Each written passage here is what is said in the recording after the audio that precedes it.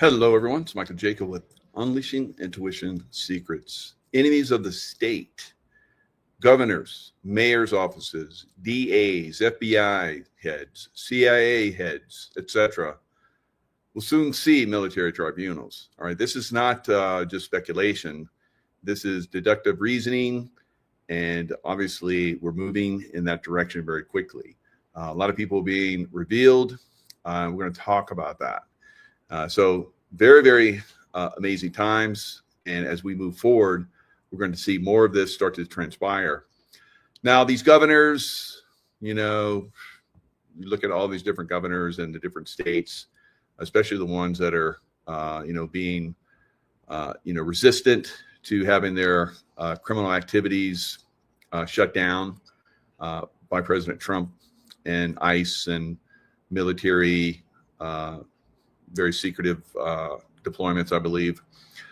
We're going to see this start to accelerate on a very fast pace. Now, the people that are in charge of those positions, now President Trump has already threatened to a certain extent Pritzker. Now he said other things about other people and so forth, and we're going to talk about that as well. Well, all of these governors, not all of them, but many of these governors and these mayors are part of a criminal activity. They're enemies of the state, right? So if there is enemies of the state, then military tribunals can be used. So it's going to be proven, and I believe that the American people are going to beg for this to happen, all right?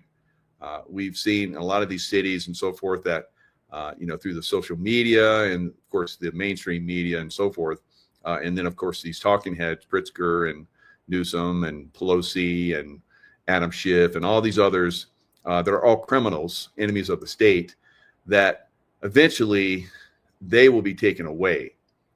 And once that level is taken away, then it will go to the next level, the billionaire, pushing this agenda, pushing these people into office to basically take over America. And really, they have taken over America. To all extents and purposes.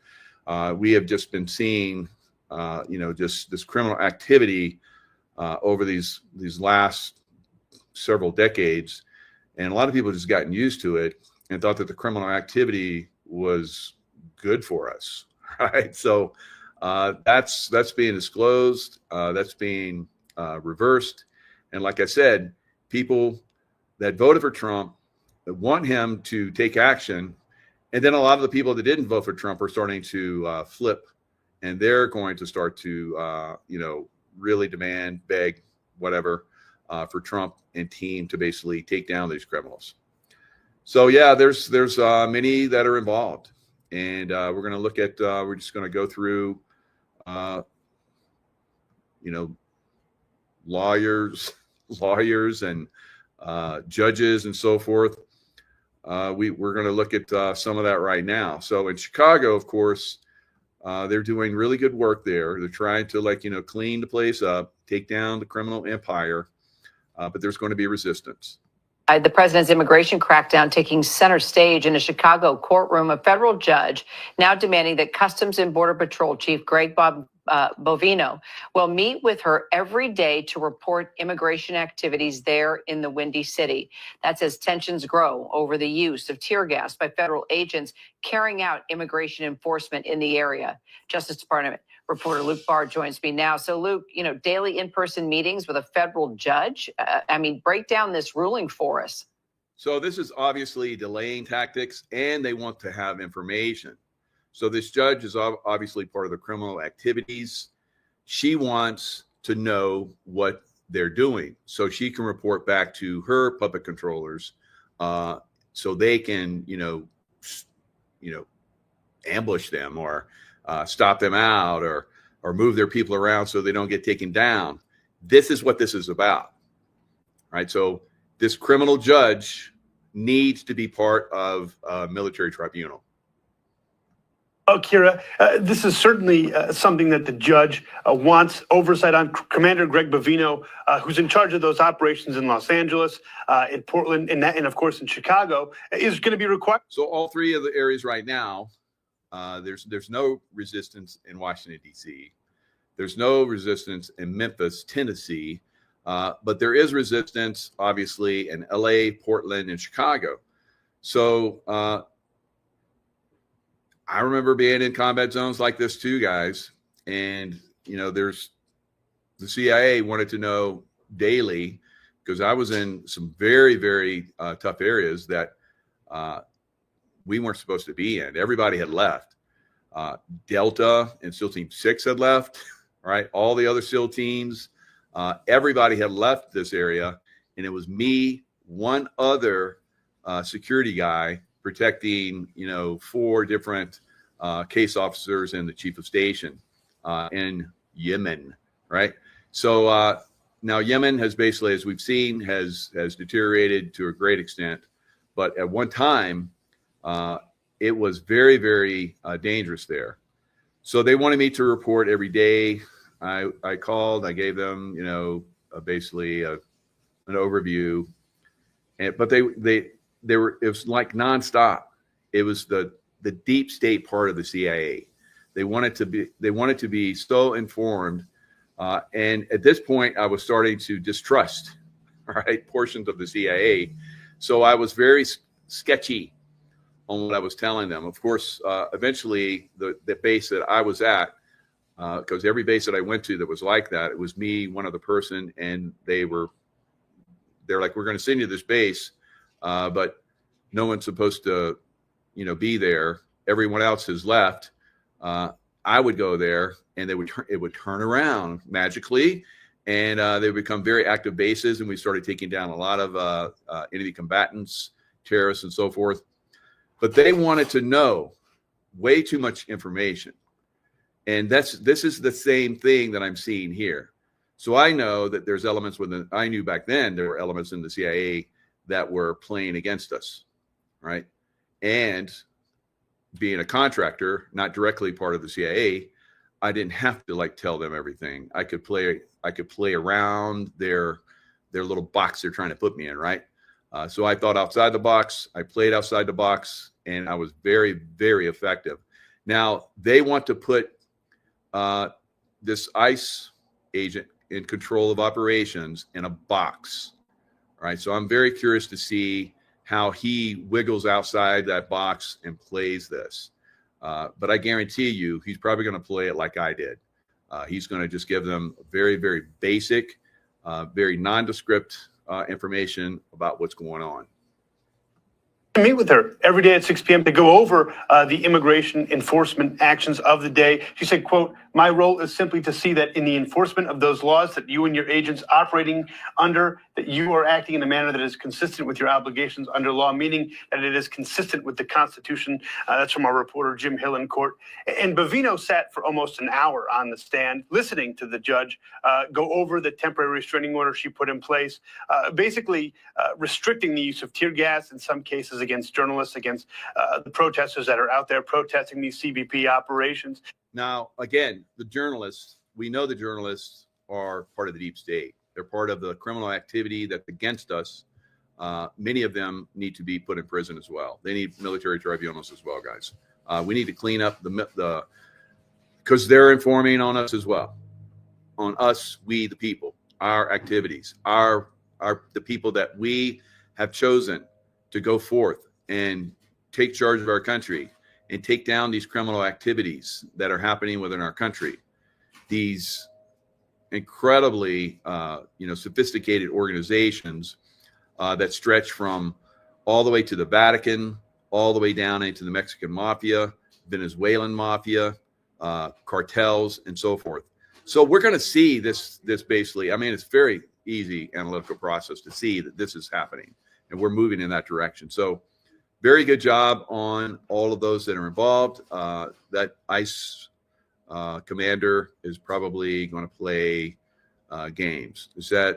And listen to, okay, you can't do this, you can't do that. And in his mind, he's probably like, oh, yes, I can. And whatever you say is bullshit to me. But I'll listen because I'm taking information on you. All right.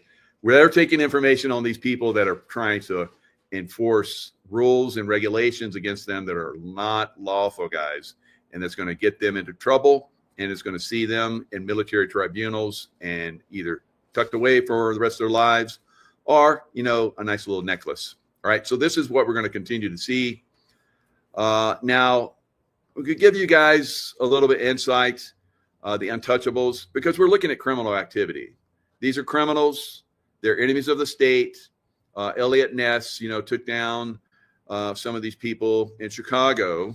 All right, so I'm going to, like, you know, kind of tie it into the mayor and the governor of Chicago, because they're basically, they think they're untouchable. They think they're untouchable, right? And they're going to find out. Yeah, they're going to find out, right? People are going to do criminal activity. Drinking is like the least of what's happening pretty much every day. Weekends, very big shootouts between probably criminal gangs fighting for, you know, territory and so forth. Cartels, criminal gangs, mafia gangs. So these criminals that are the mayor and the governor are playing blocking actions, and that one judge, a federal judge, just because he's got federal and judge in front of it doesn't make that a good person, guys. Just because it has governor in front of their name doesn't make it a good person. Just because it has mayor in front of the name doesn't make it a good person. And in fact, in all of those cases in Chicago, they are deep, deep criminals. All right. So enemies of the state, and they will be treated such. All right. So, you know, these guys think that there's nothing, and trying to present like there's nothing going on in their state. Why you're sending federal troops to the state. Oh, well, they're arresting that guy. Oh, back that car up. Bad idea, man. Back that car up. Oh, this is going to get bad. Oh, it's like mobs descending on our troops. Oh, this is terrible. Oh, someone's blowing stuff up. Please clear this insurrection. Look at these people. They're all masked up, getting their faces. Awful. Look at them. These people are crazy. And they believe that something wrong is happening here. What's this? Oh, people are throwing stuff at the agents. That's terrible. These people should be arrested. Ooh. Look at this crowd. This is so dangerous, man. What do we got here? Oh! We can't do that. Yeah, just a peaceful protest. Nothing to see here. All right. So this is what they say. And then we have independent journalism going on that's basically showing us different. Of course, the mainstream media, you know, just like George Floyd riots, and I think it was Minnesota, where they were having fires burning in the background. And they had a CNN reporters like mostly peaceful protest while buildings burning in the background behind them. It's like, how far do they push that people won't understand or realize? All right. So the analytical process is starting to finally kick in for a lot of people. The critical thinking has been slow, but it is happening when you're subjected to all of this stupid, right? Eventually you're like, there's something wrong here. And I don't believe, you know, the narrative. I think there's really something wrong here, Martha. So that's pretty much what we're seeing. A lot of people are waking up, and they're going to continually have criminals like Pritzker come in and have their say. And the federal government has not communicated with our state in any way whatsoever about what their troop movements are going to be. I can't believe I have to say troop movements in a city in the United States, but that is what we're talking about. We're getting no information from them. They willy-nilly run over people's rights. They're pulling people out of their houses. They're asking them for proof of citizenship because they're brown or black. That is, I mean, a country that I don't think any of us should accept, and a president we should not accept. So anyone not doing critical thinking would listen to that, and they would leftist Democrat brainwashed. Right? They're going to look at that and go, "Yeah, Trump bad man, and ICE is bad. They should be stopped. We should protest with all the other people." And then those protests turn into riots and throwing things at federal agents and driving cars up on them and getting out and shooting at them. In Dallas, they shot a federal agent, hit him in the throat. Fortunately, it wasn't life-threatening, but still, we have the violence is escalating on their side, so it has to be met. It hasn't gone back to the other side yet, but at some point, perhaps it will, and they will use that. So I'm very, very thankful that these agents are extremely well trained. Obviously, semblance of control and methodology when coming at these deranged people. Right? Absolutely deranged, paid to be deranged. Many of them, but still, we're seeing some of them are actually very, very bad people. All right, and then you have Governor Pritzker, just like you saw the Mafia Don there and the Untouchables, think he's above the law. And so here he is, talking like he's above the law again. Need to put you in jail. I don't know anyone that covers Trump that views him as someone with a sense of humor. So he's saying it. It's obviously on the table for him. And I wonder if you've thought that through, if you have a plan, if you know what would happen if he came to arrest you. A plan. Look, I have said, very explicitly, come get me, because he's got no reason. There's no probable cause. There's nothing. He is literally just threatening people that are his political opponents. And you've heard him do that writ large against Democrats, calling us, essentially terrorists, and saying that Democrats are Antifa, and again, no one's really defined what that is. It's just some. So again, if you're not informed and you hear a puppet mouth like that, spew stupid, then you're probably going to believe it. So that's part of the problem for some people, but less and less people. So there's probably in Chicago, I would say the majority of people want this bullshit to stop. All right. And when their voices get heard more and more and more, then it probably will. It probably will. So we need to hear from the people of Chicago. We have been hearing from them. Independent journalists and so forth have been actually, canvassing the people of Chicago. They've been having a voice, but more and more we're going to see people step up and get involved. So this is the only way that we beat this down. All right. So now we could use it like like the Untouchables. If you get out of line in the Democrat Party and the leftist, this is what can happen. All right. So that's a home run for the leftist, right? So that's usually how the leftists basically deal with the people. We've seen so many people that have committed suicide, suicided themselves after they say that I don't intend to suicide myself, but if I do, it's them. The people that have turned and have given up information. Then of course you get people that see that are within this mafia group, believing at one time that it was a very good thing to be involved with these people, and now they're like, ooh, if I get out of line, I'm gonna get the slugfest, right? I'm gonna get the slugfest. I'm gonna get the necktie, or I'm gonna hanging from my wife and kids are gonna go out to get something at the local store, and they're gonna come back, and somebody's gonna be hanging around because they got out of line. That's the way these guys operate. So it's probably going to get to the point where you're going to have military tribunals, guys. These guys aren't going to do the right thing. They're under threat from their groups, mafia.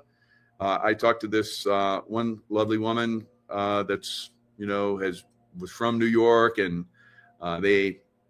she grew up there as a young kid, and her family, there was connections, people married into the mafia. And when you marry into the mafia, you're part of the mafia. All right. So we've seen that with Nancy Pelosi and Gavin Newsom. Right. So you marry into the mob, you're part of the mob. Right. So I'll bring that up in a minute. But here we have, a lot of these people are interrelated. They intermarry. They're all part of a big mafia group, guys, and deep state. We call them deep state, mafia, whatever we want to call them. They're enemies of the state. They're enemies of America, and they'll be dealt with by military tribunals. All right. So if you look at, these things, and you talk to lots of people like I have, this one lovely woman was telling me how, as a kid, their family, group of them, kids and all, went to this restaurant in New York, and it was, or New Jersey, one of those areas. All right. And New Jersey, New York, mob. So all part of the same. And so she's like, and it was during the week, it was very unusual that we would be going to this, on the weekends we would go out and we'd do dinners together and so forth. But this was during the week. And so they went to this restaurant. Everything was normal. They went home. The next day, I guess a good family, because the mafia, some mafia anyway, they have rules. And some of those rules are like, so we know that's not the way a lot of these mafia groups work. They're all about trafficking children now. All right. So back then, 50, 60 years ago, this was the rule. You didn't go out over these lines, right? So evidently a family maybe was supposed to go there that didn't show up to protect some groups that were there. So another rival mob came in and shot the place up, right? And so we're seeing the same thing happening in Chicago streets.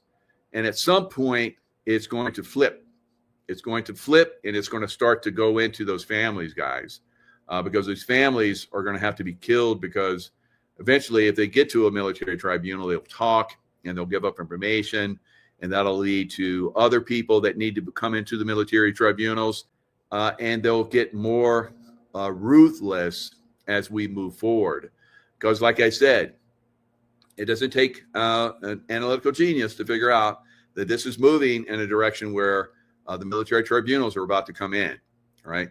So other things, let's keep moving. Nancy Pelosi, another not military, but another criminal family. Her daddy was part of Baltimore. He was a Baltimore mayor for many years when heroin first became very prominent. And so remember that bat scene? These guys, these good fellas and good fellerinas, whatever, are very, very nasty. And watch how Nancy Pelosi reacts to, she looks like a little mafia girl. Are you finding you liable for that day? Why did you refuse the National Guard on January 6th? Shut up.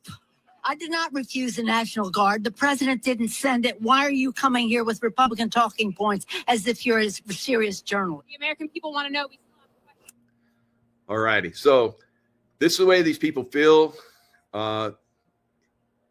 She's not their journalist. They own the journalist, guys. The journalists are part of the criminal crime families, right? They need to be dealt with by military tribunals as well. So you're going to see that happen, but you see people like me, independent journalist, that comes in. They don't want this to get out. They do not want this to get out. Right? And so will there be pushback on that young lady that came after little mafia Don girl? I don't know. So look at all of the different, Gavin Newsom and gosh, so many in Mafia, California. Now, I was just at Muscle Beach doing a workout, dream come true. Got to work out with this amazing guy named Mike, 6'9". He's from Austria, from the same area where Arnold Schwarzenegger knows Arnold Schwarzenegger. And I was at the Muscle Beach, workout gym on the beach, and I got to do a nice workout. Really was good for me. I've never had anybody train me before, other than when I was in SEAL teams. Of course, I got trained in SEAL teams, and I was a trainer, and I've always trained myself. But it was great to get that shock the monkey little workout into 2 hours. And Ike was like, usually people only last half this time. And I was like, had my Navy SEAL cap on. So I was a Navy SEAL. But, my body doesn't look like a Navy SEAL anymore. But, it's been a hard road to get it back again. So need a little shock the monkey. I got a little shock the monkey, but that was great. So I heard and I saw that people aren't getting in the water. Right. So, up and down the beach, you're talking like the most beautiful beachfront area in the world. People don't go in the water. Why? Because they came in directed energy weapons and burned many cities. All right. And that burned area, which is basically highly toxic, as we found out, and is also radioactive, as we know from, huge microwave energy. It releases radioactivity, right? So that is washing into the water. They buried a lot of it, but you get some rains and that washes through that stuff. People don't go in the water, right? So Californians are smart about that. But if I was looking at all these Californians on the beach and walking through the streets and so forth, I was like, if these people for one day got together and said, enough of these criminal assholes, and marched on the state capitol and said, you're out, and we'll be here until you're out, it would be over. And then they put somebody in there. They could select somebody good, put them in there. All of California would turn around overnight. But the people of California have been conditioned, right?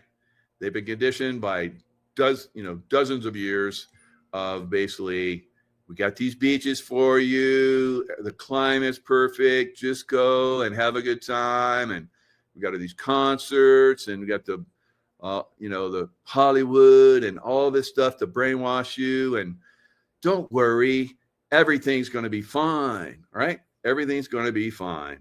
So this is what happens when you allow criminals into your governorship. In your mayorships throughout California, you're going to get extreme problems, guys. How extreme can you get with California burning like it just recently did? And California's been burning over and over again. Paradise, Malibu, all these different burn activities have been happening over the years. And then a massive burn. But still no one's, acting out. No one's, pushing back. Angeles, California Governor Gavin Newsom appears to dance while talking about land grabs. I was just talking to Josh Green, the governor of down in Hawaii, who had some ideas around some. So Hawaii, where they had another directed energy weapon attack in Lahaina, and they have been suppressing people rebuilding, getting back their land, not reported, children missing, not reported. So here's Gavin Newsom. He's real happy about this burn. And use concerns he has around speculators coming in, buying up properties, and the like. So we're already working with our legal teams to move those things forward. And now it seems incredibly insensitive, but it might be just because he's a weird guy when you actually pay attention. So we could sit back and make. All right. So Gavin Newsom, I call him a vampire. Right? He looks like a vampire to me. That's my thoughts on him. And he's related to Nancy Pelosi. Right. So Nancy Pelosi.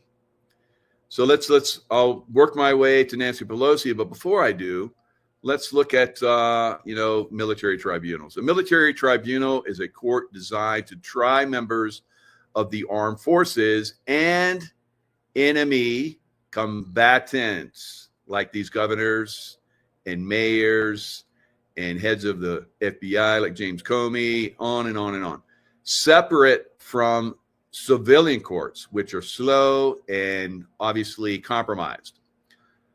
The rules and procedures for military tribunals differ from civilian courts and are governed by military law, such as the Uniform Code of Military Justice, the UCMJ, in the United States. These tribunals can handle both military-specific offenses like desertion and conventional crimes, and can include different types of proceedings, such as courts-martial for service members and military commissions for non-citizens deemed enemy combatants.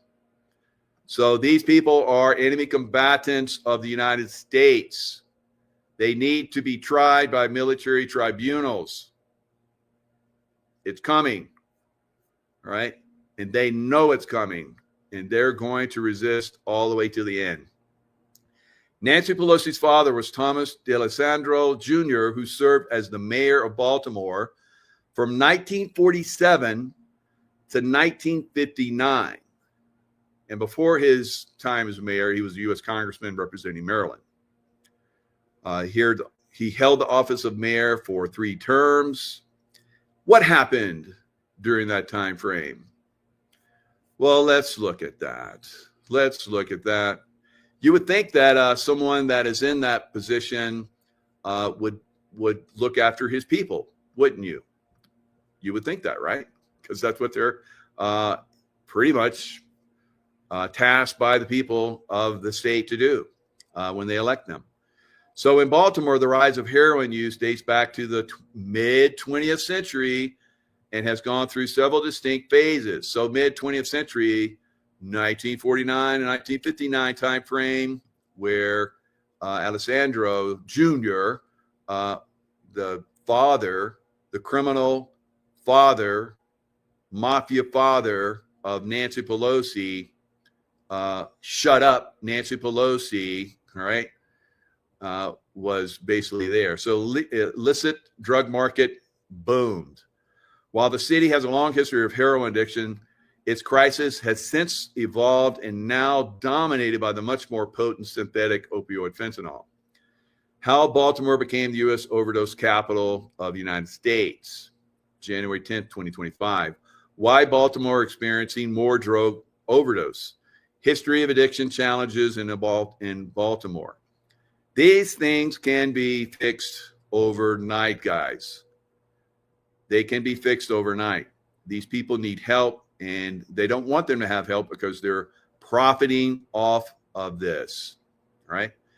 So mid-20th century, 1950s, 1960s, when your Nancy Pelosi father was there, heroin first became a dominant force while he was mayor. Hello, right? The issue took hold particularly in predominantly Black urban neighborhoods that were struggling with a post-industrial economy and deep-seated racial inequalities. So then a crack cocaine epidemic intensified Baltimore's existing addiction crisis. That also happened in LA, where crack cocaine came in, came from down south, and the CIA was involved in it. We've already, seen movies on that. Early 2000s, the crisis was compounded by the rise of prescription opioids like Oxycontin. 2010s to present, fentanyl, a synthetic opioid, 50 to 100 times more potent. So now we're having several wars, I think, for the entire time of Vietnam rising in the United States. So these criminals are doing this, guys. So Gavin Newsom and Nancy Pelosi are not directly related by blood, but they are connected through a past marriage. Remember what I said about marriage in the mafia groups. You marry into the mob, you are now part of the mob. Newsom's aunt, Barbara Newsom, was married to Ron Pelosi, who is Nancy Pelosi's brother-in-law. Therefore, Nancy Pelosi is related to Newsom by marriage, making her like and by marriage to him, right? Keep it in the family, right? And the mob. Keep it in the mob family. So it's a mess up there, guys. California, you guys need to rise up, right? So let's look at Georgia. That'll be the last place we look at. So Donald Trump's endorsement is powerful but limited in Georgia poll finds. So he has basically gone on and has started to endorse in Georgia because he's had lots of problems with Kemp and Rafsanjani.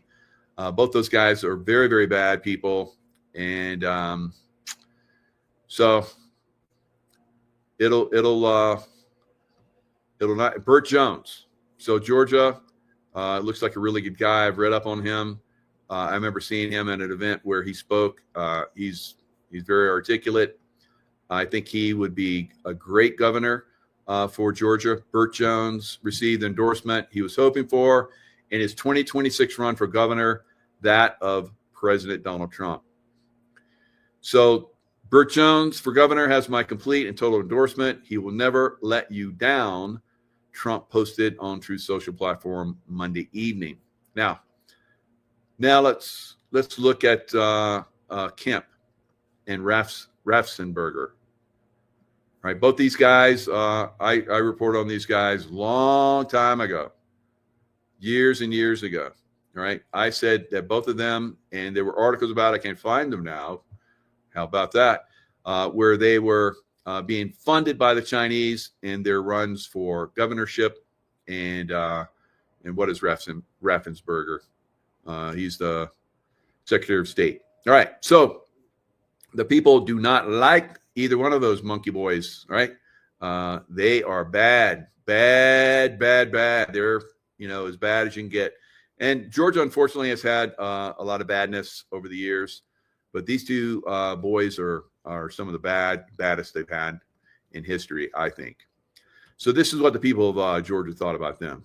What do you make of that, Congress? So that was Brian Kemp and Governor Brian Kemp and Rafsenberger. Were both booed because the people of Georgia thought that they should have backed President Trump when he was trying to get the 2020 election fraud, revealed and overturned. And there was massive, obvious video on throughout media of cheating that went on in Georgia. Remember the one where they ran everybody out of, the one voting tabulation place because they said there was flooding. There was no flooding, but they run everybody out. And then they started pulling out boxes and they started running ballots through multiple times to, get Joe Biden elected in Georgia. And they kept doing that for a period of time until there was no other. They knew there was no other Trump votes out there. And then they're like, yep, Biden won by, 2 votes or whatever it was. It was not much. But this is the thing that happened. And Trump kept begging them pretty much, please, get behind me when I'm trying to reveal, that your state was. And why don't you think they did? Probably because they're part of the mafia, guys. They're either part of the mafia or they would get that. I think what happened with Kemp, his daughter was dating a young man, and he had a very horrific, very suspect vehicle accident. And that was basically a warning to him that next time it'll be your daughter and then maybe you and so forth. This is the way the mafia works, guys. So he's, whether he wants to be or not, he's now part of the mafia, right? He's not there by marriage like Nancy Pelosi and Gavin Newsom or all these other mafia criminals that are out there, but he is definitely there by other means, right? They have their ways, right? So if you're not, if you don't have somebody to back you, if you're not clever, If you can't see, if you go into, probably both of these knuckleheads went into Georgia politics, knowing they were corrupted, did some corrupted things, and then they were owned. All right. So now that you're owned, if you don't do what they say, or they have accidents, and that's very tragic. That's very frustrating, right? So this has happened to many of us in this truther movement. It's very frustrating. But what do we have? What else do I have? All right. So the only way that I win, the only way that I stay alive and my family stays alive is if we take them down. So I have to keep going. All right. Many of us have to keep going. And I'm very happy to do that, actually. I've served my country in many capacities and humanity. Because when I go overseas, I'm helping other countries. So I'm a worldly guy, you know. So exposing this stuff, bringing down this mafia criminal organization throughout America is very, very needed, right? We can't exist as a country going forward because they're almost got to a point where they completely control us. And this leftist Democrat Party has got to go away because they were ruthless and still are and tried to control us and manipulate us. Remember how many of us for years we were kept off social media, lost our YouTube channels while we're trying to inform everybody, keep as many people alive as we could. And now we're seeing that people are waking up to all that. So here we are. We have another one. Fani, all right. I call her Fanny, so you can call her Fani. If she wants to be called Fani, that's fine. But I'm going to call her Fanny, all right, because she's got a biggie. She's got a biggie Fanny, all right. So I'm not playing with these people, right? These people are absolute evil, and they don't need any kind of accommodation for being nice to them. They don't need to have any accolades. They are evil. They need to be behind bars or something else. Fulton County DA Fani Willis to appear before Senate. Fani Willis removed from Trump election case after Georgia Supreme Court basically said you're disqualified because you are baddie, right? So she's a baddie. She is part of the criminal activity, guys. And she went after President Trump and many people that were part of President Trump's team and criminal charges against them. Remember, President Trump had the mug shot, right? The famous mug shot, all right? That just helped his cause, really. And that was I think that was more of a turning point. Yeah, Matt, we can just call her ass, right? Fanny, no, we'll just call you ass. All right, like jackass. So we have her. She's going down. The criminal activity is coming after her. We also have, of course, James Comey, total mafia guy. He found I talked to this woman and her husband today. They were close. I'm not going to say their names or where they were, but they're close to where James Comey was walking on the beach and found that 86 Trump type thing, 86-45. Remember? All right. So this boy is a bad boy. He needs to go bye-bye. He doesn't need prison time. He needs something else, right? Former DOJ officials say Comey case is vindictive. This is the Washington Post. So call for dismissal. I'm not going to say the Washington Post is bad. I think the Washington Post is pretty good, but you're going to see a lot of this stuff being put out there, guys. They're fighting on all fronts like they did before to keep this guy out of prison and something else, right? Trump's bypass move on Comey, James prosecutor could derail cases. Opinion. There's a reason Trump reminds his targets of a mafia don. because they're mafia and they know that, and they want to like sling that mud back at Trump and see if it sticks, right? That's the way they do. That's the way they operate. So very, very bad people.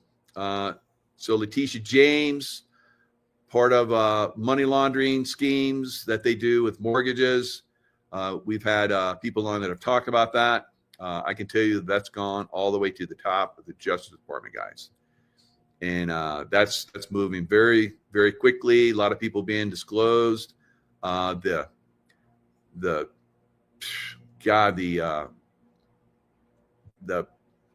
legs, or the octopus legs that extend out. There's like you need 500 octopus legs. There's so many legs that go out to all these states, all these district attorneys, media personalities, all of them influenced by money laundering schemes with mortgage fraud. So Letitia James, of course, is involved in that. Adam Shifty Shift involved in that. So we're going to see more of this get disclosed. So we're just seeing the opening salvos against these criminals. And at some point soon, I believe, we're going to see the military tribunals come in and really start to whack these people. All right. Whack-a-mole. It's coming. So Alvin Bragg.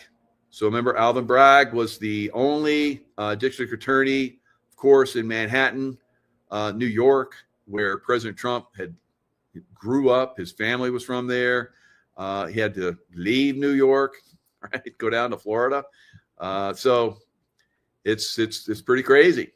He wasn't safe down there. Of course, the FBI went and raided his home down in Mar-a-Lago. So he survived all that, and now he's back.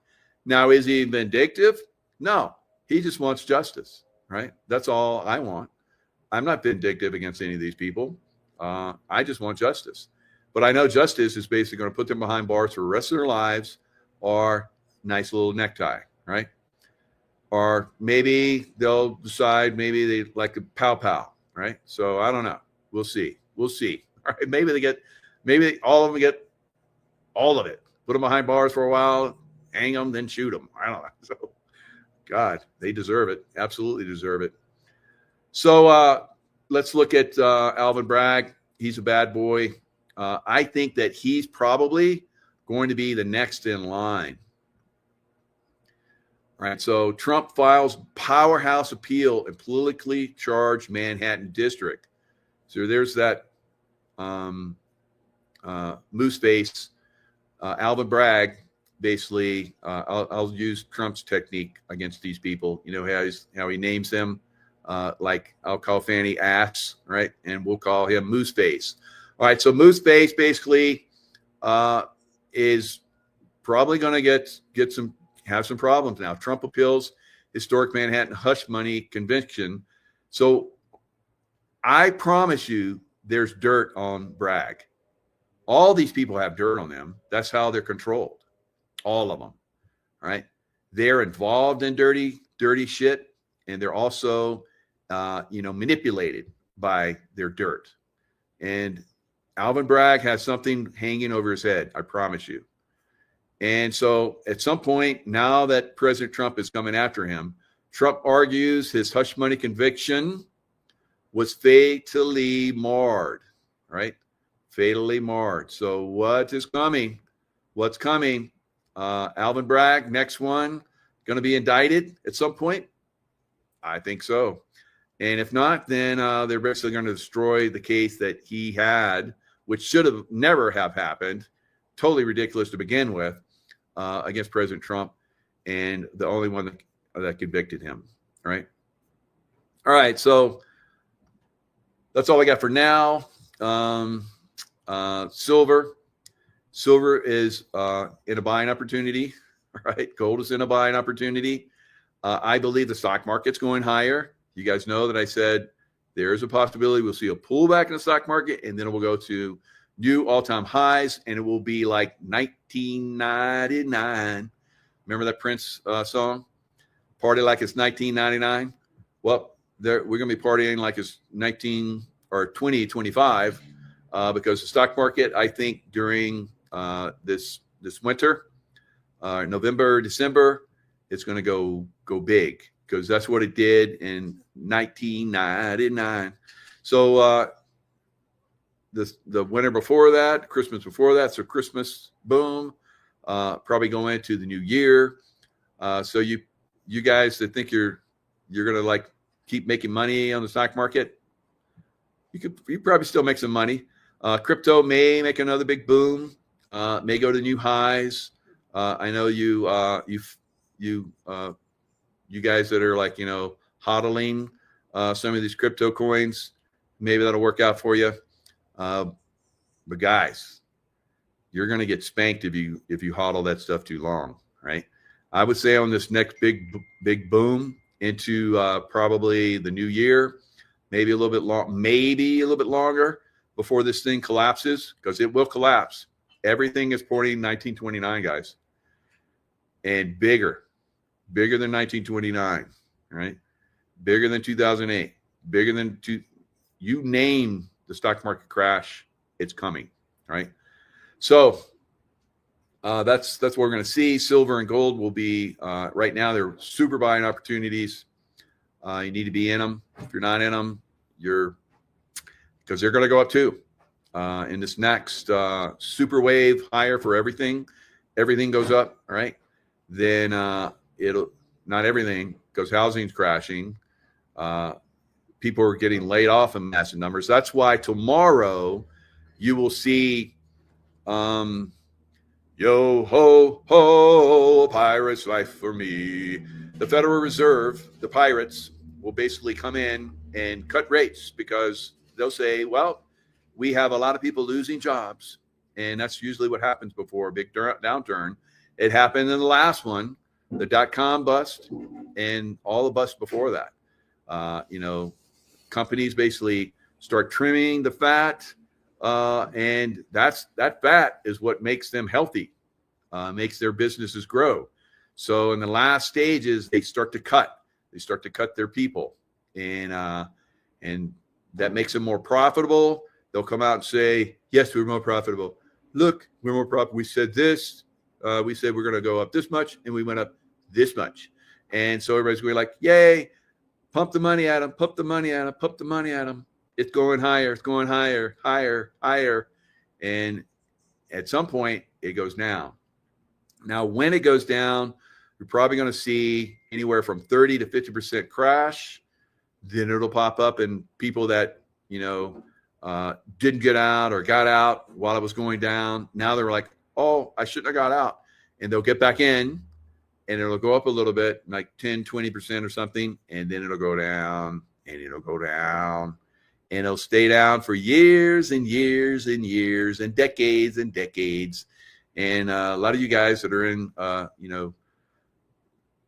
hodling on some of these stocks like Nvidia and Apple, and which reached, I think it's like one of the most profitable in history, $4 trillion. What am I saying? $4 trillion. All the stock market hit new highs today. The Dow, the NASDAQ, the S&P, the Russell Index, all of them hit highs today. Brand new all-time highs, right? And you just had brand new all-time highs just about a week ago for gold and silver, and they pulled back, which is normal and natural and very good for silver and gold, and sets up for buying opportunity. But hey, why not go dump your money in crypto and the stock market and see how that works for you, right? Gold and silver will probably outpace them like they have all year, right? So they're silver is up like 87%, something crazy. Gold is up like 76 or something. So both of those are going to, now in this pullback buying opportunity, after this, they're going to go big, right? And when the stock market crashes, they will pull back, and then they will go, and they will go and go and go, just like they have in every other crash in history, right? We can go back to ancient times when civilizations failed. Everybody ran to silver and gold, right? So at some point we'll get the gold silver ratio down to 15, maybe 10 to 1, 10 ounces of silver to 1 ounce of gold. Wow, that would be spectacular. Right? So, especially when you're going to see silver and gold continue to go up together. But silver goes up the most, the fastest, and then eventually we roll over to gold, and gold goes to the moon. All right, or to Jupiter, because silver is going to Venus this year or next year. All right, and gold, I guess, it's got to go higher at some point, so it's going to Jupiter, right, or wherever. One of those planets out there. Take your pick. Not Saturn. So Saturn's a bad planet. So that's where we're going to see things go, guys. It is absolutely going to happen, and we'll see some amazing things with taking down the deep state, the mafia that's running the United States, these governorships, military tribunals coming in for them soon. It's a very exciting time. Very exciting time. And consciousness continues to go up. Crazy things are going to happen with our planet, like we've been seeing. So even the planet grows. So the planet's expanding. Our consciousness is expanding. If you're intuitive, which if you're not, that's not a good thing. But if you're intuitive, or if you have a little bit of, it starts with the gut, that gut feeling, because a lot of people don't understand that in your gut are lots of neurons. It's a second brain. So some people just get that gut feeling. That's good. That's baby level. That's baby level of intuition, right?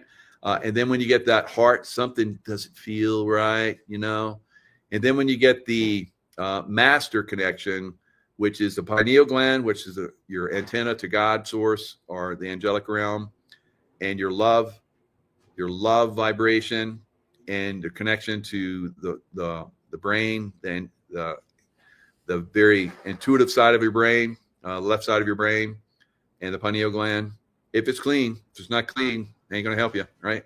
So if you get that antenna effect happening, and you got the love vibration happening for you, that's the ultimate. You're going to get some good stuff happen to you. You're going to make amazing things happen in the future. All right. That's all I got. I see some of you are like getting bored with this conversation and you're starting to click off. So, all right, lots of love, guys. Stay in the love vibration, and I'll see you guys next time.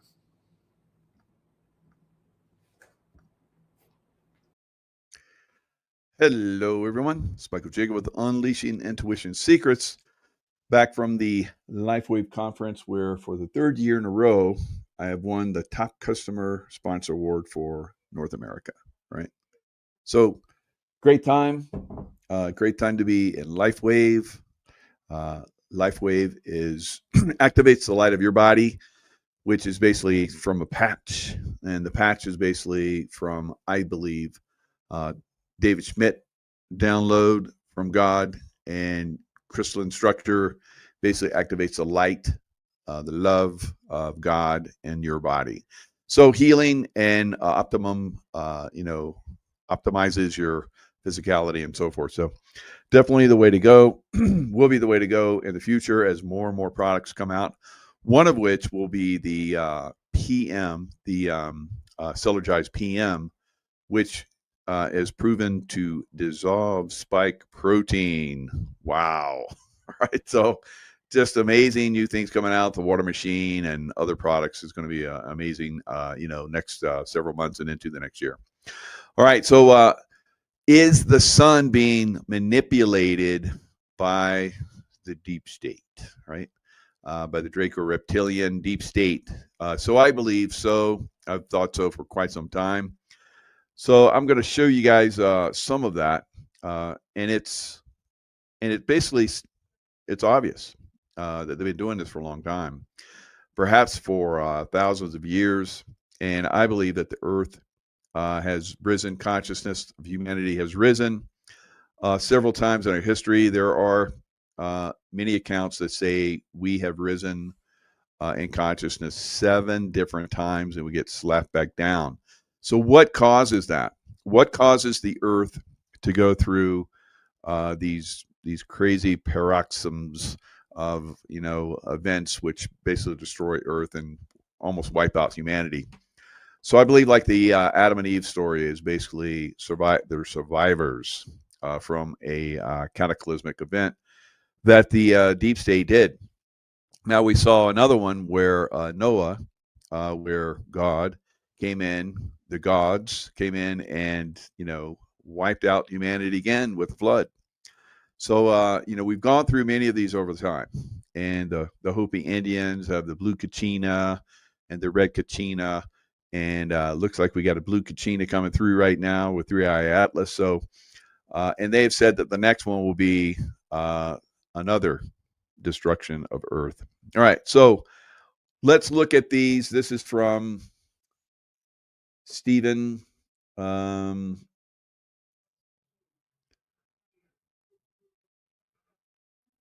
Where's his site? So it's Stefan Burns. All right, Stefan Burns. Basically, if we go back 3 months, then we're going to start to see, a pattern here. So a pattern of the sun erupting. So he goes back here, huge energy wave. This is 4 months back. Just hit the Earth, 1.9 X flare. The storm has begun, the biggest spiritual shift in millennia.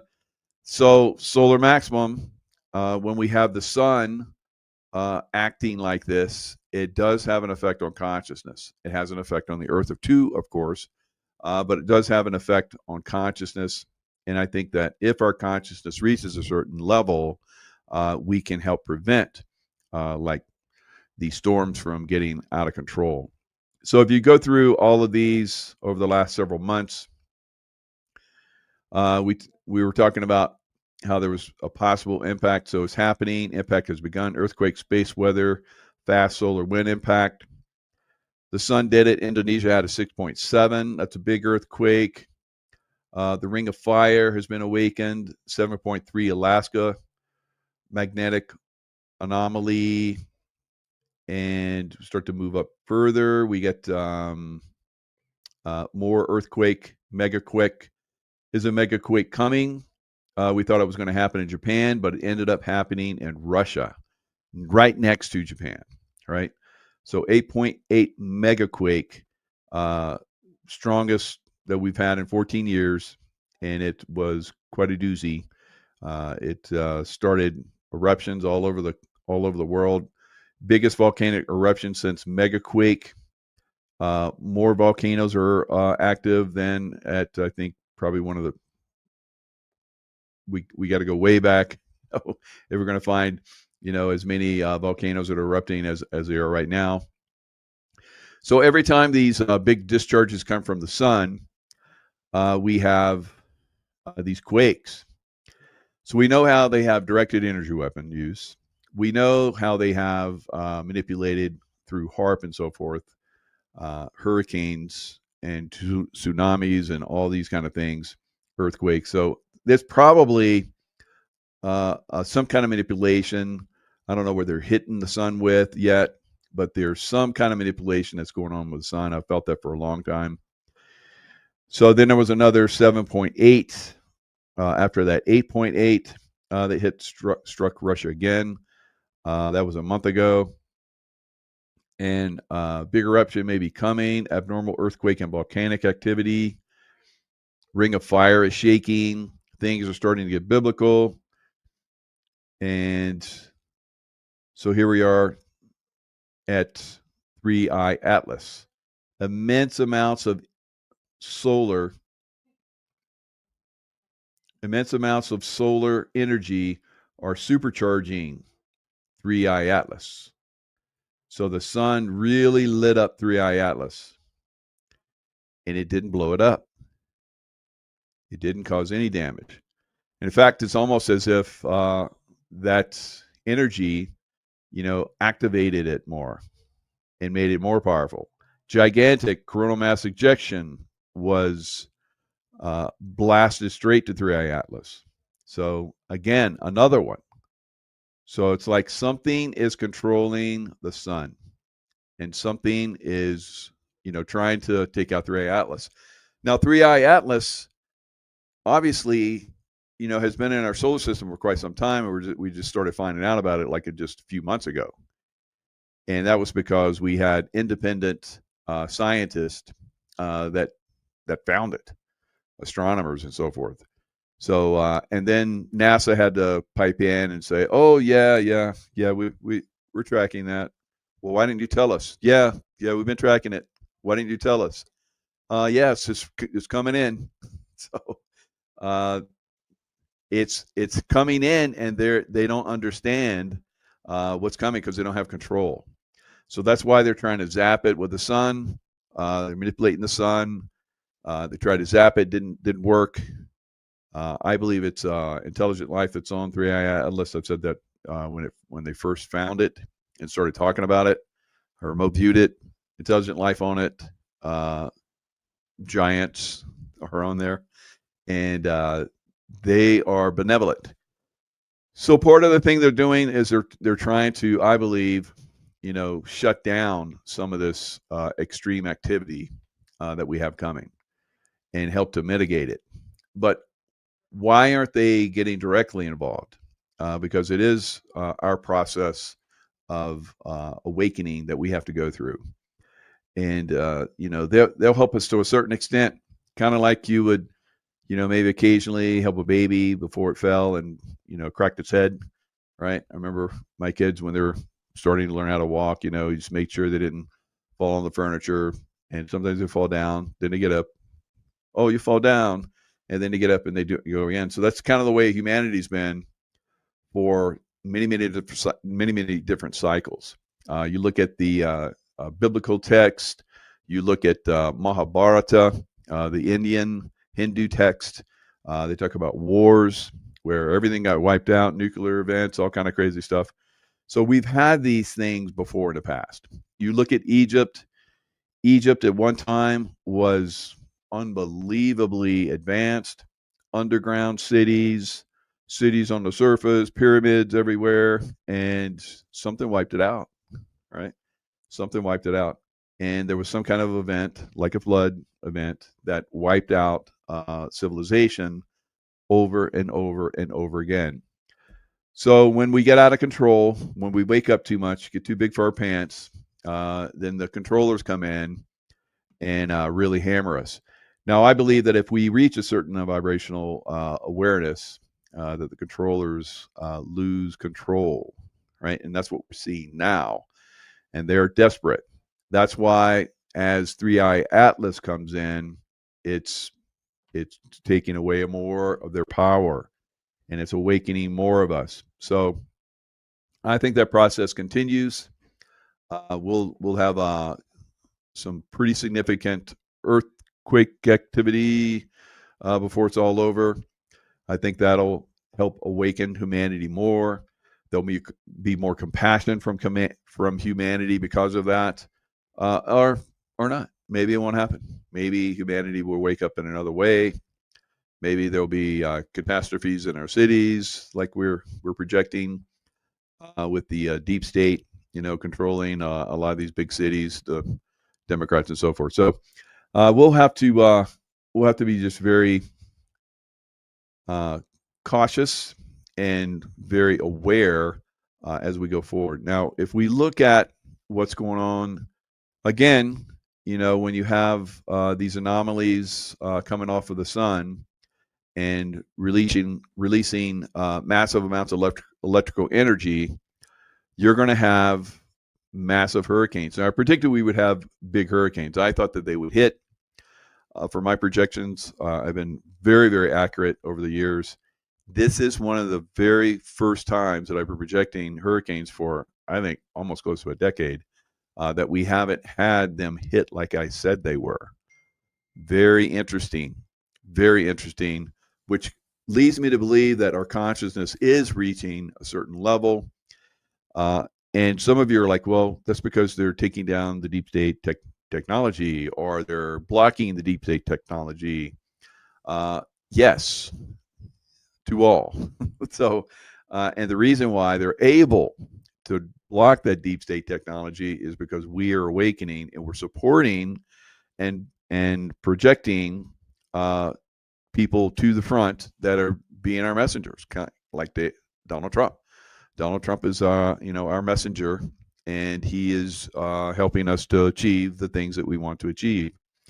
And then over time, all the different baddies that are in government, in the CIA and in the FBI and so forth, will be revealed and they'll be removed. It's a process, but it's an awakening process. We have to awaken. We have to understand who they are. We have to point them. They have to be pointed out. They have to be, what did they do, and what did they do wrong? And it's you see this process is being revealed, and more people. Now you look at this one. This is these are the projections. Now these spaghetti models are where they believe that this hurricane is going to go. So it's like spinning. It's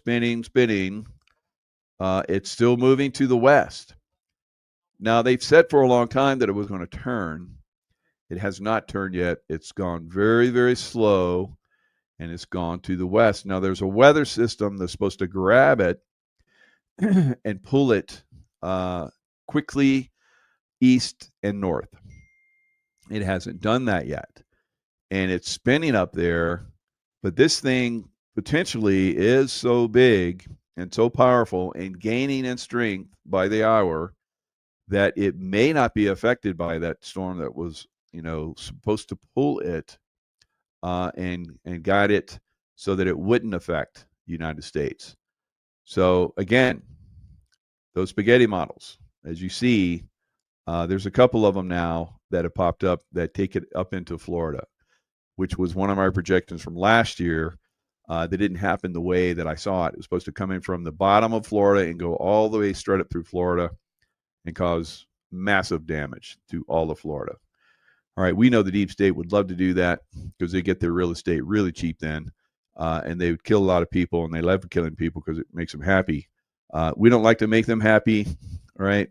So we need to focus on our consciousness and grow our consciousness to the point where that does not happen. So again, as you see here, a couple spaghetti models are starting to pop where this thing, as it's moving west, it doesn't get picked up by this storm that's up here moving across United States and causing a lot of flooding in northern Florida right now. So feet of water that's being left is really hard for people to drive around and get around. But it's pretty powerful, and it's supposed to just create like a vortex vacuum and pull, as you see from these spaghetti models, this storm. And it was supposed to have already done that. Right now, as we move into the nighttime on the East Coast, it was already supposed to be impacting Jamaica. And now they're saying it's going to impact the western side of Jamaica. They've evacuated. It's supposed to go up through Cuba, the eastern side of Cuba, and then going to Bahamas, and cause a lot of damage up there. So it's one of the biggest storms ever right now. The last I saw, and they're supposed to be updating it. Even as I speak, it might be updated. Maybe it's turned. I don't know. If it doesn't turn and it continues to creep west, and this storm to the north, as you see, this going through Jacksonville right there, if it doesn't pull this thing, then it's probably going to come up and cause some damage up into the state. So we'll see. Hopefully not. But I've warned about this for when this one was spinning. There's other ones that I've been warning about. And I said there will be 3 Cat 5 storms this year, and this is the 3rd Cat 5. All right, so the other 2 just blew out to sea and didn't cause hardly any damage at all. They caused some flooding along the coast to some areas, some pretty good flooding and destruction, but not on the level, of course, if they had gotten closer and it actually come into or onto land. So we've seen these things manipulated before. We saw them manipulated on a massive scale last year.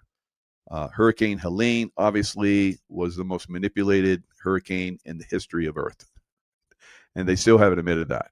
So it came in and it devastated the coast of Florida, devastated my home, lost everything. Of course, the insurance companies would not cover that. And so a lot of people are really screwed in Florida from these hurricanes that come through, because the insurance companies are wiggling out of compensating people. So, and then it went up to North Carolina because of the flooding and damage and destruction in North Carolina. How does a hurricane, when it comes on land, usually when it comes on land, it starts to decrease and decrease and increase, and it can continue on and drop a lot of rain, and there'd be a lot of wind, but not still hurricane strength. Like, I think it was like almost hurricane strength 2 all the way up in the mountains of North Carolina. That was total BS, right? So it wasn't from sunspot activity, right? It was from some kind of HARP and direct energy weapon, heating that thing up, keeping it spinning, and pushing it around and guiding it around and doing the destruction they want it to do. So we have not seen that this year so far. They're going to sneak this one in, hopefully not. But wherever this thing goes, right now, just spinning off the coast of Jamaica is causing a lot of damage. If it does actually get pulled, like these spaghetti strings suggest, over Jamaica, it will be catastrophic, because it's 210 mile per hour gusts, and the last I heard, it was like almost 190 mile per hour sustained, or 180 mile per hour sustained winds. So yeah, that's basically leveling buildings, right? All buildings. So if it goes over a certain area with those kind of speeds, wind speeds, pretty much everything's gone, right? Now, if it does continue west, it creeps west, as those two spaghetti models suggest, and starts to turn up into Miami or Florida, it will continue to increase in speed, because this is all where it's at right now, and all the way up into here, and even off the coast of Florida, is water that has not been hurricaned yet. And so it's got deep, warm water, and the surface temperature is high too. So it will cause this thing to go to Cat 6 or maybe even Cat 7 level. All right, they don't have those. The highest they have is 5, but they should have after, I don't know, maybe after this one they've talked about doing Cat 6 and Cat 7. So we'll see. So why are we having storms of this magnitude? It's absolutely because there is the sun activity. All right, the sun activity, electrical energy coming into the earth. All right, so we are electrical beings, light, made of light and electric. It's electric. And so if you look at your nervous system, electric, all right, runs, it's like webbed throughout your entire body. And it's basically electrical energy that goes through their meridians and pathways and all throughout your body, and that's what we put the LifeWave patches on. So they activate and send that energy, that light energy, up those electrical grids of your body. So the electrical energy that's coming in is lighting us up, guys. It's lighting us up, activating our electrical energy. Those people that have been dumbed down for a long time, we've seen a lot of people waking up, a lot of people going to the light, right? Not literally, but going to the light, the good side, right? So we're going to continue to see that going forward. Now, will those energies that are coming off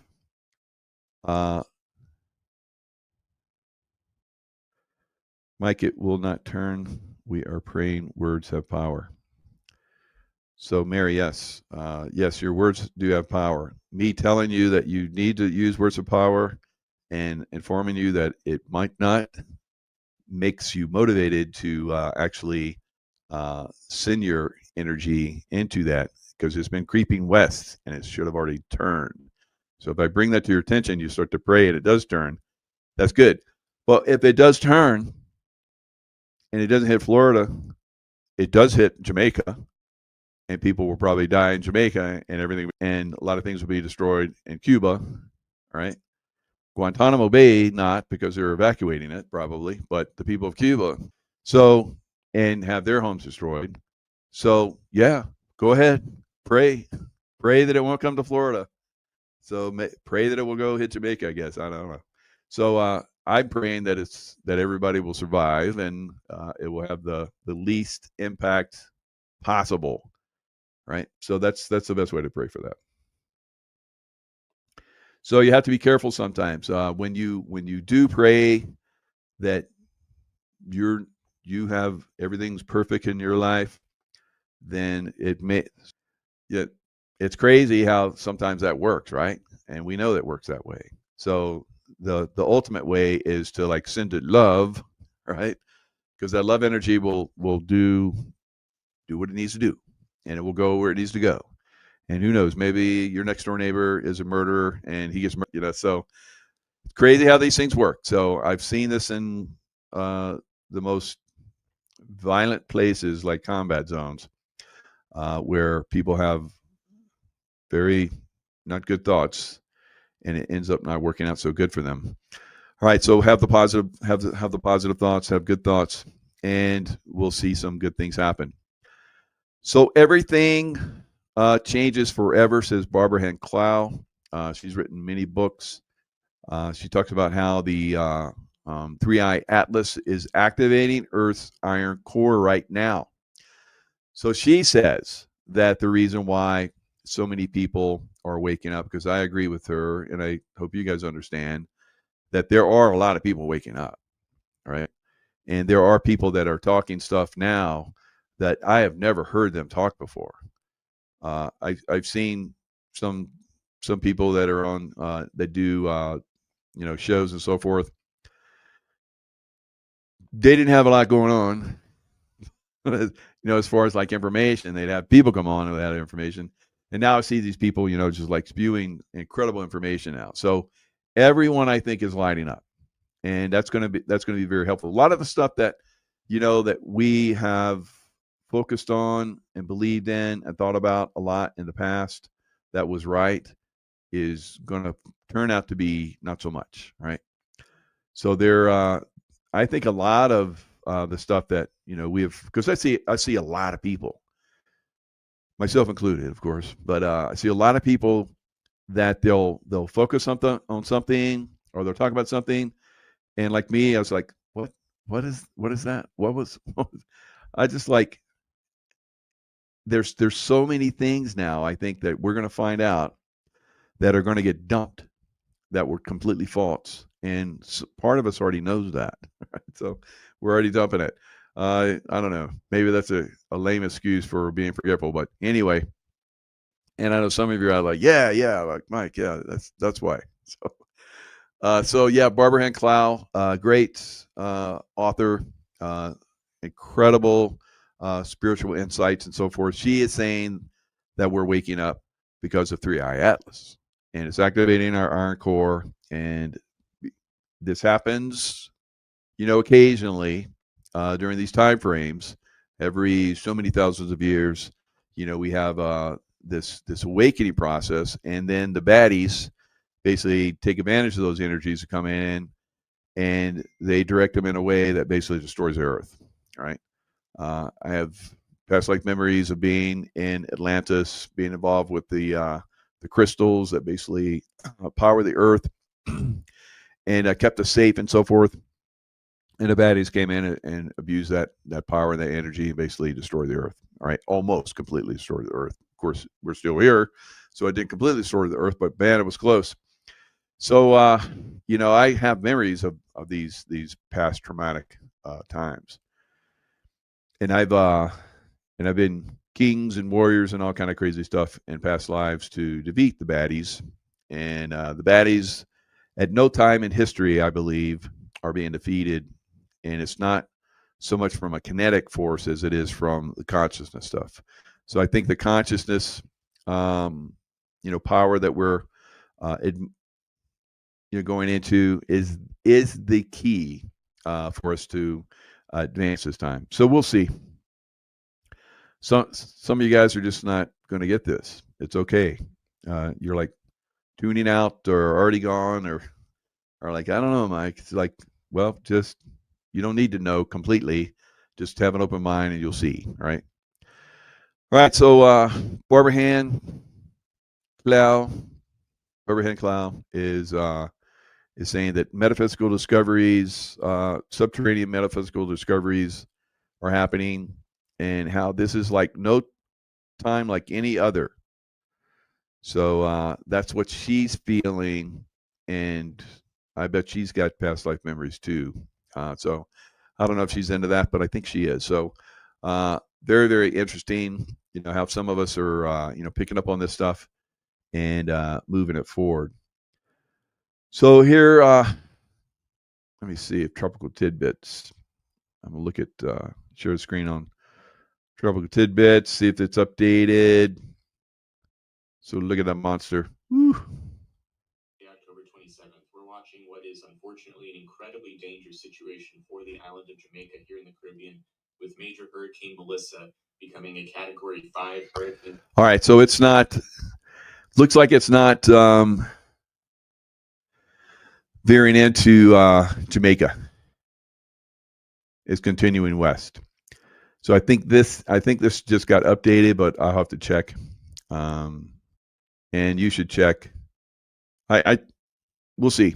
We'll see if it continues. We'll see if it turns. If it turns, then the United States doesn't get hit, but everybody else does. All right. So, and it's funny because before this hurricane came in, I was seeing massive destruction for the Caribbean and the Bahamas and so forth. So that they would be devastated. And I thought it might be from earthquakes or something like that. But there are earthquakes that are happening. There was another big one in Turkey that just happened, I think within an hour, a little bit over an hour ago, 6.1, collapsed buildings.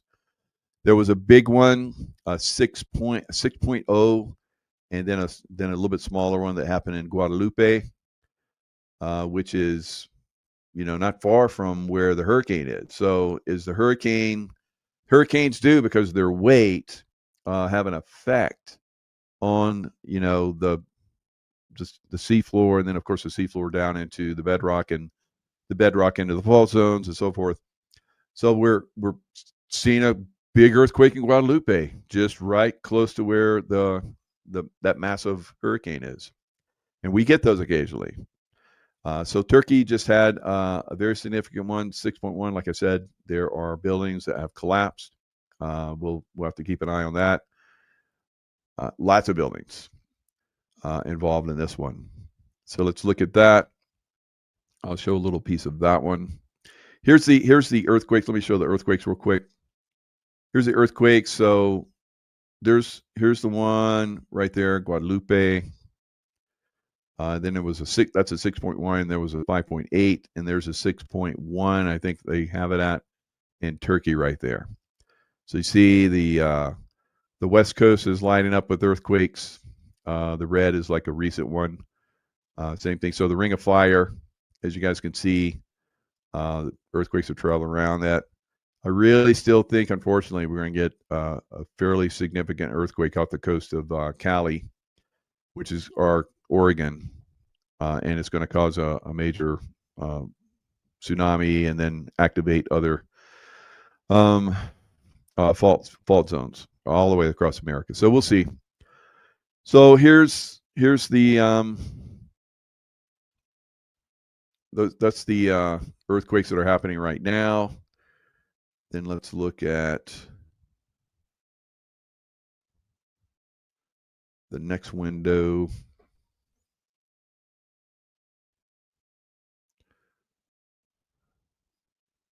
Boom.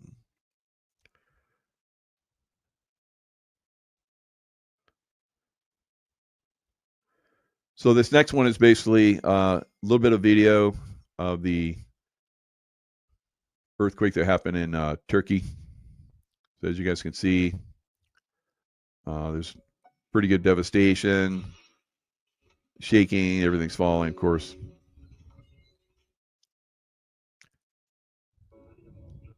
So more buildings collapsed.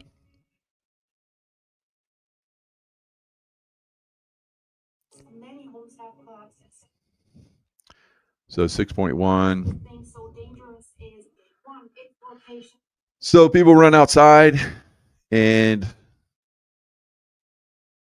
we had I think there were like 8. It was an 8.1 and then a 7 point something in Turkey, last year, and it caused like 10,000 people died or something crazy.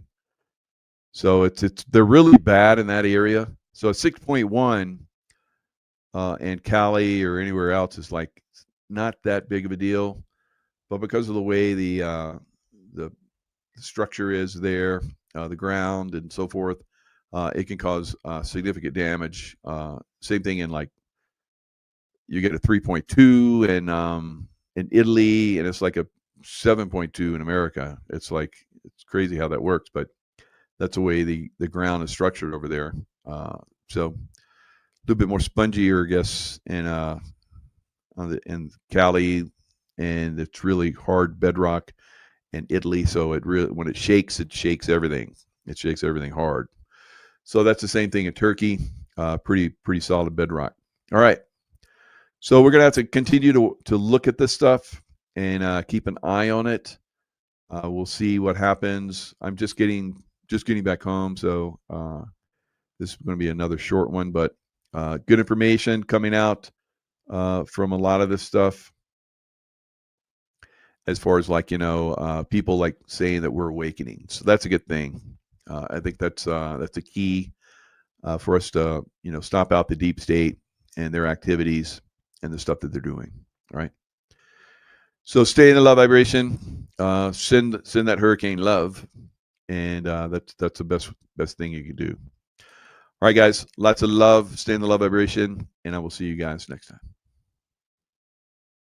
Will be a very good conversation. So thank both of you for doing this. It's going to be something that I didn't realize how involved it was. I've been to one of the trials for one of the J6ers, and the no justice at all. I was like, it's a grandmother. She just happened to go in, and the FBI was like, yeah, we don't want to have anything to do with you. They investigate it and threw it out.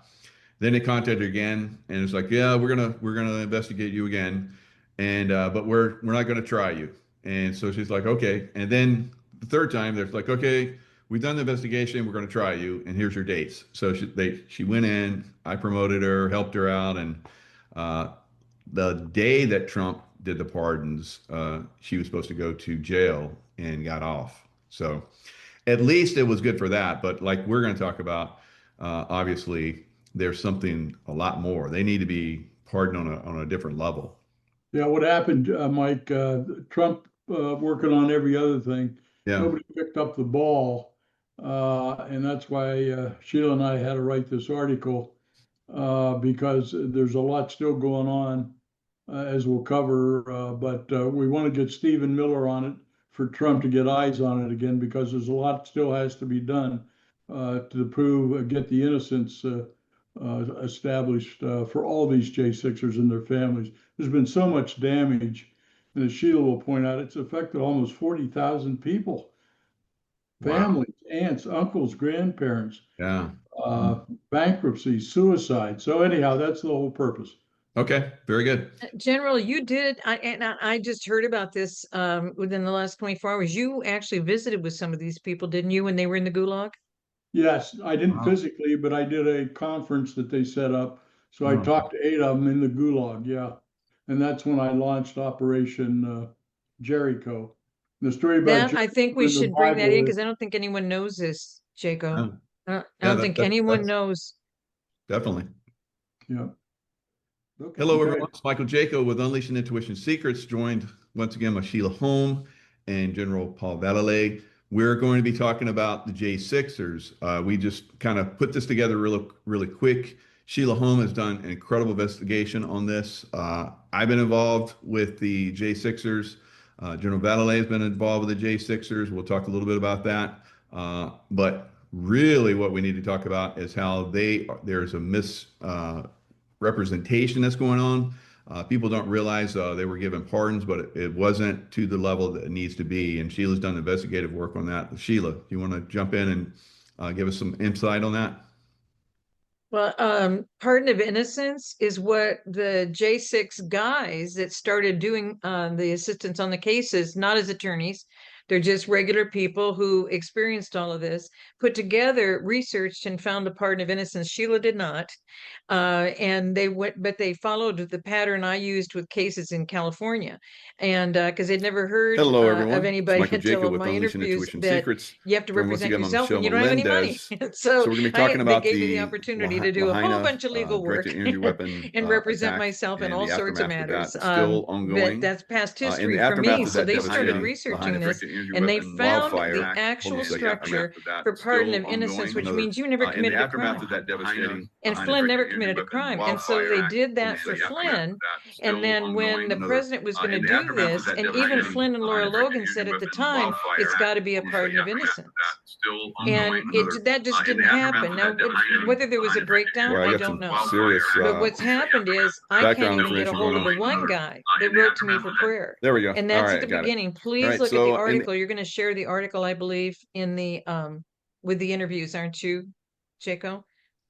I can put the article up on the screen that you wrote, and General Valley, request for pardon of innocence. Is that what you're talking about? And I'll text you the link so the link can go as you do put it down below the interviews. I think that people should really spend time looking at this and seeing, because every one of us within the Republic for America can do whatever we can to help. Yeah. So what happened is I had a Marine write an email to my ministry email, and he said he was asking for prayer. And so Rebecca, what is it? What is the prayer you need? And here he's a highly decorated Marine, served our nation honorably, and then his family departed from him because he was considered as a felon, a criminal. And so they said, you can't be telling us the truth if now you're going to be serving 18 months. So his wife left him, got a divorce, took the children. He lost absolutely everything before he went. And that's what happened to the majority of these guys. So when they just got pardoned and they got the release from the prison, there isn't even any car to meet him. There's nobody to take him home. There's nobody to help him because we were helping with cell phones. We were doing care packages. We were writing them letters. And now that Marine has been pardoned back in January, February, when that was all happening.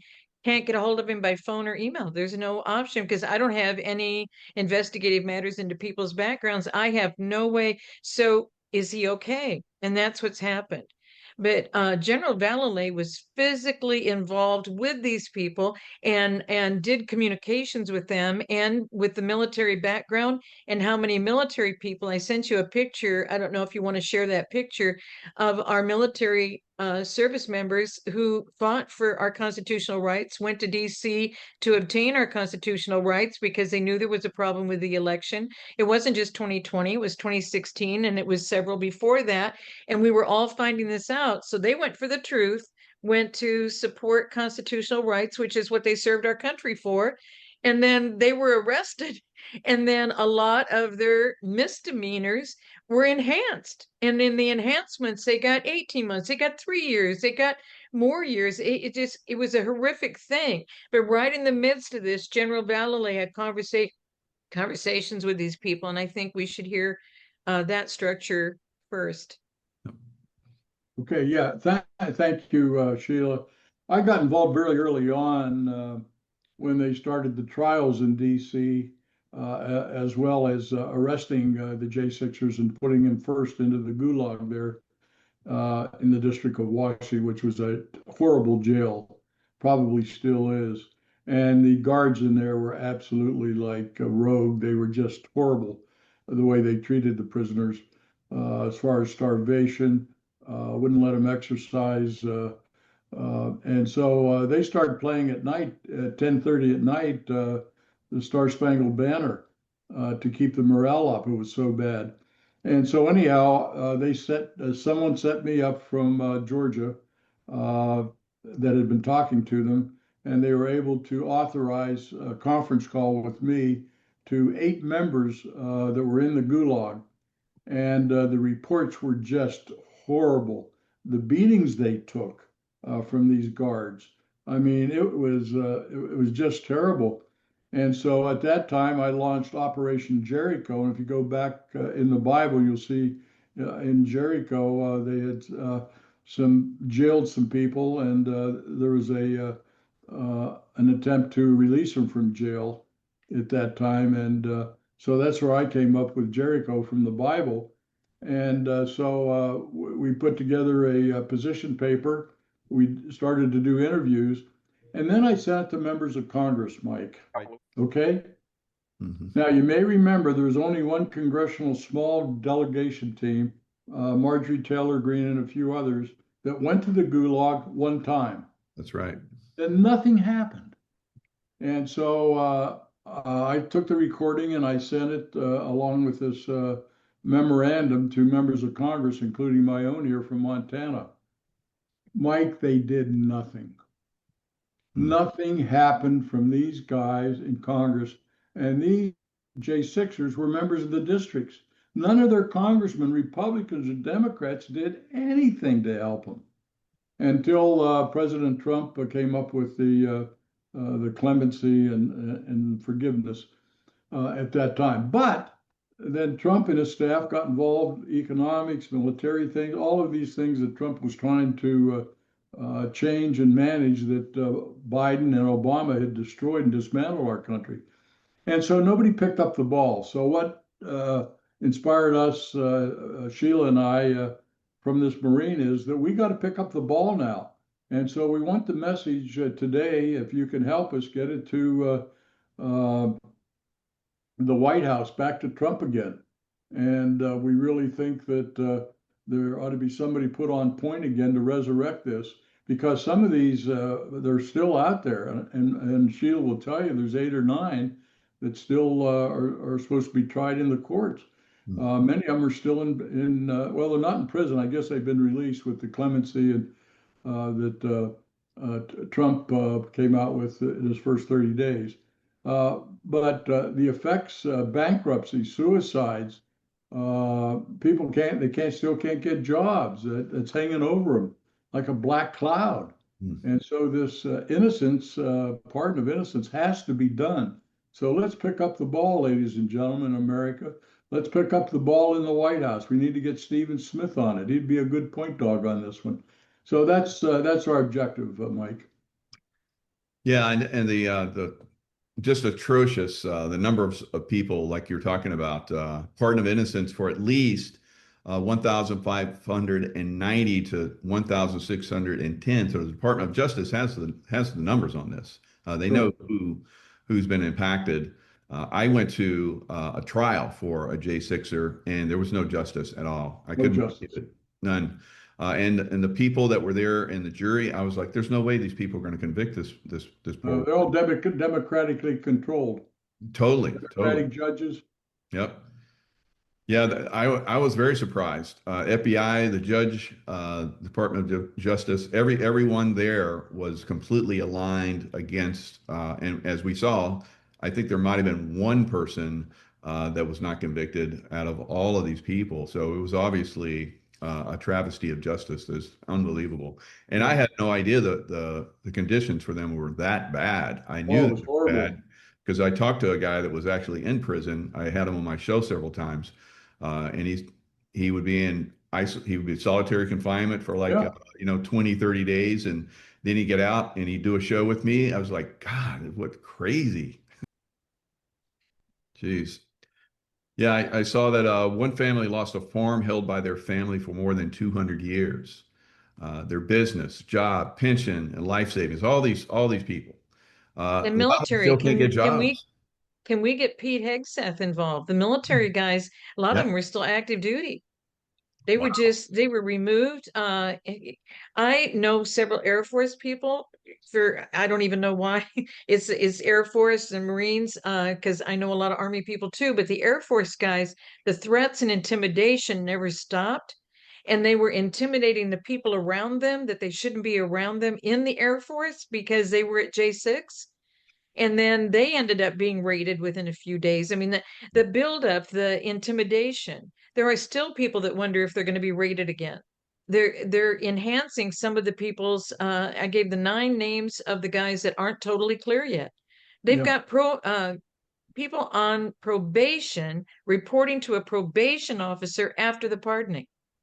They've got people they're holding under judges' orders are not finished yet. They want to enhance based on other J6 things now. We're talking 4 years later. They want to do this. The guys in the gulag, and I don't think people realize this, they were held there. If you kill someone tonight and you're found by a detective in 5 days and they bring you in for questioning, they can't hold you more than, I don't know, 48, 72 hours. If they don't have enough to convict you through the DA, you get released. None of these guys were released. They were held in the gulag. I mean, the general knows a lot more about this than I do because I didn't go to DC. I wasn't at the gulag. I wasn't talking to people about the gulag. I was on platform with the guys that were still talking about it. And there were two podcasters when I was on Reawaken tour for the last 2.5 years with General Flynn. There were several that came in as podcasters, and then next thing you know, their family was raided. I mean, it just kept going on. And so how do you sleep at night? How do you, I mean, that level of intimidation, I still double check my front door and my bedroom door and make sure they're both locked at night because you never know if they're going to come and do more to you. I mean, and what happened to me over a series from 1991 all the way to last year. It's never stopped. So it never stops. They always say there's something else they can do. And for these judges to say they can still enhance on J6 actions now in 25, when they've already been to trial. We had a guy that committed suicide after he pled, and I think that's in there, after he pled to minor, couple 3 months. As soon as he pled guilty, they enhanced it and gave him 3 years, and so he committed suicide because he already couldn't take care of his family, but he thought he knew people who could help them get through a couple 3 months, but didn't have anybody to take care of his family for 3 years. Yeah. And the other thing, Sheila, none of the Pelosi and everybody who was involved in that scam, that fraud, none of them yet have been held accountable. None of them. And the Republicans have dropped the ball on it. That committee, the J6 committee, they've been proven to be liars. What's happening to them? My God, what a traitor she turned out to be. Yeah, just horrible, Mike, what's happened. But the problem is they dropped the ball in the White House after Trump made his decision. And that's why we want him to pick up the basketball again. I'll call it that, or the football. And let's run with this and let's get this thing solved forever. So these people can live a normal life with their families and so on. That's what it's all about. I agree. And we need to investigate some of those mysterious suicides that happen to people as well. I mean, it's not just a travesty of justice to these guys and women that were taken and tried and thrown in prison. I was there that day. Fortunately, I never went into the building, but they have gone after people that weren't even in the building. Yeah. And arrested them and raided leaders them. of the Proud Boys, the Oath Keepers. They weren't even in DC. Wow. They weren't even in DC, and they still convicted them and sent them to prison. It was getting podcasters off the streets, but all of these military, imagine they fight for constitutional rights. They couldn't vote in 22. They couldn't vote in 24. There's still many that are told they can't vote in 26 or 28. That's why the passion for this, to get this turned around, because once you've been impacted by the FBI and you know that you can't trust what they're trying to do or say about you as an American, you have a bigger fight. And so they were wondering why I was so emotional about this, because God said I wasn't to go. There were people that wanted to fund for me to go on January 6th, and God said, you're not going. You're not going to be in that on January 6th, having no idea that all this was going to happen. Yeah, because I wanted to go and Glenn support. Bangino need to be in on this too, as well as Pete Hegseth for those innocent members of the military. Yeah. So it's got to be a team, but it's got to come from the White House. That's why we think Stephen Smith is a guy. He should be the point guy because he really chases things down. No doubt. So you had Green Berets, Army Rangers, SEAL team members, decorated Marines, like we talked about, war heroes. We have a lot, even law enforcement. I've seen law enforcement that were there that have been their homes raided and they were thrown in prison as well. And the FBI infiltrated They had FBI agents on duty there in the crowd, dressed in civilian clothes, agitating. And you saw the guards let the people go into the house of the people. Now, some of them did some crazy things, breaking windows. That was unnecessary. But that's a misdemeanor at best. Hold them in jail for 2 or 3 days, fine them or something. But it was only a hand people that were breaking things. Yeah. And there were known Ukrainian agitators in that crowd as well. That's been proven.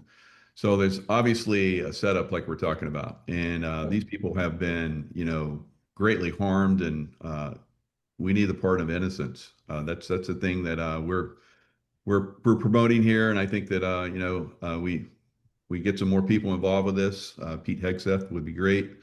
Yep. Military members, and then it can spill over into everybody. Yep. So it'll start. In public awareness, when all this was happening to me, I just kept telling the FBI, because I was teaching, I was trying to learn things. I was teaching at UCSD out in La Jolla, a certification class to have some money, and then also helping a professor at San Diego State. And I met all of these students that were just students from other nations, and these guys happened to be Middle Eastern. The instructor in English was Middle Eastern, and he was getting them the Social Security numbers. He was helping them with housing and everything. And I'm just giving one example because I found a bunch of examples, all with the assistance of God, to tell the people the truth as to what was happening. I'm telling the FBI about this guy. They didn't do anything about this guy. You know what I find out after they were the names of some of the guys that went into supposedly the towers on 9/11? That English professor was a Middle Eastern informant for the FBI. That's why they wouldn't listen to me and wouldn't do anything about these students who were here with Social Security numbers and getting jobs. And I can't get a job because they ruined my Social Security number. And so all of this, people didn't understand. And this has been going on since the 80s. And so what's the problem is we're never a victim. People don't understand this. They think that they caused a crime. They didn't really cause a crime. They have no victim rights because the victims of that crime are the residents of DC who were either at work or at home that day. The residents of DC were not with the J6 people at the Capitol, which is supposed to be the people's house. And I looked it up on the internet, and the internet still says in quotes, it's a people's house. And so that's what happened. And that's the same thing with identity theft. We weren't victims either. The victims were the banks and the lenders. They have insurance to cover their losses. So what happened to our insurance premiums? Do you see what I mean? The layers of this never change. The situations change, but the layers never change. And so, great. I sent this link to your producer. This link, if you can go underneath the interview, if that's possible. Absolutely.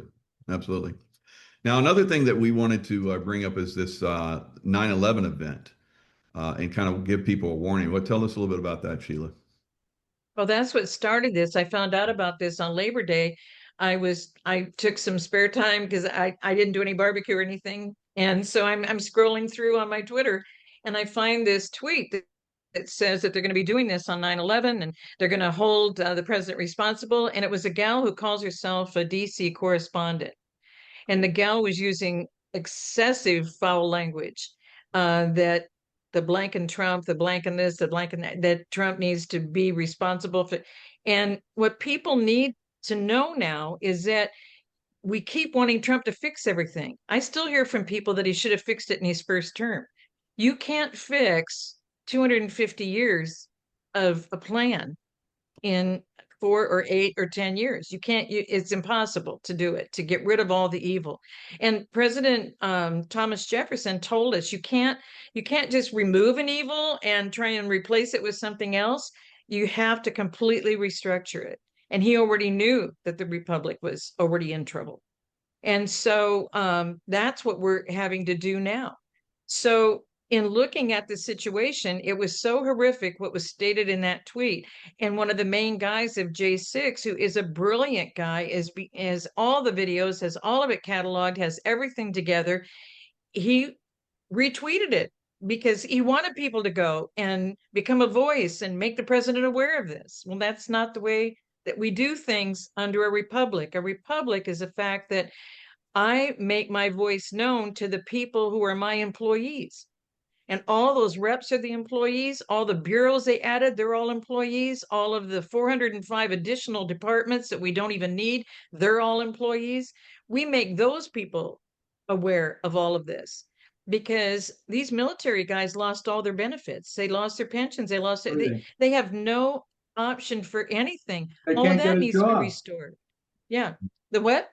They can't get a job, Sheila. They're Nobody's hiring them. It's like a black And cloud over their head. they should really get their back pay because the military Sure. operated against them. Well, it's timely now since they're taking up action on the Ashley Babbitt situation, basically restoring her, all of her, what would you call it? Her payments or forgiveness. I don't know. There's something. Well, they're reinstating her honors, Yeah. and they're also giving all the pay. And Right, that's what I was looking for. Yeah, I couldn't remember exactly. And they may put the remainder of her ashes. There's very little left in Arlington, is what they're thinking. Yeah. So the timing is right for all of this, Mike. Yeah, definitely. So I'm just pedaling as fast as I can because we only have a week. A week from today is 9/11, and I just got to pedal as fast as I can to get this done. And that's why, what an honor to have General Vallely stand with us in this, Mike. It's emotional and what an honor, because that's what it takes is to realize. I mean, he wrote all of these things to help us with the cartels. He wrote Sinaloa, and I said Geronimo earlier, and it's Jericho, and I apologize for that, General, Okay. but he wrote all of these to help us and to put these things together. And so I'm so honored to have him on with us today, to go over this, and I'm so honored that he would do this with me because they wouldn't know who I am to send this out. And I'm just so honored that he joined with us in this. It's going to make a world of difference. absolutely. And yeah, this article, as we're showing right here, definitely you should read this. It basically has all the information that we're talking about in detail. And we're looking forward to people get involved with this because it's definitely something that I was like, okay, they're pardoned. And everybody's like, yeah, but it's not. Everything was gone. Yeah. It's not even close. Not even close. Yep. We need a little bit more help. We the people need to get involved here. Get our people that are in charge. We have great people in charge. They just need to be informed. I think they're uninformed about the severity of it. Exactly. Yeah. Well, that's great, Mike. Well, thanks for taking the time today to hear Sheila and I. We really appreciate it. We're just trying to get the word out, but the key is we wanted to get it into the White House and get some action going. Only President Trump and Stephen can do it, I think, at this point in time, with everything else going on. Sounds great. And if anybody out there can help us, because this network of people, this is we the people. Every time I'm with you, Jacob, it is we the people and the way that your people respond. So anybody that can get us to Stephen Miller, anybody that can get, and the link is going to be available to you of the general's release of all of this. And so getting it to Stephen Miller, getting it to Pete Hegseth, getting it to Cash Patel, getting it to Dan Bongino, getting anybody that's connected with any of those people. So it would be really, really helpful. Yeah, very good. Exactly. Okay. Thank you. Thanks, guys. This was great. Okay. Take care. You too. Bless you both. Bless you guys. Sheila. Bye-bye. All right. It's going to be out there within minutes after we get done. Yeah, we got to get it to the White House, Mike. Okay. So attention, Stephen Miller. He'll be the action guy on it. Nice. Okay. Right. Yeah, he's a go-getter. I love him. All right, guys, let's do it. Hello, this is Benjamin Fulford speaking 2025. I'm back in Japan now because things are coming to a head and I need to be here on the spot. There's a lot of high-level negotiations going on in the background. As you know, Donald Trump will be coming to Japan next week, and then he'll be meeting with Chinese President Xi Jinping also next week, next Thursday. And things are not going to be the same after all this. The Chinese have really started to play hardball, and they're holding a lot of cards. By cutting off rare earth metals starting November 1st, basically they're going to shut down most of the semiconductor industry, and defense industry and a lot of on the automobile industry. As well as that, now they're cutting off the supply of semiconductors needed for automobile manufacturing. So basically, things are going to grind to a halt in the West. And for Trump to say, I'm going to raise tariffs on China, it's nonsense. It's like some guy who's been going to a bar and not paying his tab, and they say, well, if you don't pay your tab, you can't buy any more beer here. You're going to have to bring cash. And then he said, oh, well, I'm going to boycott your bar. No, you're being kicked out because you haven't been paying your bills. So any attempt to keep the current U.S. government and that whole horror show of reality TV actors and Gaza genocide and all that kind of stuff, and then blowing up ships. This is not the kind of behavior that the rest of the world wants to see or continue.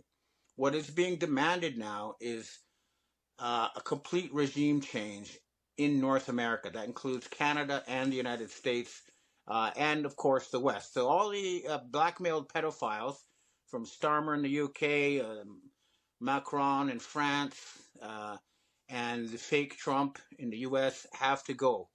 And the other thing we're demanding is a jubilee. That is a complete cancellation of all debts, public and private, and a redistribution of assets. Return the money that was stolen from the people through central bank fraud.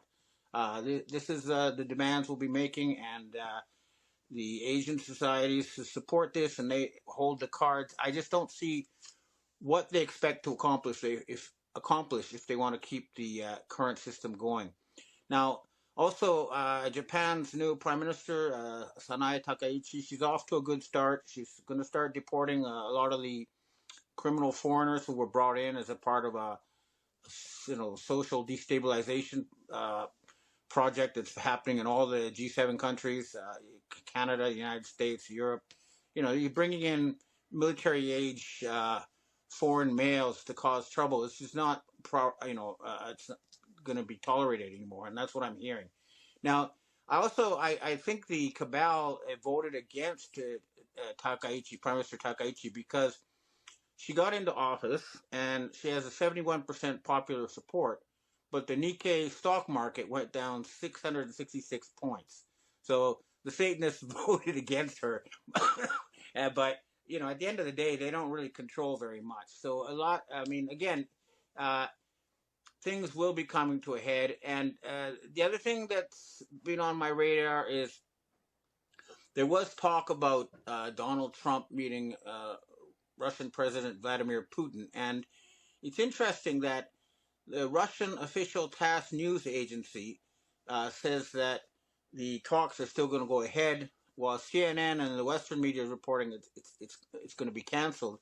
And it's clear the Russians are aware there was a fake Trump and a real Trump, and that they're still going to go ahead and have talks with the real Trump. However, I've been told by U.S. military intelligence sources that there was a plan to somehow arrest Vladimir Putin when he went to Hungary, even though the Hungarian government promised he won't be. So that's an unresolved issue.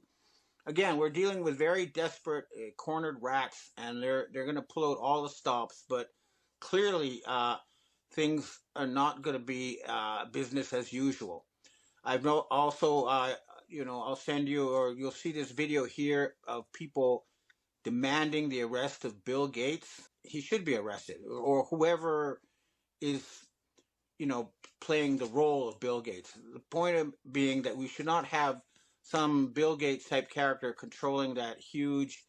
Remember, he was the guy who financed the WHO and their attempt to turn this planet into a giant slave farm with their digital ID and with their, and have governments hand over all power to him. And this is not going to happen. So that's all coming apart as well. And I've been in touch also with British intelligence, and they're with us. They're on the program for the replacement of the BIS, the World Bank, the IMF, with new, healthier institutions that actually work for the people, that try to plan a better future, try to make this a better planet. Again, The other point is U.S. military salaries may or may not bounce today. So that's something we're going to keep an eye on. But my message to the U.S. military and the White Hats is that if you want to get your paychecks, you're going to have to get off your asses and seize all the corporations that are controlled by State Street and Banking, Vanguard, and BlackRock.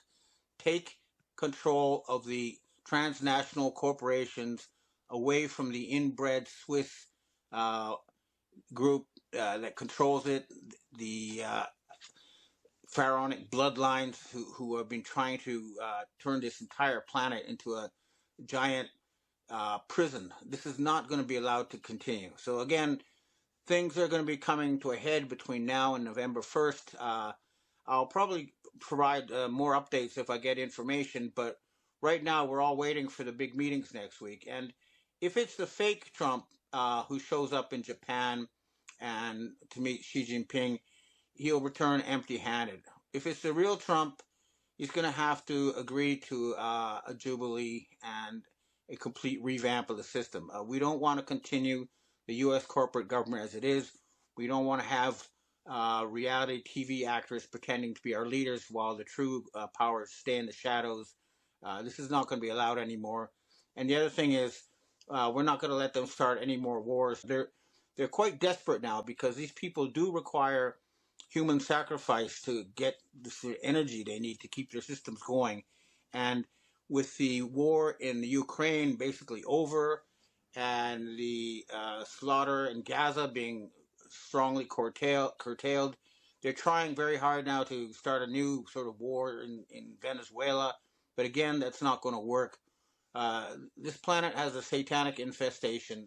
There can be no doubt about it. And a lot of the Western leaders are basically blackmailed by these Satanists. They have to be removed. So again, it's going to be a crucial time. I have some meetings scheduled with Japanese right-wingers and Asian secret society types, and I'll know a lot more after these meetings. But there is a general consensus that enough is enough, and we have to bring things to a head finally.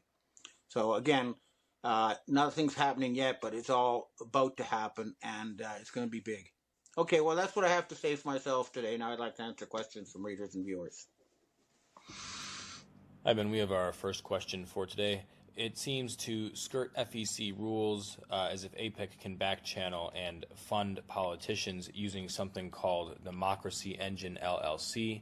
Do you know what this is, and have you considered this funding source when reporting on the USA bankruptcy?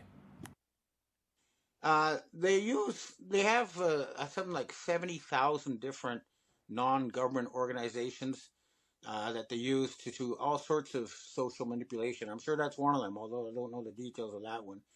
The other thing they do to launder their funny money and to control society is they control religious cults, the Mormons, the all sorts of different cults, that the Christian Zionists, and here in Japan they have several different cults that they have been using. What they do is basically they use the religion, tax-free religion, as a vehicle to give money to people who they think they can manipulate society on their behalf.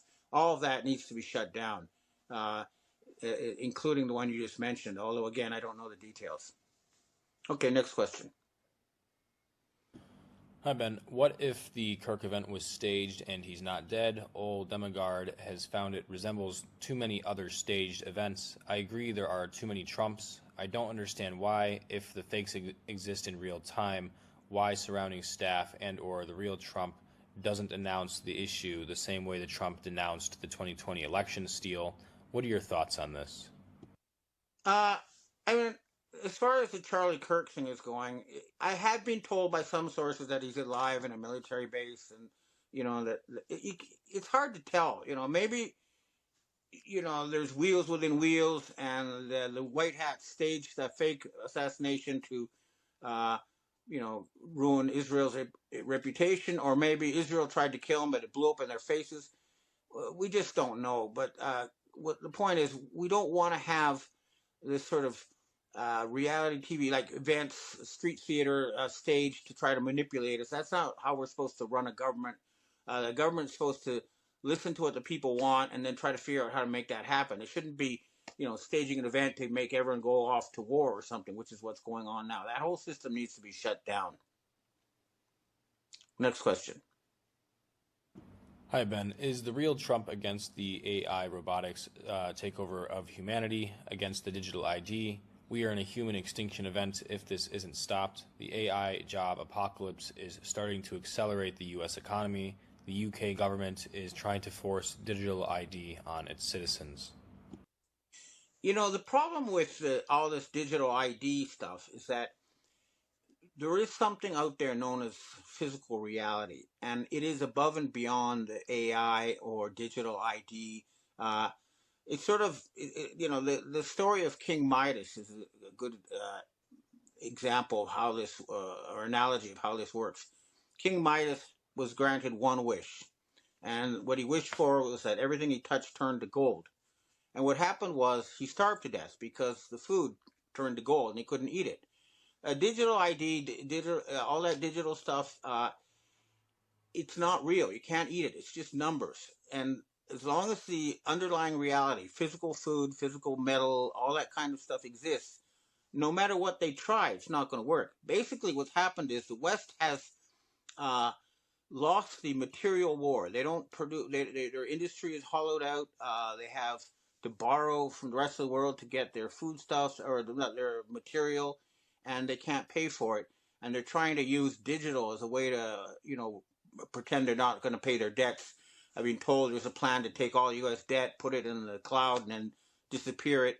But that's not going to work. The Asians are saying, hand over physical gold and silver, and they don't have it. They've jacked up the price of gold desperately to try to get people to sell their jewelry so they can have enough gold to pay off the Chinese. It's not working, and it's But yeah, the fact that the current Western oligarchs are spending all future investments on building these giant data centers means that they are the enemies of the people, and they are trying to create a digital prison, but it's going to fail. AI isn't working. It can't fact check. It can't confirm the real world. Real companies in the real world can't use it.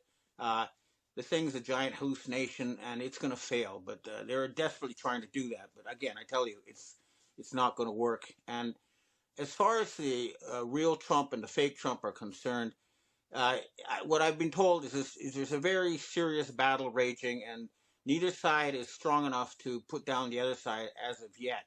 But I think that will change once the Chinese really do cut off industry, and they will force the military to, get rid of all these satanic oligarchs, or else they won't get their paychecks. If they do, arrest these people, then yeah, the U.S. military will be working to help save the planet, which is the job they were supposed to be doing in the first place. Next question. Hi, Ben. Another question in addition to digital ID. In your opinion, is digital ID what the Bible refers to as, quote, the mark of the beast in Revelations, where individuals without the mark will be hunted and unable to buy or sell goods?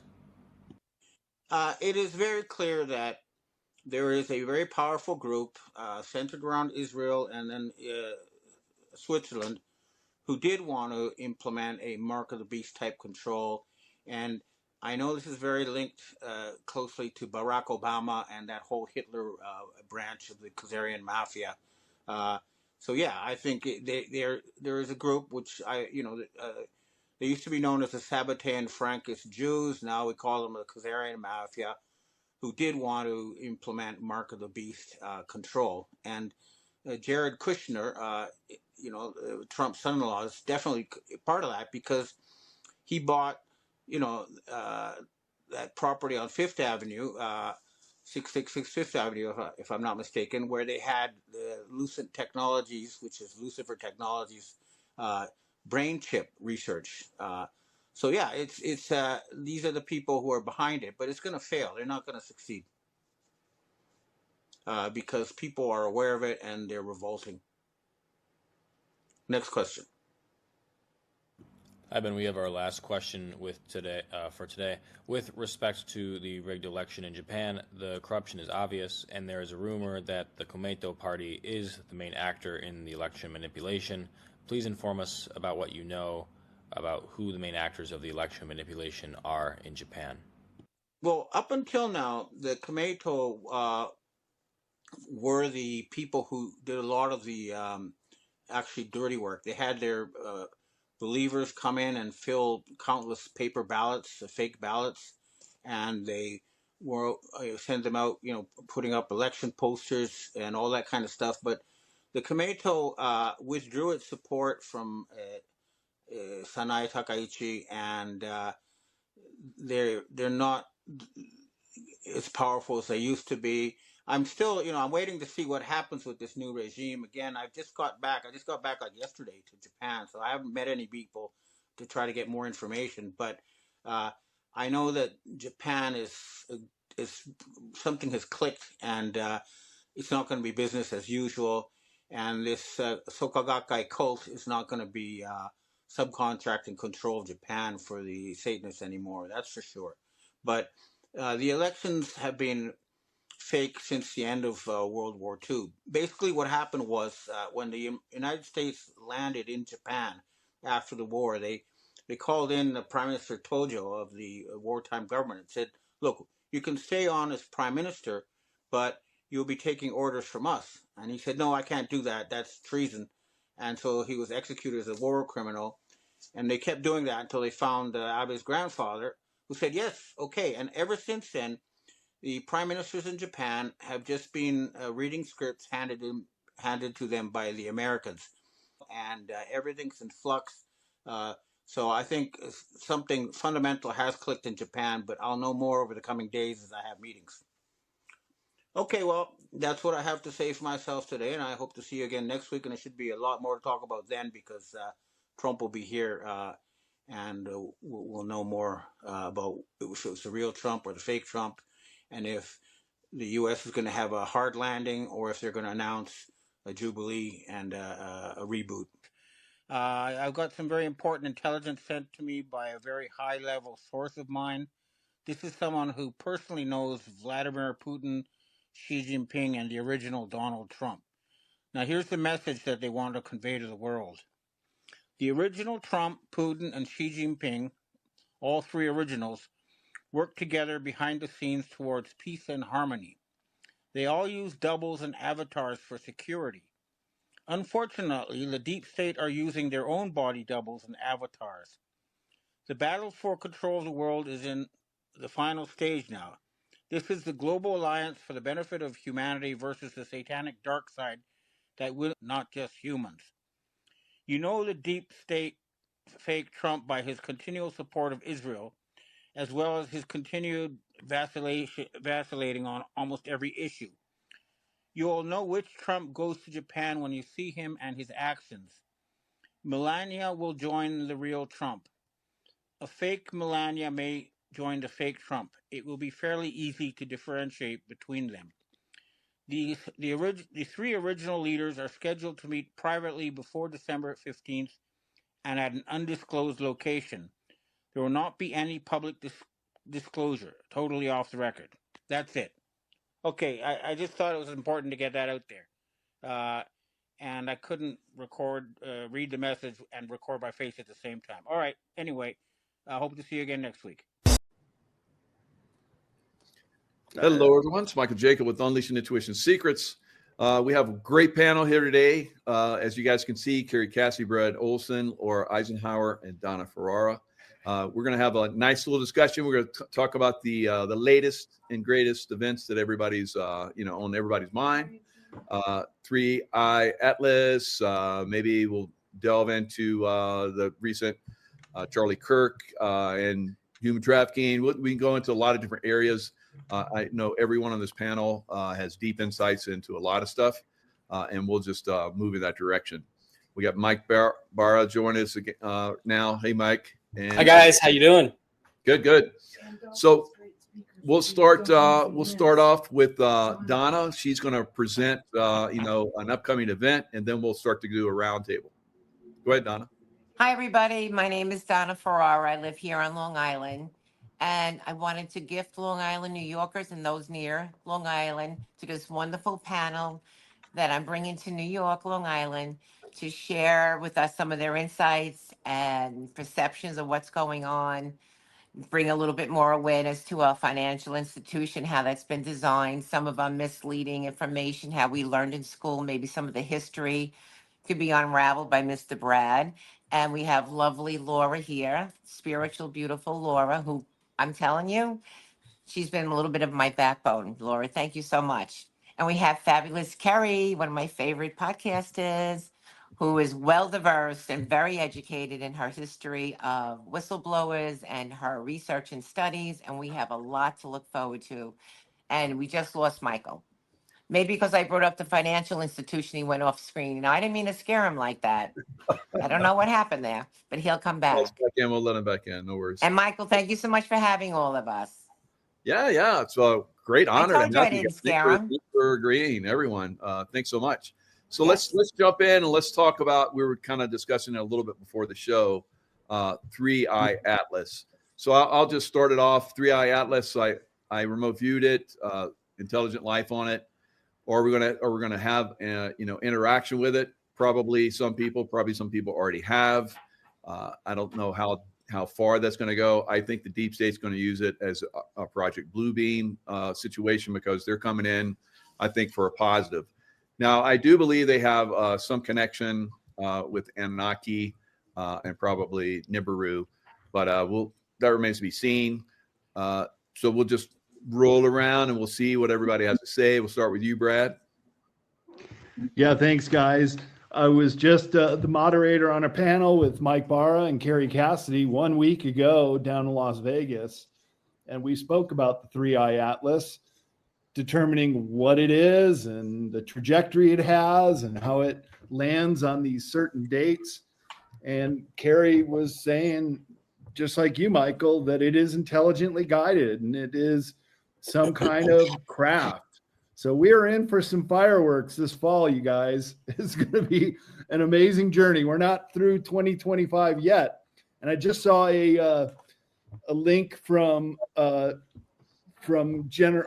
Michael Flynn, and he said that there are very credible threats that the Al-Qaeda sleeper cells are going to activate this fall.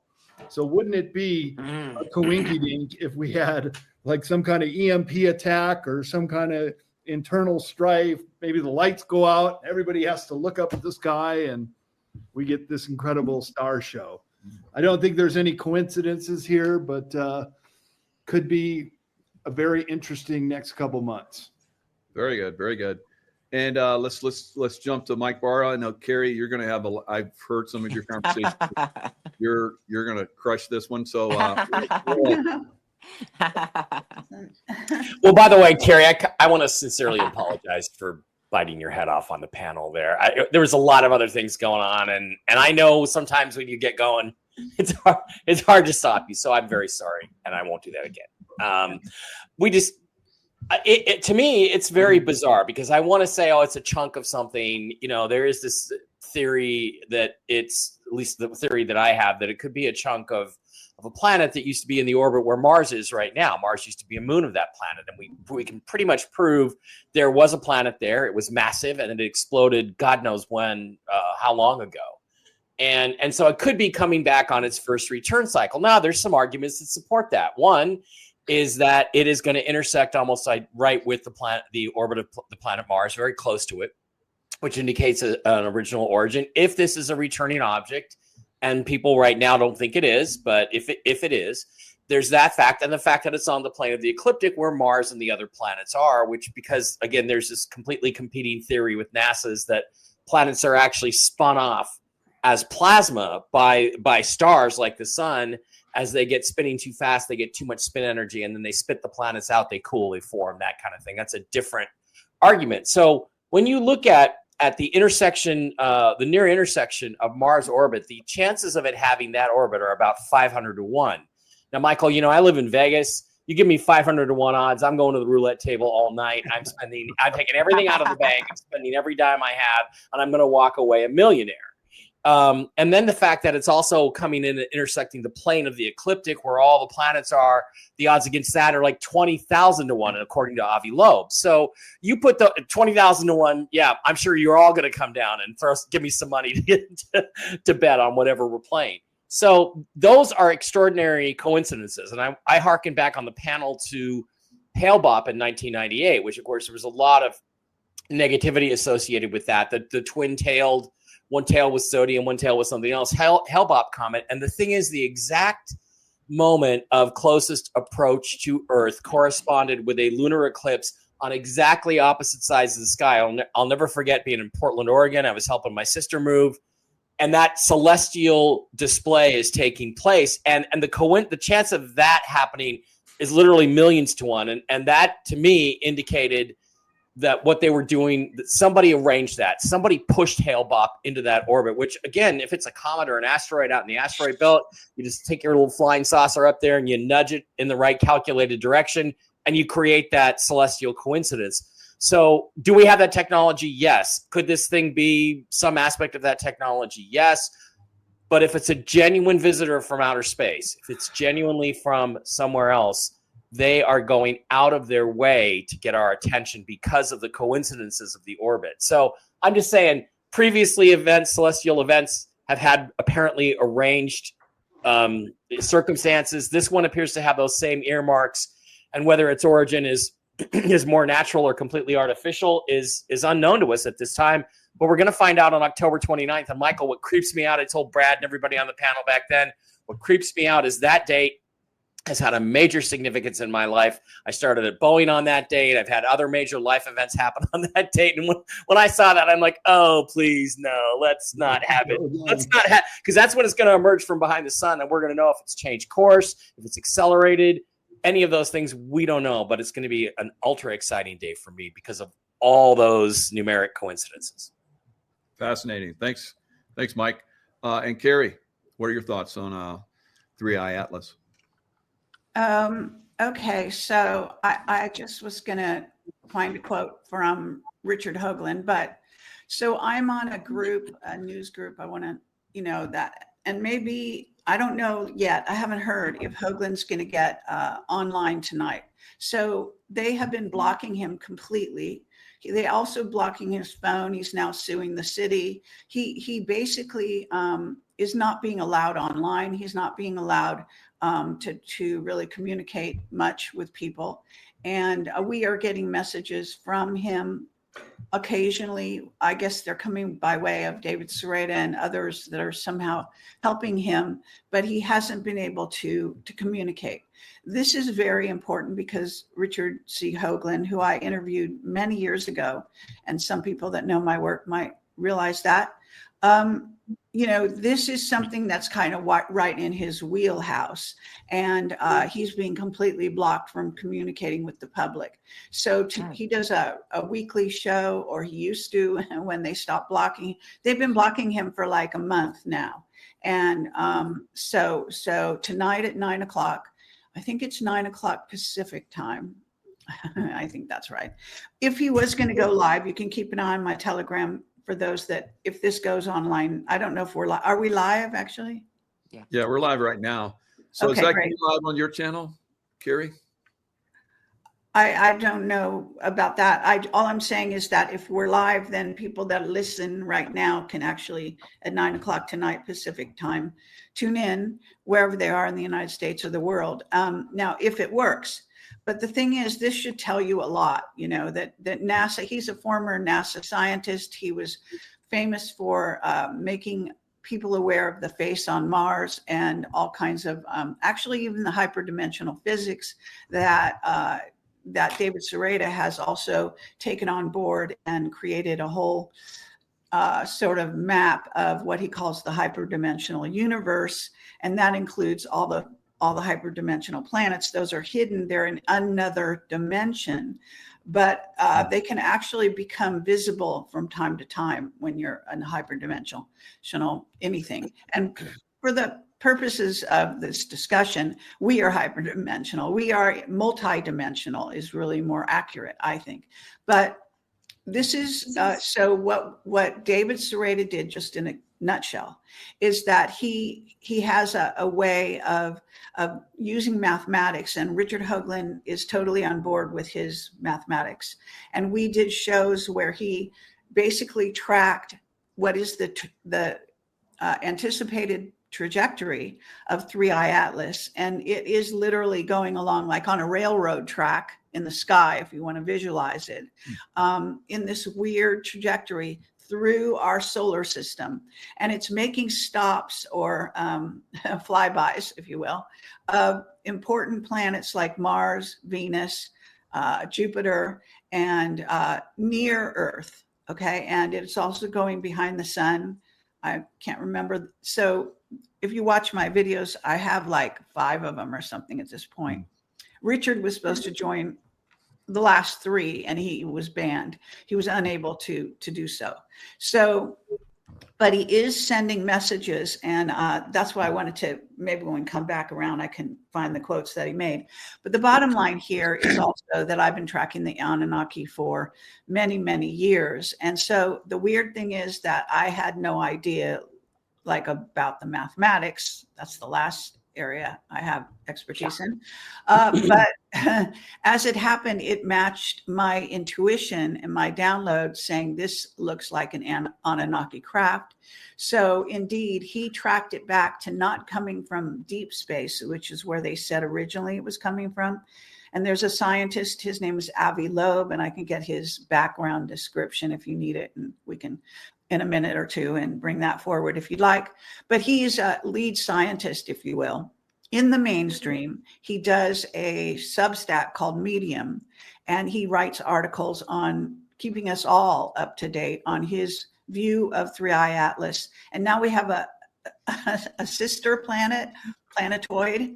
And there's no doubt whatsoever that this is it's an alien craft. It's a artificial craft. Okay. So it's not a comet. It's not a rock.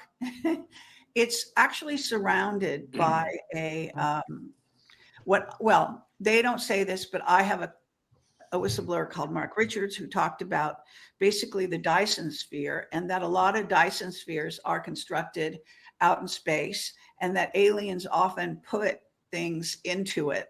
I know it sounds kind of bizarre. And well, Earth could be in our solar system, could be even in a Dyson sphere, and we wouldn't necessarily know it. Now, so that sort of deepens the mystery. So they say it's 28 miles across. Well, 28 miles is approximately the size of New York City. So if you want to understand how big it is, it's not, a lot of people like to say it's, on one panel I was on, it was saying, somebody was saying, oh, it's very similar to Umumu. Well, it's not similar. Okay, Umumu, unless they were lying about, which it's perfectly possible.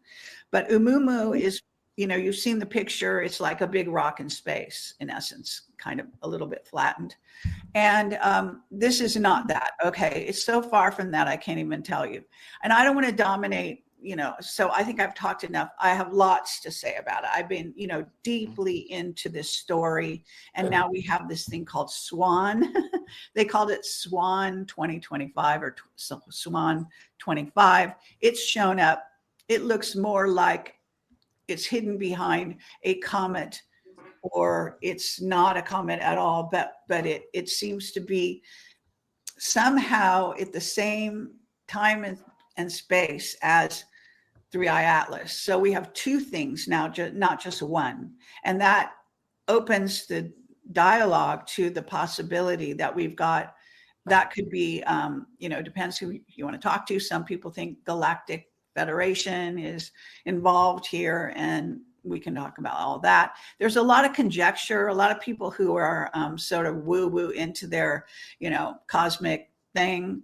One person was talking about, oh, it's going to help us ascend.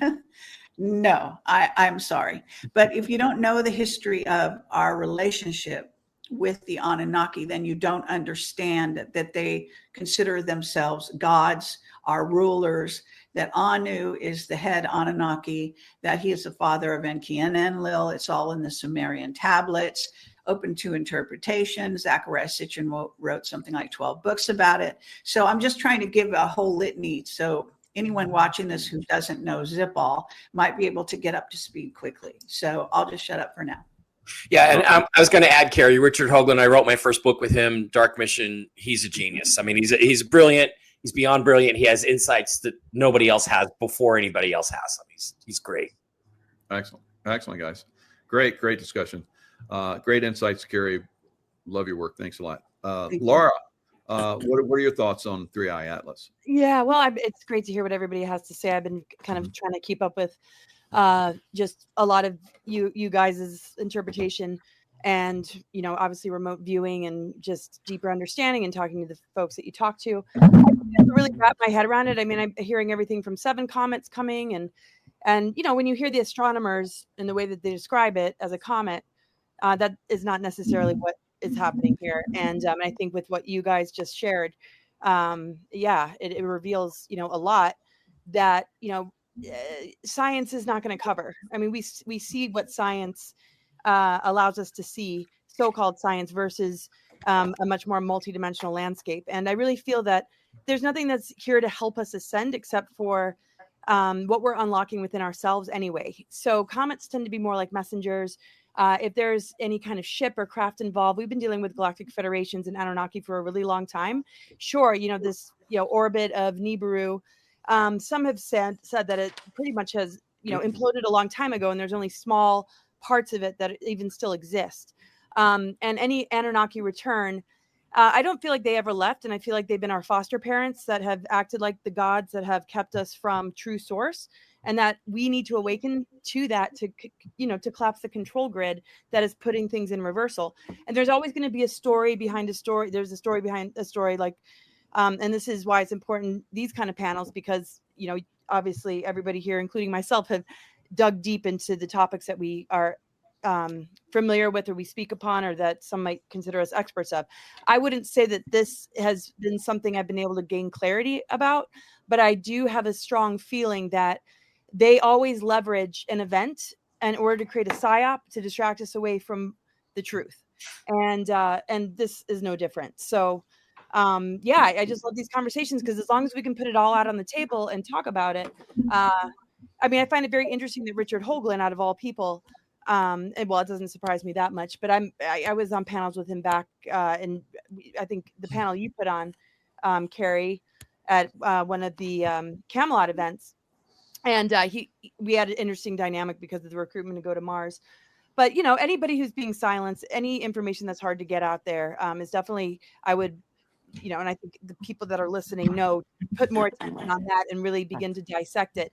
But it's not objects that are going to do it. It's us that are going to ascend. And it's going to take us breaking down the control matrix and the Anunnaki overlays and manipulation that have caused this dependency bond with a false authority structure that has this good cop, bad cop with Enki and Enlil. So I think if we can break that down, we'll also nullify any impact they can have on us, including dark weapons and even sleeper agents that are being activated. If we can understand the weaponized humans and any aspect of information that's been weaponized, we can override it and begin to collapse its impact on us. And I think that's just important for us to remember as far as ascension. Wow. I love that. Stunning insights. Thanks, Laura. And wow, what an amazing panel. This is the way we should all be talking all the time. But Carrie's talking about we're heavily suppressed, like Richard Hoagland, unfortunately. Donna, what are your insights on 3i Atlas? Well, I'm listening to the panel and I'm learning as they're speaking. I'm not that well diverse in this. I'm sort of a newbie in a sense.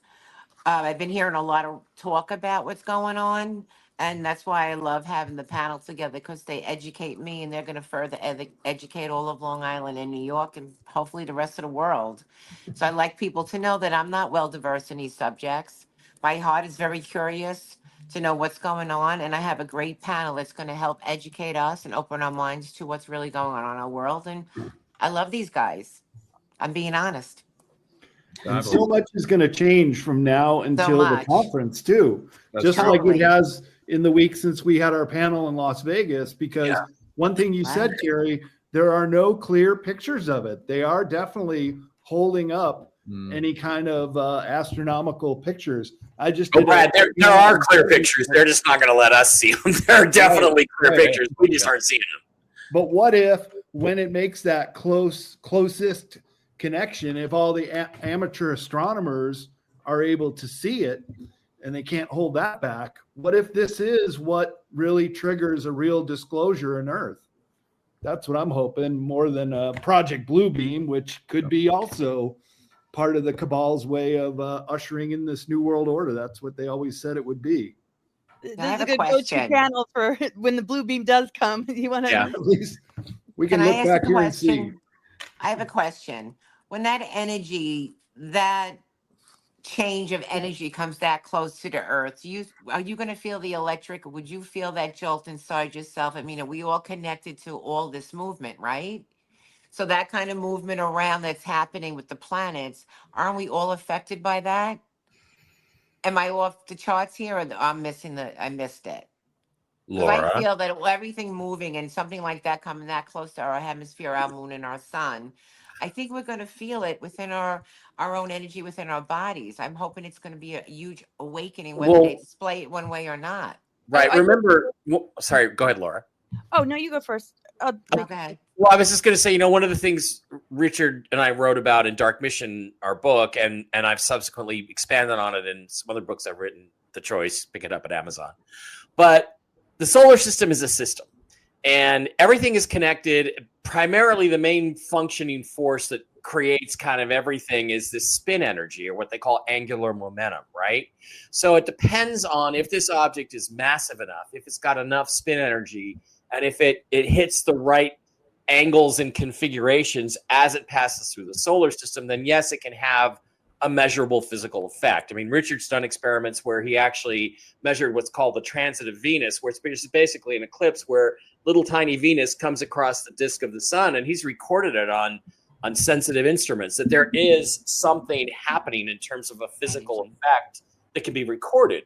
So you will feel something probably if this thing is really as significant as we expect it to be. You will get a vibe, basically. Yeah, Donna, I think that something weird is going on, and we already do, because of the fact, they're not ramping us up on this so much as we're responding to what I think we energetically already feel, which is that, something weird's going on. And there's so much weirdness in the air right now, gosh, let's name all the things, right? I just wanted to mention real quick, the eclipse energy is, it's really powerful. The great thing is that all three outer planets are in harmony with each other.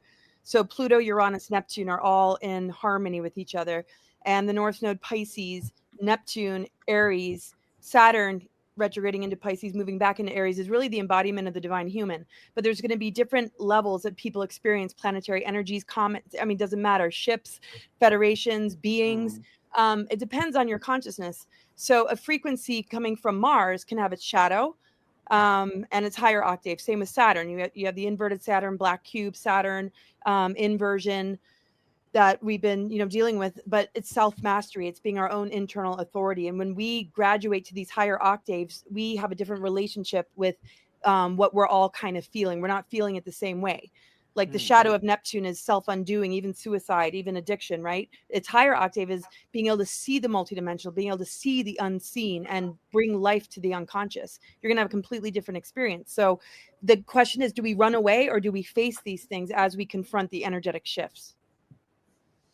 Excellent points. Inhale. Now, let's move to the New York Awakening Summit on October 4th and 5th. Brad, what are you bringing to the conference?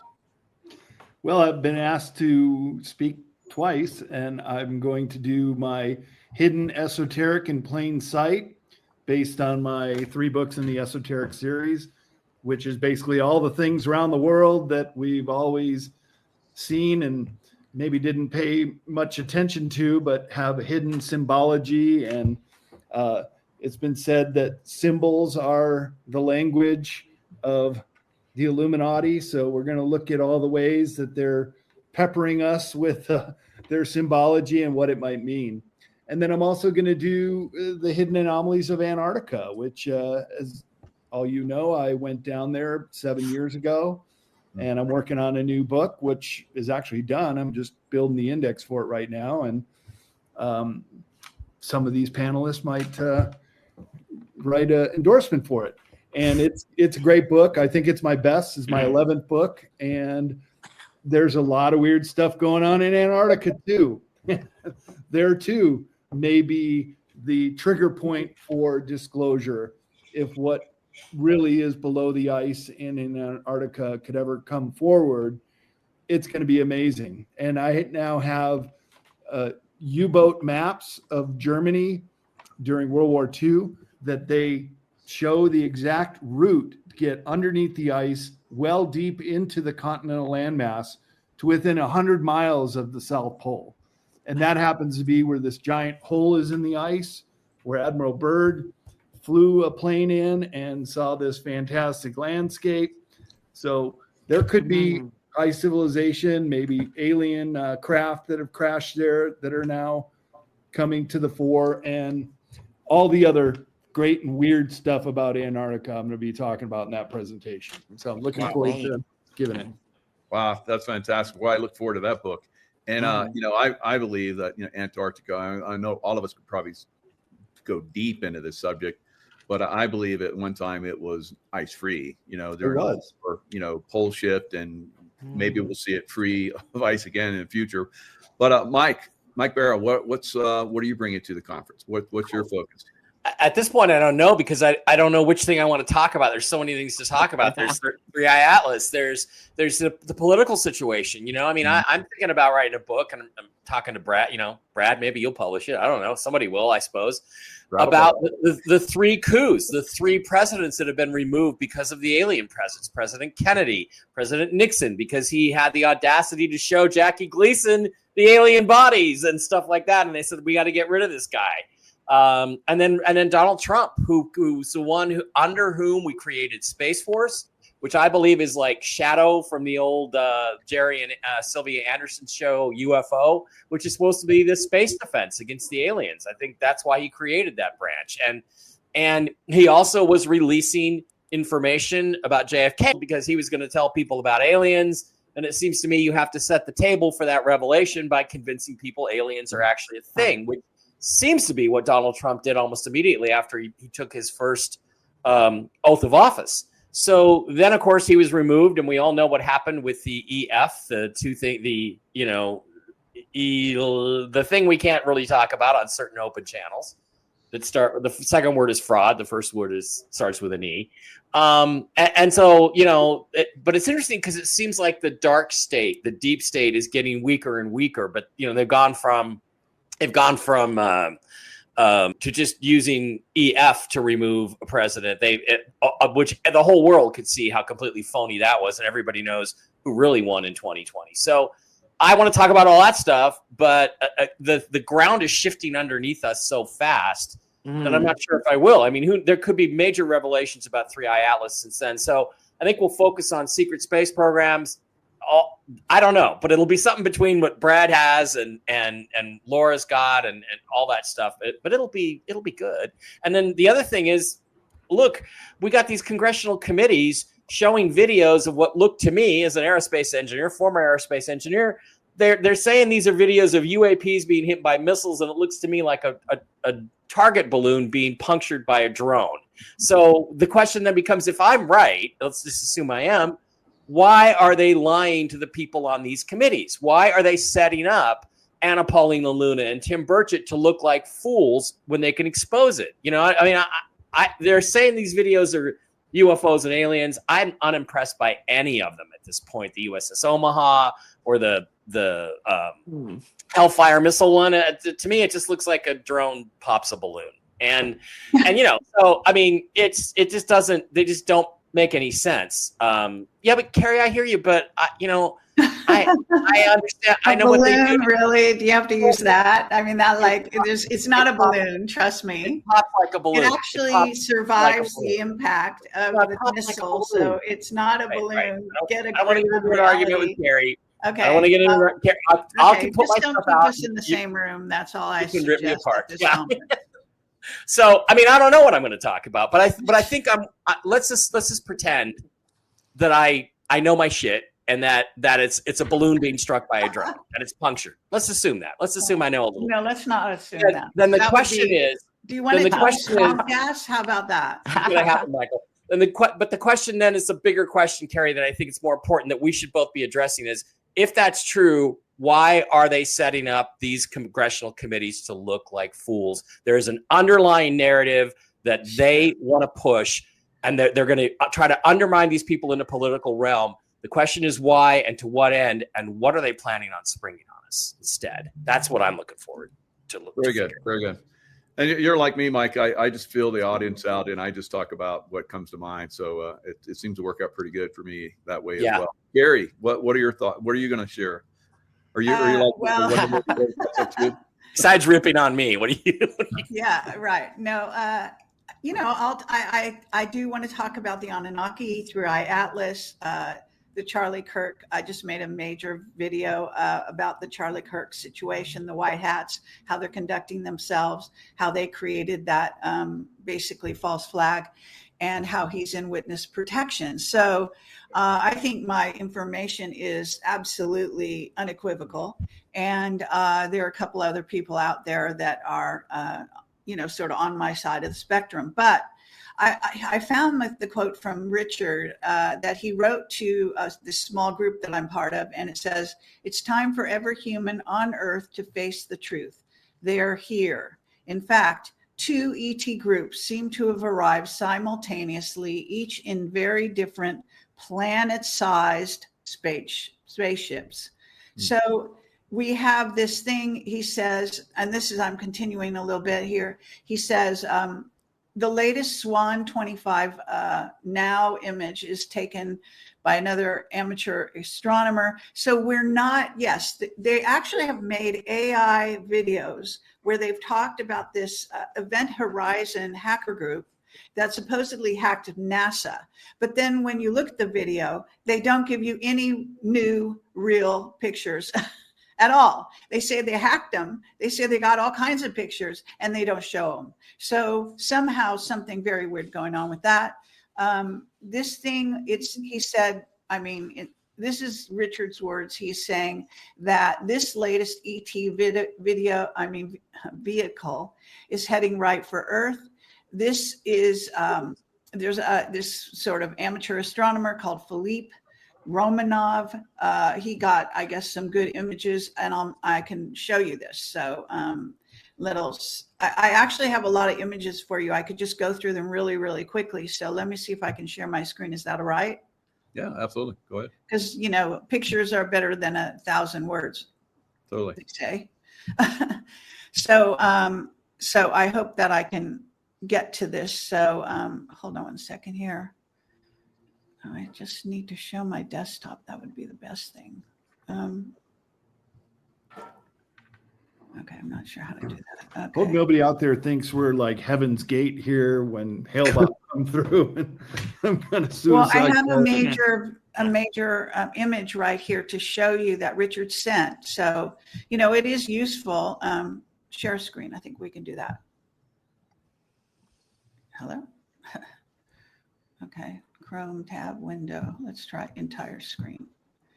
Okay, let's try window. Okay, can you see? Are you able to see anything right now? I think, Michael, it'll pop up on as another window. All right. So do you see this? This is it. Okay, I think I got it. Right? Is that it? You see that? Yeah, you got it. So this Richard Hoagland sent through. I guess the image is captured by this. And he also is saying, why is Trump saying nothing? Which, of course, they aren't saying anything, which is really annoying to everyone. And by the way, the UAP hearings, they are disclosing some very important stuff there, but they're still sort of examining their navels and basically wondering if there are crash retrievals, something we solved, I don't know, a good 20. I've been doing this 20 years with whistleblowers, and impeccable evidence, and all of them working in above top secret most of their lives. So, what is taking so long? It's just a dog and pony show that's just being dragged out. It is embarrassing sorry to say, how stupid a lot of these people do appear to be. The obvious is the obvious. Okay, so this is how this new thing called Swan 25 looks, at least at this moment, in an enhanced picture. Okay, now if I can, I don't know how to get rid of it. That it doesn't want to let me do that. So I have a whole shitload of pictures here that I can show you. So can you guys see this? Is this on the screen now? It looks like a wheel, kind of. No, you haven't shifted. Still the same. Oh, all right. Hold on. Okay. So if you go like, Maybe just exit out of that and then click on the new one. okay, stop screen and There you then go. present, share screen, share screen. I mean, Zoom is so much better than this. This is just like really bad news. Okay, okay, so there is an astronomer. Can you see that this is a drawing? Yeah, we got it. Yeah. Okay. So this is a drawing by John Walson. He's someone I know, I've met. He's actually very famous for photographing craft right near the sun. He has been on the Rents show years ago, many times. He is an astronomer. He lives in England. I've seen his telescopes. We've been on the top of a rooftop in Malta watching UFOs go by with his telescope. So he's the real thing. Now he is afraid for his life. He's not allowed to say, he can look through his telescope, but he can't tell us what he's seeing. But he did make a drawing. This is what he saw of 3I Atlas. So he seems to see some kind of craft. And by the way, it's surrounded by rings of some kind of atmosphere, something like a Dyson sphere or something, and then some black space. So it's kind of floating in the middle of these protective rings, if you will. So just showing you that.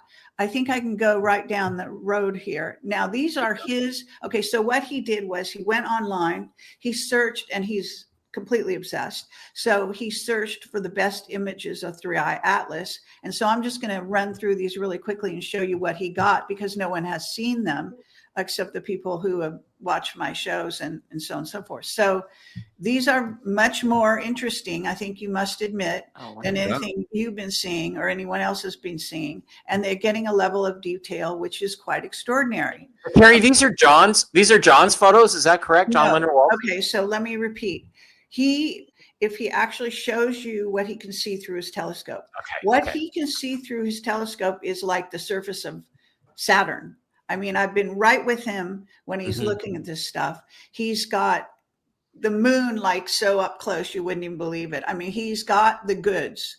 NASA lies to you. They have the goods, okay? So they have Solar Warden that patrols our space, our solar system. They have, believe me, they're in contact even. I mean, as far as I'm concerned, they're in contact. So again, I'm just going to get that out of here. So I guess I'll leave it at that. Those are some pictures just to sort of whet your appetite, if you will. You probably are going to see more tonight on Hoagland's show. Awesome. If he's allowed to do anything. But the bottom line here is that we, the people, are, and we have to demand the truth from our governments, okay, around the world. And the secret space program, look, what Donald Trump put in place, Space Force, was a covering that was basically his effort to try to own what the secret space program, secret government, which is mostly underground and off planet, is doing. Okay. So that is his administration's effort to take control of that. He is not successful so far, as I'm concerned. Okay, now we don't know what kind of negotiations are going on with 3I Atlas, but I can guarantee you they're in touch. They're in contact.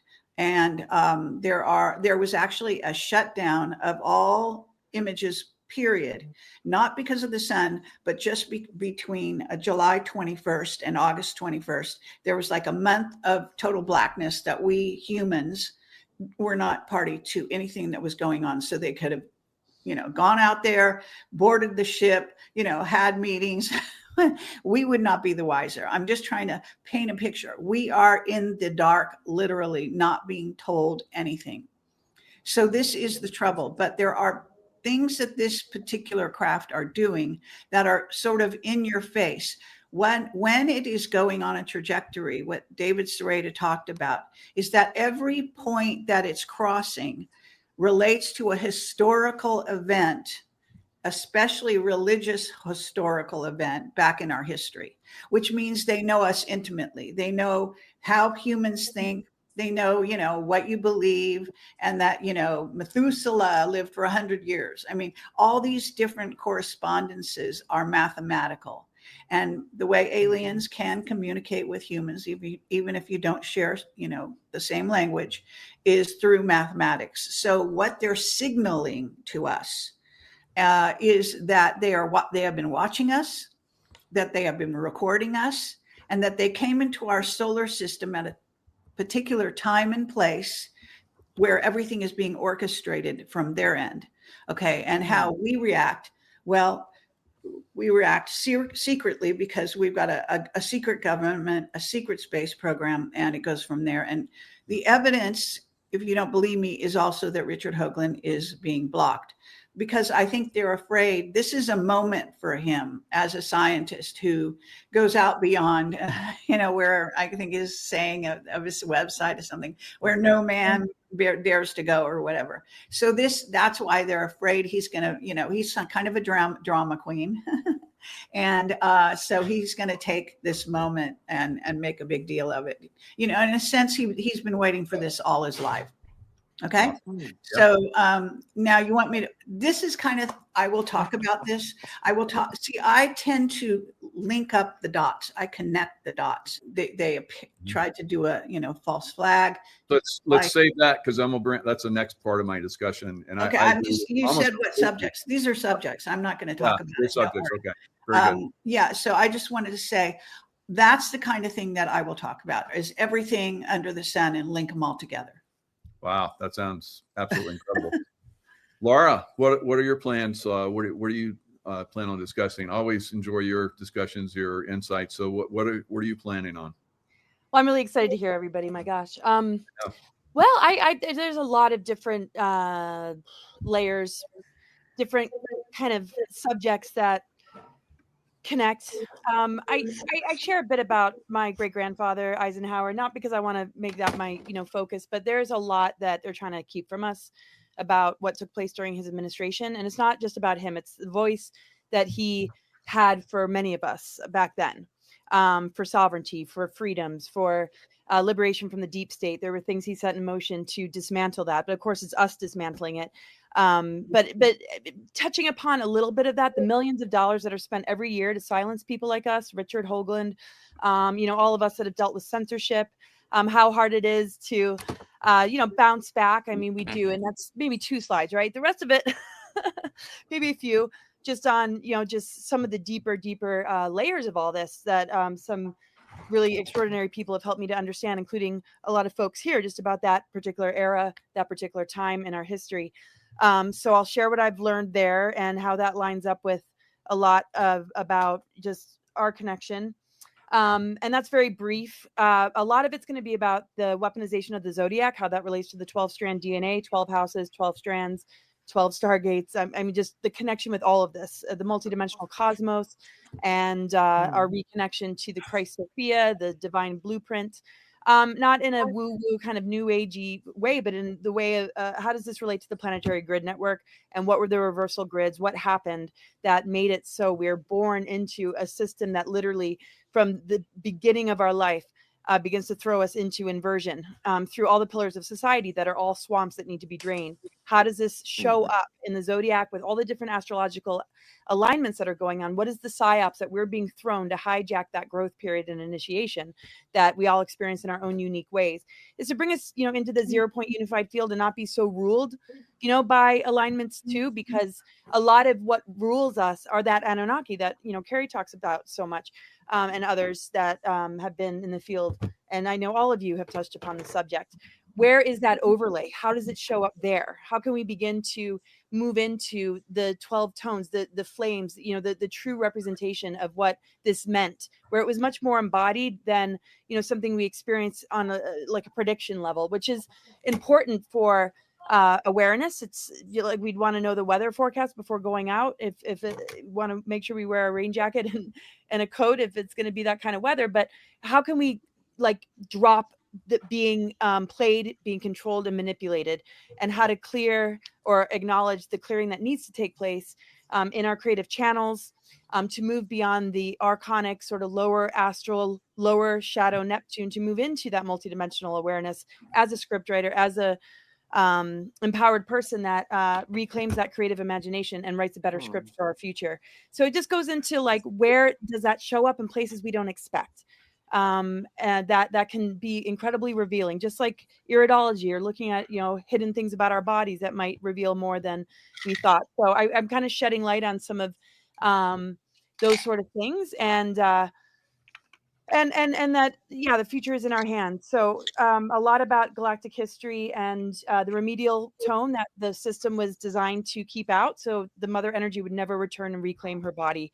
It's sort of like them doing that to our physical body with geoengineering, the nature experiences that we experience through all sorts of bioweapons and tactics being used to, hook us in, that we can absolutely collapse and override through the power of our, reconnection to our truth. And that's what my book is about, awakening the truth frequency, that is enough to collapse this control matrix. And that in a location, why is this location so significant? Montauk area, Long Island, that we would all come together and what has, touching upon what's gone on there, and what our presence, what our field, what our unity and conversations and presentations and love and everybody that we relate to, and what our intent is and what we send out is going to shift the vibration of a very, very targeted area of the world. Wow, fantastic. Always love your going down the rabbit hole of the consciousness. You always make it comfortable. So it's like, oh, good.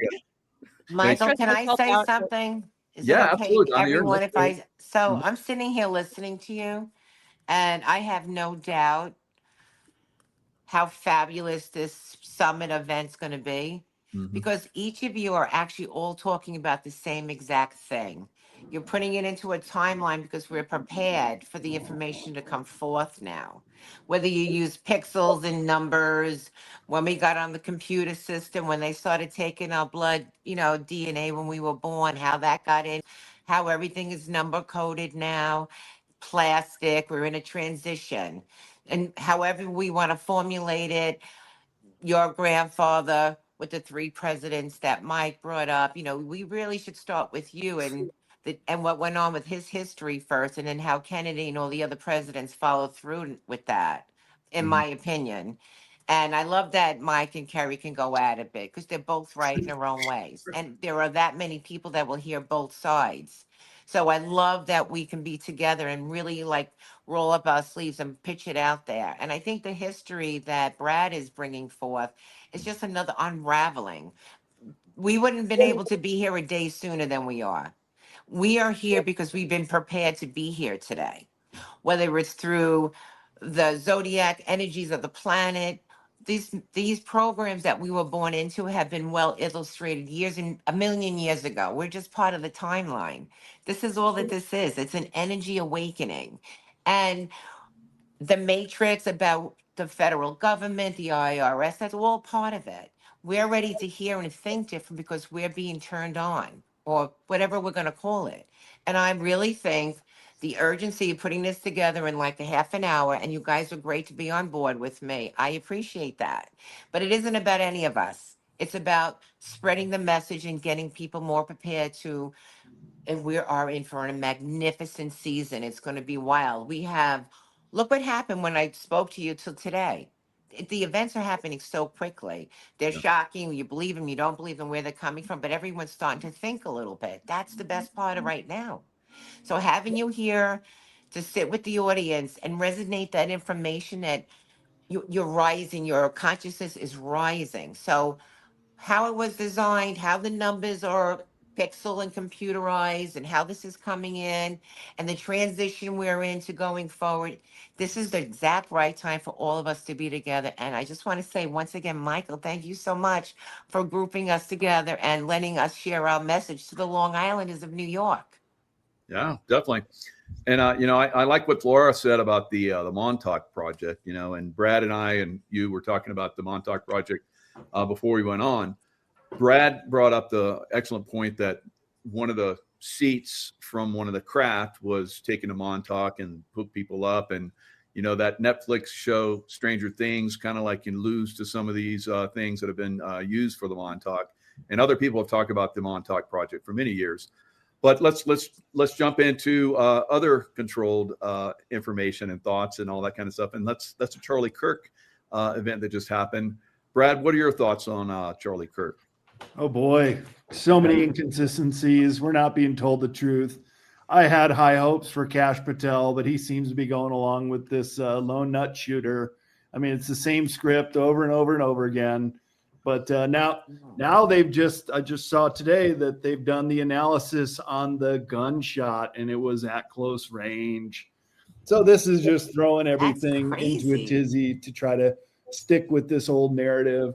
It's just, I don't know how people could really go along with it anymore. But this could very well be the linchpin we need to turn the tides against this deep state who keeps doing these kind of things and keeps trying to tell us, oh no, it's just a one-off lone nut shooter. And I also saw that the governor of Utah said the kid has not talked yet. So everything you see, all these fake inquiries into his texts with his lover and all this, it's just, once again, it so reminds me of Lee Harvey Oswald. And I think, Mike, you might want to chime in with this, all the parallels and the one-off shooter kind of thing, and how this just doesn't really add up. And unfortunately, I might have to go here in a minute. I'm in the library and they're closing up in a couple minutes. That's why I want to close by saying I can't wait to see all you guys in Long Island. And Donna, thank you so much for bringing us together. It's going to be a great event. And I'm going to watch the replay on this and see what you guys have to say after I got to jump off. All right, and I will try to get you your little book blurb by Monday. I promise. Okay, I'll get on it. But tomorrow's football day, so forget that. Yeah, give me that. Appreciate it. Thank you. And so from I think within an hour, maybe 2 hours after the Charlie Kirk incident, I come on and basically destroy the narrative right away. I've seen these things. I've studied these things over time. And then was basically they hijacked a deep state event that they knew was coming. That's my thoughts on it. But the narrative continues. But this is something we see in a lot of these events where they'll continue all these different narratives. Oh, the shot came from here, and you get all these experts to come on and talk about it. And we just see so many anomalies. Every day there's more. It's 21 days, create a habit. They want to just keep force feeding us and controlling our consciousness until at some point we just accept it. So I think we're going to see a lot of this stuff in the future because this is a play against the deep state, and the White Hats are basically taking the script and turning it against the deep state. So I don't see it as a huge negative, although Carrie and I and all of us here will agree that, yeah, we would like to say the truth, and that's our business to put out the truth. We're not attached to anyone. No one's controlling us or puppeting us, although I see some people out there that are. We're out there sharing the information that's true. And you're going to get it from us. We're going to constantly give you the true information. You can decide for yourself what you want to believe. And, that's just the way it's going to be going forward until everybody wakes up. So that's going to take a little bit longer. Carrie, what are your thoughts? Well, I can play a clip that's like less than probably a minute long where 107 is describing how they put people into witness protection. Right. And he was the reason that matters. It's all in my video that I made. But Kash Patel was talking to for the FBI. He was on a podium and he basically made a statement to Charlie saying, so long, brother, we've got this. I'll see you in Valhalla. And those words are actually echoed by 107 in a previous broadcast. And he is ostensibly the spokesperson, the lead spokesperson for what is in essence the Trump White Hats or the Trump MAGA movement or whatever you want to call the name of what they do. Okay. But they are the ones that are the military arm of the Trump MAGA movement. and Juan is the ostensible leader. I've been told he has a rank higher than general. He is JFK Jr., and I have backed that up with lots of evidence over the years and done many interviews about that. So this, what I'm saying here, is not going to be per se about that, but it is what he said in this statement that is so striking. So I could basically share my screen again if that works and play this 1-minute video if it works. Is that okay with you? Yeah, let's play that. That's a good. It just takes 1 second for this thing to play. Long and short of this is that you're on his stage. You know, when you hide, you go into witness protection. There's different ways you can create an identity. It's much easier to have a shared identity. And do you allow them free somewhere, or do they go to what we call Valhalla, some holding place that's not able to be in communication with the rest of the world, but as a community? And then you can bring them out later on. Rest now, brother. We have the watch, and I'll see you in Valhalla. So this is, as far as I'm concerned, a tell, you know, if you want to call it that. So this is kind of what we're talking about is getting these tells from, one, Kash Patel, and two, somebody unearthed this piece of video footage where Juan was explaining. So Juan himself, being JFK Jr., is also part of the package. So he knows, he orchestrates this. I believe he's behind a lot of the orchestration of, and the reason they brought Charlie Kirk into witness protection and staged a whole assassination scenario for the world is to stop, to hide him, to take him off the world stage at a time when he was being threatened by Israel. That much is evident in, you know, a lot of the press information, a lot of his speeches towards the end of his so-called life, and so on. So they had to put him into hiding because otherwise they were going to lose him.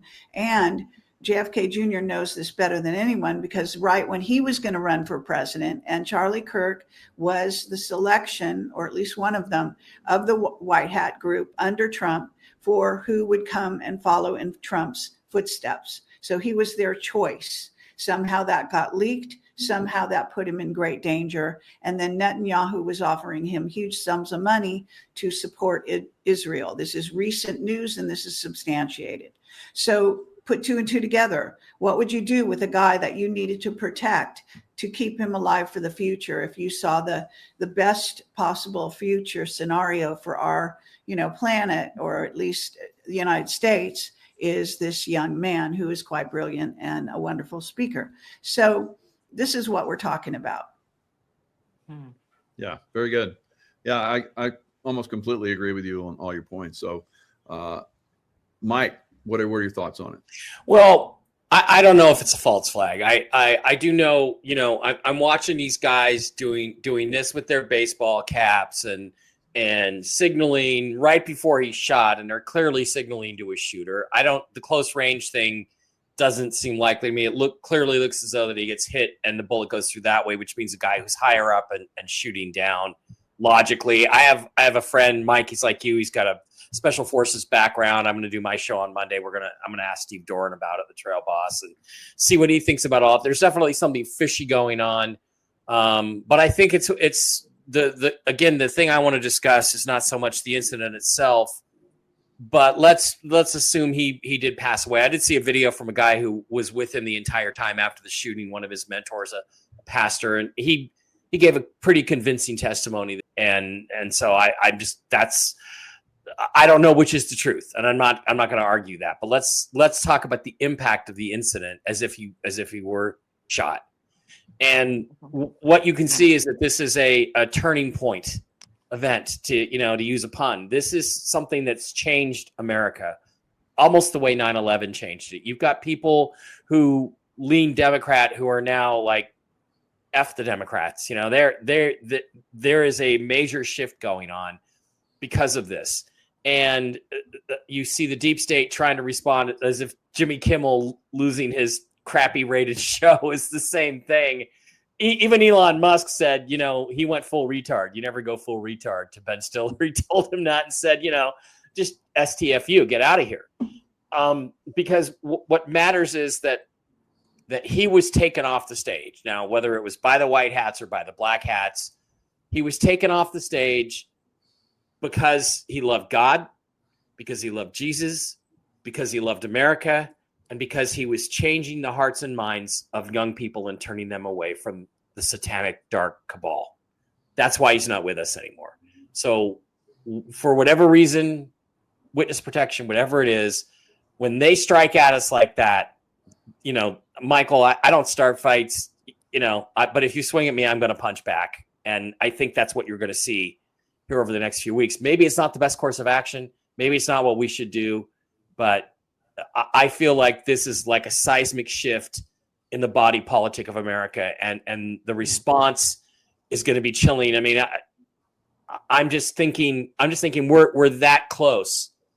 We're that close to a Charles Bronson movie where people are just sick and tired of girls getting stabbed on subways and people being shot for speaking their mind and talking about God. And I just think the response is going to be very, very difficult for us to all get through. We're headed into a tough stretch here for sure. Yep. I think it's a turning point too, but like 9/11 was a deep state controlled operation. Mm-hmm. President Trump's fake assassination was a white hat operation that was flipped.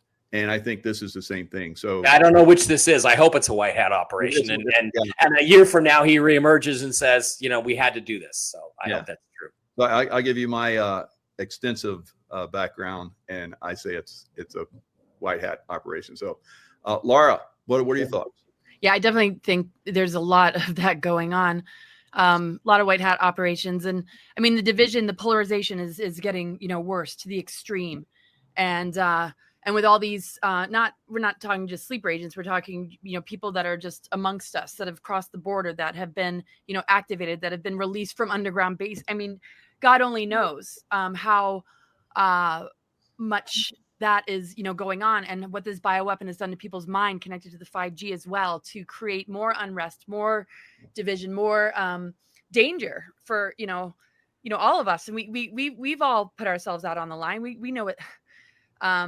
We're a team, I feel, with the white hats and the positive military units and the things that are going on to shift what's going on the planet. So what we see on the world stage is very different than what is actually going on. And I do definitely feel that there are a lot of different stories that seem to be coming from that side, patriot or white hats, or they're doing this and they're clearing this out and they're being executed, that make people complacent. And some are very, very, accurate, I'm sure. And you're the one that is really that clarity, Michael, and all of you, Carrie and Mike as well, to really be able to see the anomalies and the signs. And if you don't know how to read that, you can't really navigate very well what's going on in the news. There's a lot of CGI. There's a lot of AI. There's white hat operations. I definitely felt that the assassination with Trump immediately was a white hat operation. And intuitively, that was the first hit that I felt about Charlie.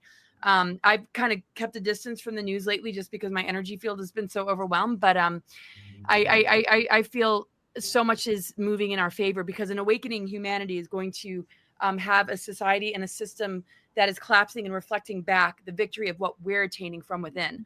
And we just have to stay the course, regardless of where we might feel where the information takes us. Even you guys arguing, you could tell it's playful. You don't mean anything vicious. The thing is, these conversations without the division and holding that line and being that example for others, that we can all see different perspectives and have different backgrounds or opinions about this, and have a wonderful conversation about it and learn from each other.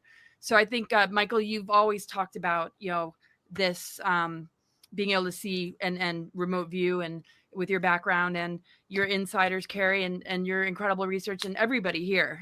So it's going to be amazing. I got to go to be at this event. Thank you so much, Donna, for pulling us together. I just have so much love and respect for all of you. And Michael, it's always amazing to see you. And I look forward to seeing, where all of this goes. And it'll be interesting to see how the next couple of years unfold. But yeah, I definitely see something spiking, and we'll override and help to de-weaponize the humans that are becoming weaponized, and that the white hat operations are happening to protect a lot of people right now too. Thank you, Laura. Yeah, Love you, Laura. Love you Thank guys. Love you too. Thanks. Do you want to hear what I think about Charlie? What happened? Yeah, You're absolutely. interested? Yeah, just sorry, I'm going to have to go as well. But I can stay for your whatever you might say here, Laura. Thank you, Carrie. Donna. Thank you. But I actually have to go. I think, I hope it's a white hat operation. There's been so much of that around here. We don't know the truth about much of anything we've ever learned anyway. So we don't really know what's going on here, but let's just use the fact that we can look and have a conversation and figure out white, dark. But the fact is that he was assassinated in front of a lot of young American children, young adults that are going to be, running the world, making peace, full of hate. We don't know. And it's a global, it affected the entire planet. So whether it's white or dark, the fact is the reality in the world that we are living, it was traumatizing to see a life being taken out. Young father, upcoming, someone's son, husband, father, and all he did was have peace rallies and conversations, spoke to people who had nothing in common with him. It was a very peaceful exposure. And then he got shot. And I think the message is, America, you wave your flag, you're an American. Don't let anything keep you down. Don't be afraid of anything.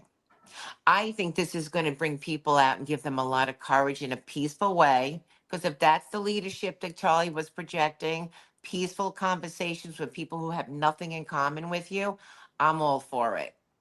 And I think that shakeup was not only based here in America, but it hit globally. The millions, the billions of people that don't have these conversations, but it affected them. So it's time to stand up with pride and not be afraid to speak freely amongst other people who are different from you. And that hate and that division, how they're constantly dividing you to hate somebody, don't empower it. Don't let his killing be in vain. He was a peaceful man who spoke to people who are very different from him. That was to try to make you afraid of being a free soul spirit. Let's not forget that. And one other thing, while I'm an American, I'm not agreeing with all of what America did, right or wrong, but I'm an American and I am going to wave my American flag. And if you're an American and you're living here and you don't like seeing that American flag, that's a sad day for you. But not all the Americans here, put your flags out, be proud to be an American, support what Charlie's efforts were. Freedom of speech, the loving people that we are here in America, stand up for America. The loving, peaceful people that we are, support Charlie. Do not ever be afraid of being shut down. He did what he did. Believe it or you don't believe it. Future adults of this world, they're trying to frighten you to not speak. And I don't want anyone ever to say that he was a brave man. You don't have to be brave to speak freely from your heart. You just have to speak freely from your heart. And we have to stand behind what happened there. That's how I feel about what happened to Charlie. Beautiful, Donna. And Thank you. your Awakening Summit, again, it's October 4th and 5th. Have the link in the description box for anyone that wants to attend, connect. It's going to be a great event. You heard from all the speakers that are going to be there. It's going to be fabulous. So thank you. Thanks everyone on the panel that's here and has been here. And lots of everyone. And we'll see you guys next time. Michael, we love you. Thank you so much for having us. God bless you. God bless you guys. Thank you. Thank you.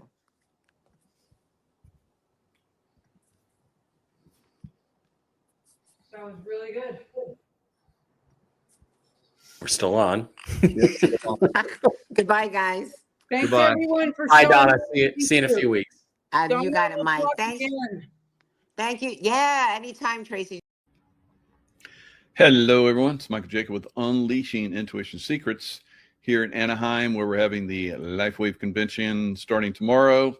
I believe very strongly that every time a LifeWave patch connects with someone's body, that person is much better served going forward. So I think that more and more people are finding that out, and we hope to get more people to get involved with LifeWave. Of course, being an event like this really gets you motivated because of all the new technology that they normally reveal. Now, as far as like the weather, strong storms, earthquakes, and so forth, will be increasing. I've been talking about this for a little bit now, and they have been increasing, of course. I think they're going to really start to kick up going forward. Those of you that are intuitive will benefit. Those of you that are not, you're not watching me anyway, so you're going to, unfortunately, those people aren't going to find themselves in a good position. All right, because these storms and earthquakes and so forth, tsunamis, are going to devastate a very wide, broad range of people all over the world. So that's going to be very tragic. Now, I want you guys to understand that once these tragedies hit, they're the beginning, all right? The beginning of much more coming. And so you can't get too involved.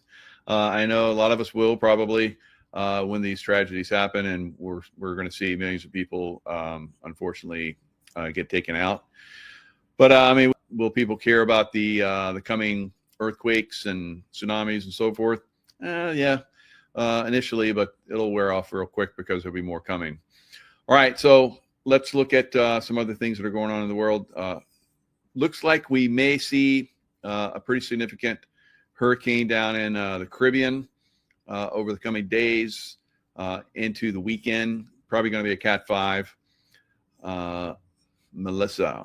So Melissa, I would say probably maybe tonight or tomorrow she may turn into a hurricane and then upgrade very quickly, because where she is situated right now, just below Jamaica, or will be just below Jamaica here the next day or so.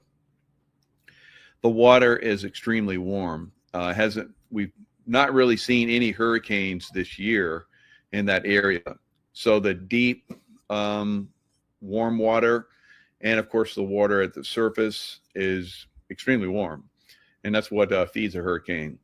So this hurricane is going to somewhat, stall out, and then once it stalls out, it'll probably increase in speed because it's right there in the warm water. Jamaica could unfortunately get really, really hammered. There's some scenarios where this hurricane gets sucked out into the Atlantic, but looks like it's going to continue west next to Jamaica. And like I've said in the past, that there was going to be a hurricane that was going to go right up Florida. This is kind of looking like that's a possibility. It's just kind of a stretch at this point, but if it continues on the route that is going, if it continues to pull west and stall a little bit, then eventually when it gets pulled to the north, it could be in a position where it's going to go over Cuba and into Florida. So we'll have to keep an eye on this. I'll share the screen. We'll give a little bit of info here, but these things, really haven't materialized this year. Something has been keeping them from prayer, or direct your energy weapons, HARP, I don't know, on the good guy side, maybe pushing these things out, or maybe it's just Mother Nature, right? Could be. There's always that possibility. But this is Mr. Weatherman. He does a really good job. Watch him. Let's listen to what he's got to say. It could be a powerful hurricane very close to Jamaica. Now, Jamaica, there's a couple chances of this thing hitting Jamaica, right? I want to show you that in this video. But again, still that slight chance that this were to just zoom up toward Haiti. If that happens, that would increase, of course, the impacts for Haiti and the Dominican Republic, but that track a little bit more to the west is more likely. Here are the two big models. Now, there's... All right, so here's the models like he's talking about. They were saying in the beginning it was definitely going to do this. It was going to go in between the islands, mainly hit Haiti. Now it's looking like it's going to move west, like we're talking about. And, still it's a possibility it could just go out to sea But still, it's going to whatever it does, however it moves, it's going to cause some pretty significant impacts. Now, if it goes along the Jamaica right here, they're going to get some serious Cat 2 all over the island, maybe upwards of Cat 3. Of course, on the side where the hurricane is, they could get up to Cat 5, and they could get flooding of over a foot and waves of up to 20 feet. Wow. So that's kind of the prediction right now, but we'll see. Things still a couple of days away, and as we've seen this year, these things have had the tendency of getting sucked out and not really causing that much of a problem. But just to be heads up, this is one of those ones that could possibly be my prediction, where I see it just go straight up Florida and wreck Florida big time. All right, so that's what's going on right now for that. We'll keep an eye on it over the next several days. Hopefully, it's not going to cause the damage that it could potentially. No one at this point is saying it's going to strike Florida, though, so it may not. All right. So no one thought that it would get this big either. So these things have a tendency of being very squirrely. All right. U.S. strikes 8th alleged drug boat, this time in the Pacific. All right. So the first Pacific drug boat to get hit from Colombia, I guess, or from Venezuela. So it must be coming from Colombia. So Venezuela's over here in the Caribbean. So Colombia, now other countries are being, drug boats are getting hit. So who knows? So 2 men survived a U.S. strike on a suspected drug trafficking submersible vessel. So it sounds like it was a little mini submarine or something in the Caribbean last week. And the U.S. repatriated the man, one from Ecuador, one from Ecuador and one from Colombia. Ecuador released the man, identified as, so let him go back to smuggling more drugs, I guess. Colombian citizen remains hospitalized after his repatriation. So I guess the U.S. is just blowing their boats up and just grabbing the guys and give them back to their countries. That's kind of strange, but whatever. All right. So it was my great honor to destroy a very large drug-carrying submarine that was navigating towards the United States. That was on X. So this next one, U.S. strikes 8th alleged drug boat. All right. So anyway, so we're going to keep blowing up boats out there. And so pow, that's right. So that's one of the things that we're going to continue to see until eventually Maduro is gone, I believe. All right. Apple on Monday hit all-time new record in the stock market. So it really zoomed up. It really pulled the entire stock market up.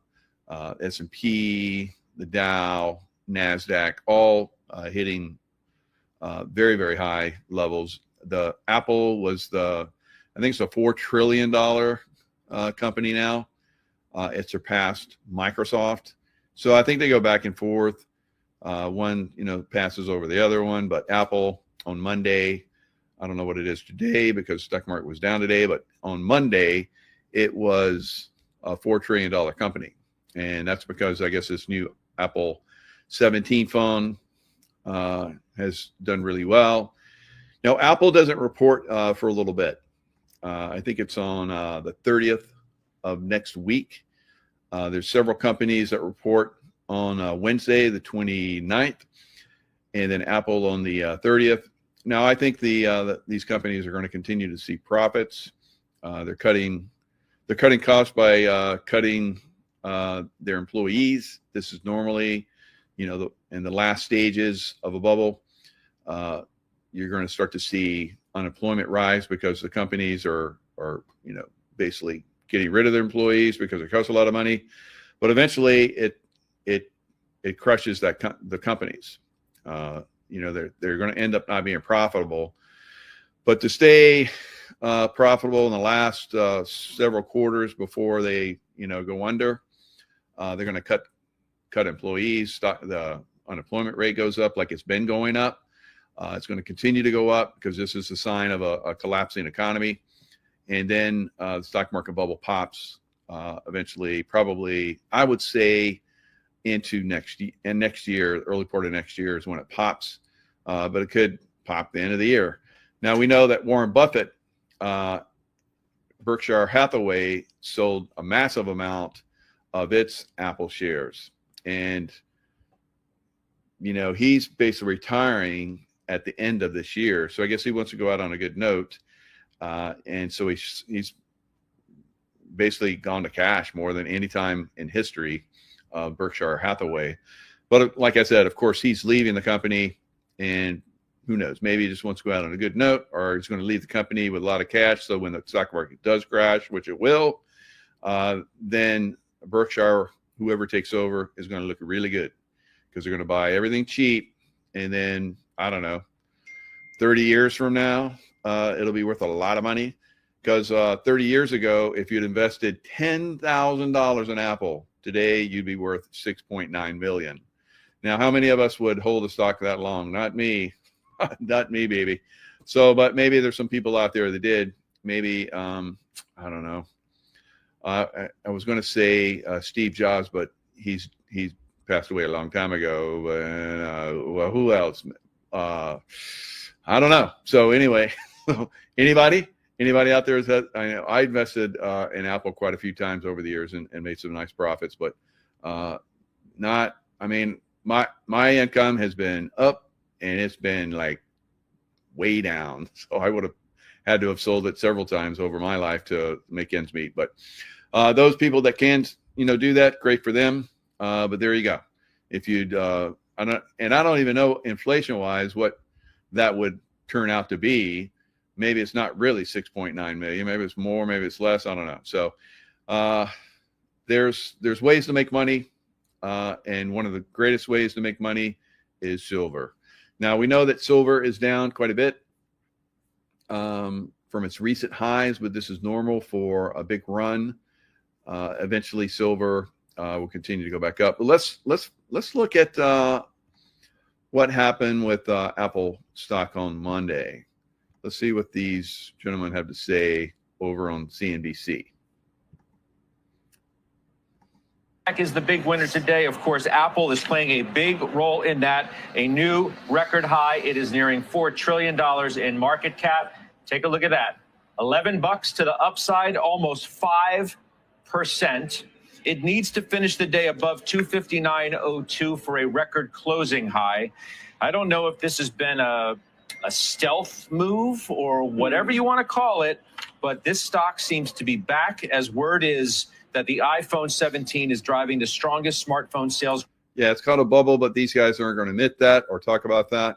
All they're out there for is to basically pump people into buying more stocks. All right, come on, be a little bit more excited about it. You and I have been talking about this since the summer. And I think one of the things that's important to understand, in particular with the Mag 7, is where are people in terms of positioning, sentiment, and expectations? Yeah. All right, so there you go.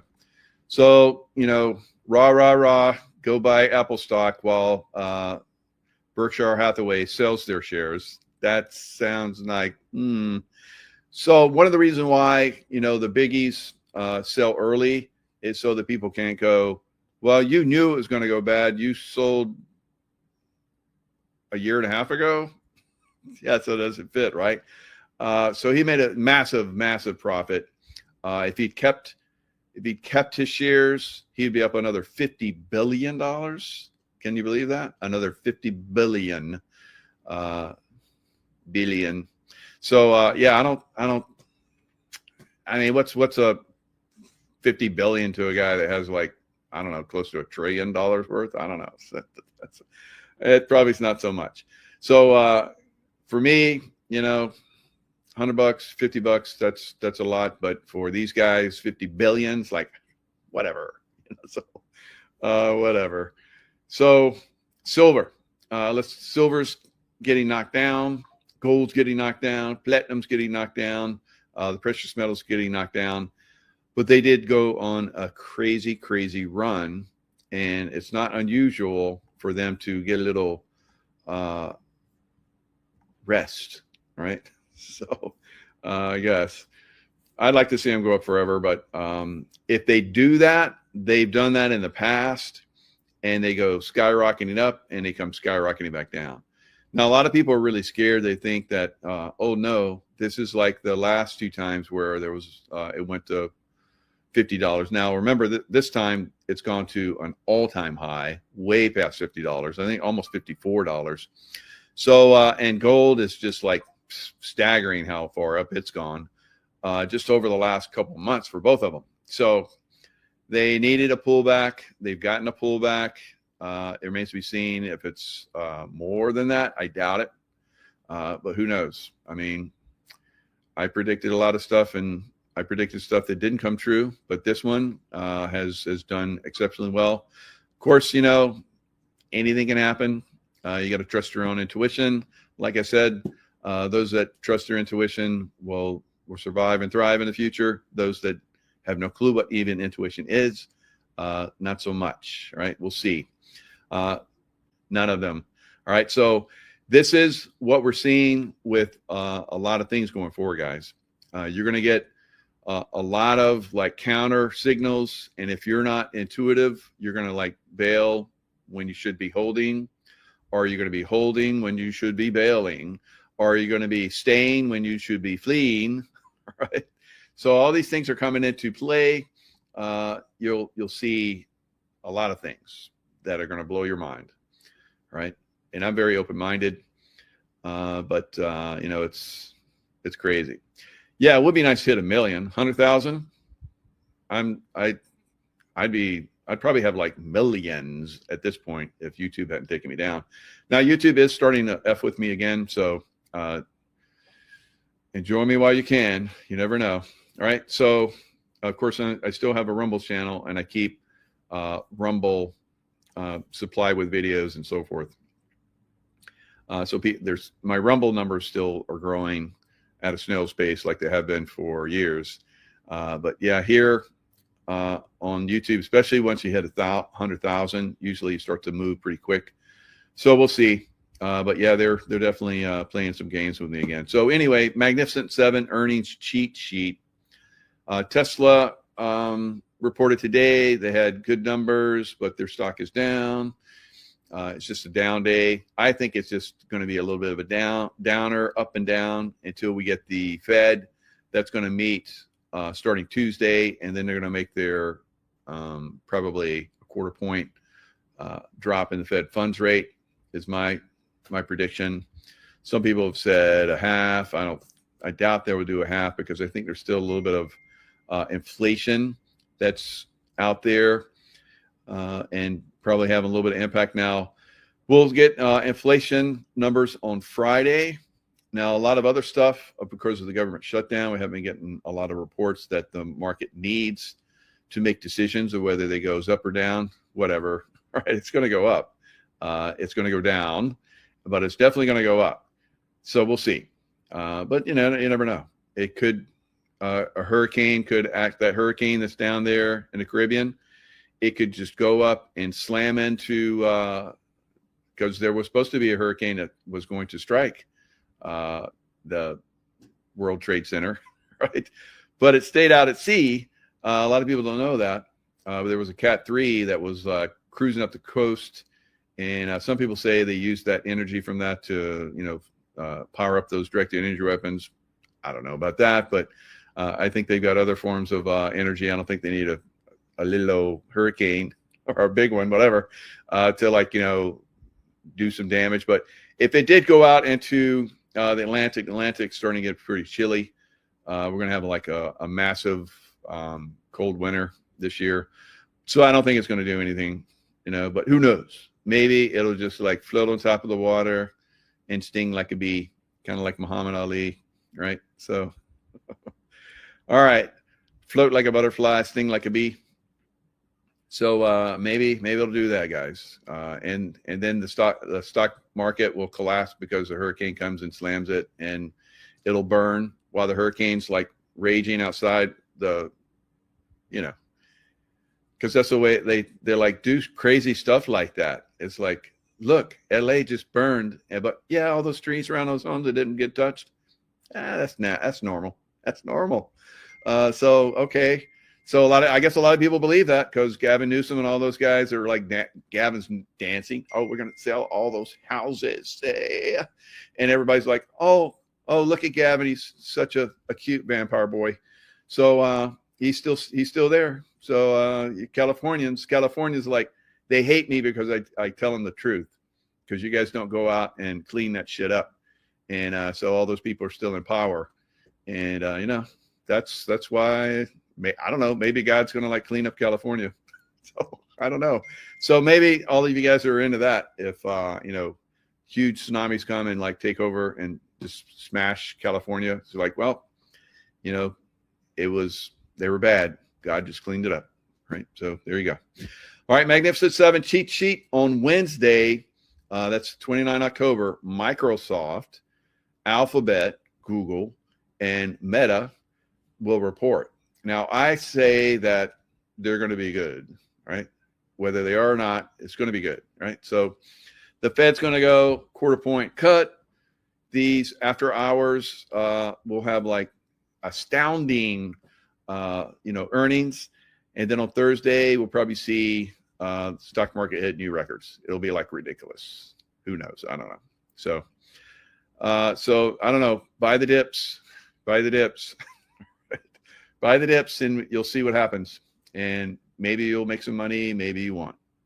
And but if you buy the dip in silver and everything goes up, like the other day, like Monday was an everything up day. So silver and gold, God, just went crazy. Gold was like, God, it was up almost 100 and something, almost 150, $170. And it was like, wow, look at that. And then, 2 days later, or a day later, yesterday, it was down like 300.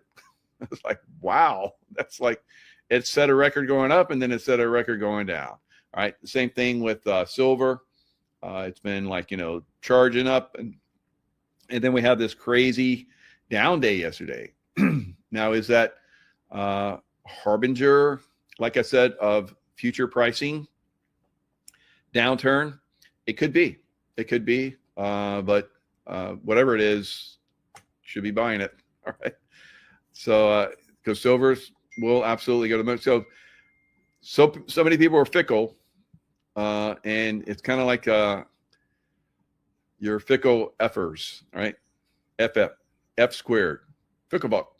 Right. So if you're doing that, then so you have to say that fast. I don't want to offend anybody, but if you're doing that, if you're fickle, you're never going to make money. So you have to find that one thing that you trust and you believe in, you understand. I understand silver because I've been investing in silver since I was a little boy. When I was a little boy, so as all the way back when I was like 7, 8, I would like buy silver coins from my friends for more than the coin was worth. Sounds kind of stupid, but I knew that silver at one point, which I saved all that. And eventually, of course, I made a lot of money on silver and gold. I sold it at the last time it went up back in 2011, which was good because I needed it because CIA was destroying my life. So I needed that money. And so I was able to survive. And here I am thriving again until, I guess, I don't know, YouTube and CIA and everybody else comes and destroys my life again. Who knows? So kind of the way it works for me. So I tell everybody what's happening. I save everybody's lives, and then I get destroyed. So I don't know. Maybe this time will be different. All right. So Amazon will be one of the last to report on the next day. So Thursday. And then on Friday, is it Friday or the next? I don't know when Apple reports. I think it's Friday. It might be the same, but anyway, NVIDIA on 19 November. So it's way out there. NVIDIA is the one, probably next year sometime. NVIDIA is going to have an earnings disappointment, just like Cisco did when we had the .com blow up, when Cisco was like a NVIDIA of its time. So finally, after cutting you know, the employees, and because the employees aren't there, they're not, you know, creating new products and so forth. So the stock went down. Hello. Their earnings went down. So all of these companies are going to be like that. Now, a lot of people are like, well, AI is replacing everybody. AI, no, AI is not replacing everybody yet. Maybe in the future. That's why AI is like, because everybody's like, .com is going to be the future. Well, it took a little time. It is the future, but it was way ahead of its time. And so all those companies that were getting all that money because everybody's like, you're going to be so profitable, give you all the money. And then they weren't. They weren't, because everybody's like, you know, blown up before they were even out of the crib yet. Right. So, and then eventually they got old enough to crawl out of the crib, and then they started to work out, and they got big, got muscular, got fast, and like me when I was a little boy. And then I became like a running back and tailback and did really good. And I was like, you know, I think I'd rather be a Navy SEAL because those guys are cooler. Right. So I went over and did that. So that's kind of what we're going to see with some of these AI products. Some of them will be, you know, doing what we believe they're going to do, and then some of them not so much. Now, I heard somebody say today that they should put the biblical texts. I forget what they said, but it sounded really cool. It's like they should put like the good biblical text into AI so that they would never go against human beings. I was like, that sounds pretty clever. Why not? Why not? Let's do that. Maybe it'll work, right? Maybe it'll work. And so anything's possible. Anything's possible. I think we just have to be very,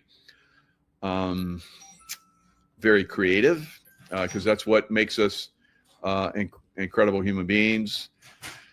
Of course, there's a lot of, you know, aliens that are out in space, right? Some of them around our planet, some of them on our planet. They don't see us as quite incredible. Now, if you look at all of the deep state, basically, that is running our planet, you know, all of that stuff, when you really, really look at, you know, that, you're like, human race is kind of effed up. Why would an advanced species come in and help us? Well, I think because there's been many times here on Earth that we have accelerated to such a high extent. We have lots of text about that, Mahabharata and so forth, where there was alien beings that were coming down and atomic bombs being used all the way back then. I think that we have advanced our race several times here on Earth, and some of those advanced races that spawned off of us are out there trying to come back and help us. And if we do reach a certain critical level of consciousness, we could get some help from them. A lot of people call them gods. A lot of people call them angels, but you know, what are they? So could there be a little combination of all that? Very possible. So in the future, in the near future, when we have the 3-eye atlas, which is coming around, maybe that's collecting information. Like I've seen when I remote viewed, there are advanced extraterrestrials that are on that craft. They're basically seeing and they're monitoring us to see how we advance. I think there's going to be more of these big rocks that come through that we think are big rocks, comets, whatever, and they're going to be monitoring us. It depends on, you know, we, the people of the world, whether we advance our consciousness, start to take down all of the demons that are running the show, like Newsom and Starmer and, you know, all those people. So we just go around the world and go, you're bad. We're going to, like, you got to go. Right. And if we were to do that, I think there is a chance for humanity, even with all of the advanced earthquakes that are coming. Advanced, when I say advanced, I mean they're going to be enough to shake the world, right? Very, very high intensity, very high powered. Same thing with volcanoes and so forth. So let's look at some of that. All right. We need to be aware. And if we're aware, we can, perhaps overcome some problems that are coming. All right, so scientists are baffled. There's a dormant, tapped in. There's volcanoes that are awakening all over the world. A lot of this stuff is being kept quiet. There are some people out there reporting it. I pay attention. It would behoove you if you did as well. So here's one. We have all these monstrosities of dormant volcanoes waking up all over the world. And they're waking up after hundreds of thousands of years, guys. What is going on? I have one for you that is waking up after 710,000 years. And we're talking, as usual, volcanoes are present a lot at subduction zones.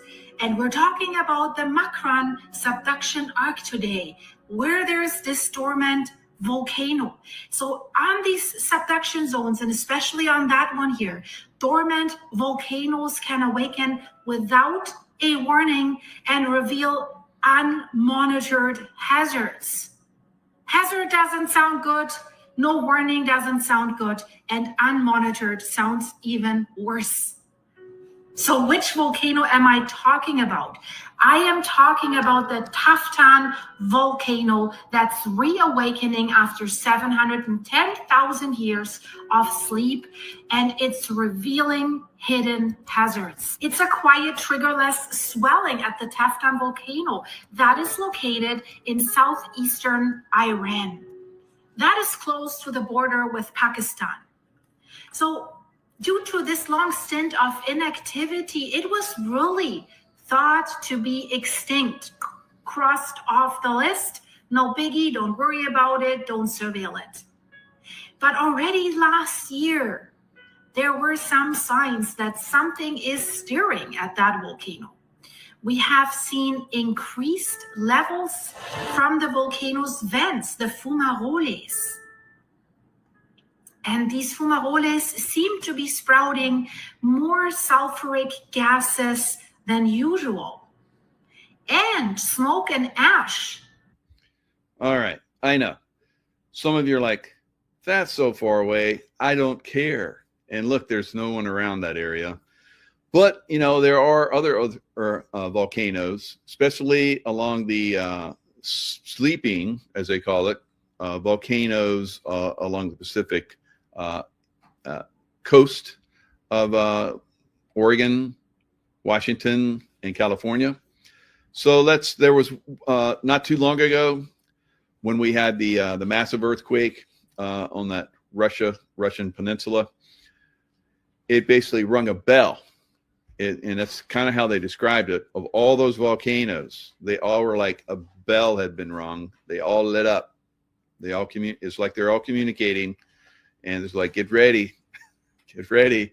It's about go time, right? So this is coming. Here's a little bit of information on that. Is about the Cascade Range that surprised many geologists, but the story looked nothing like the dramatic imagery often associated with imminent eruptions. A team led by Cornell University used a network of seismometers to image 6 Cascade volcanoes, including Lassen Peak, and found that persistent magma bodies remain beneath them even when the volcanoes are dormant.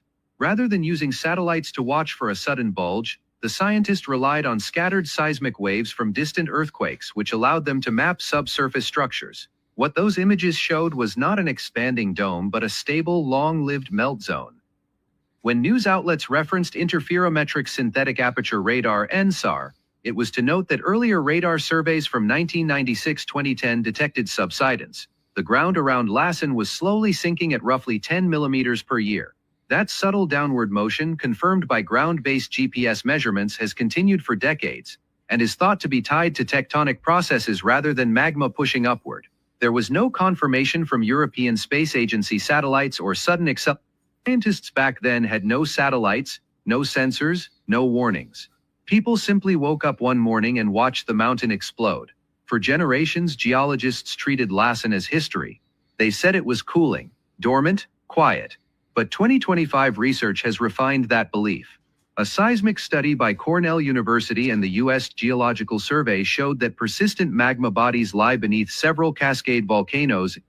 Lately, that quiet voice at Lassen has become much louder. Gas sensors placed around the volcano have detected a sharp rise in sulfur dioxide, carbon dioxide, and hydrogen sulfide levels. All right, so I walked around Lassen, the volcanic magma that it came out of that. That they're like made trails around that. I walked on it, Pacific Crest Trail. Unbelievable, right? Unbelievable.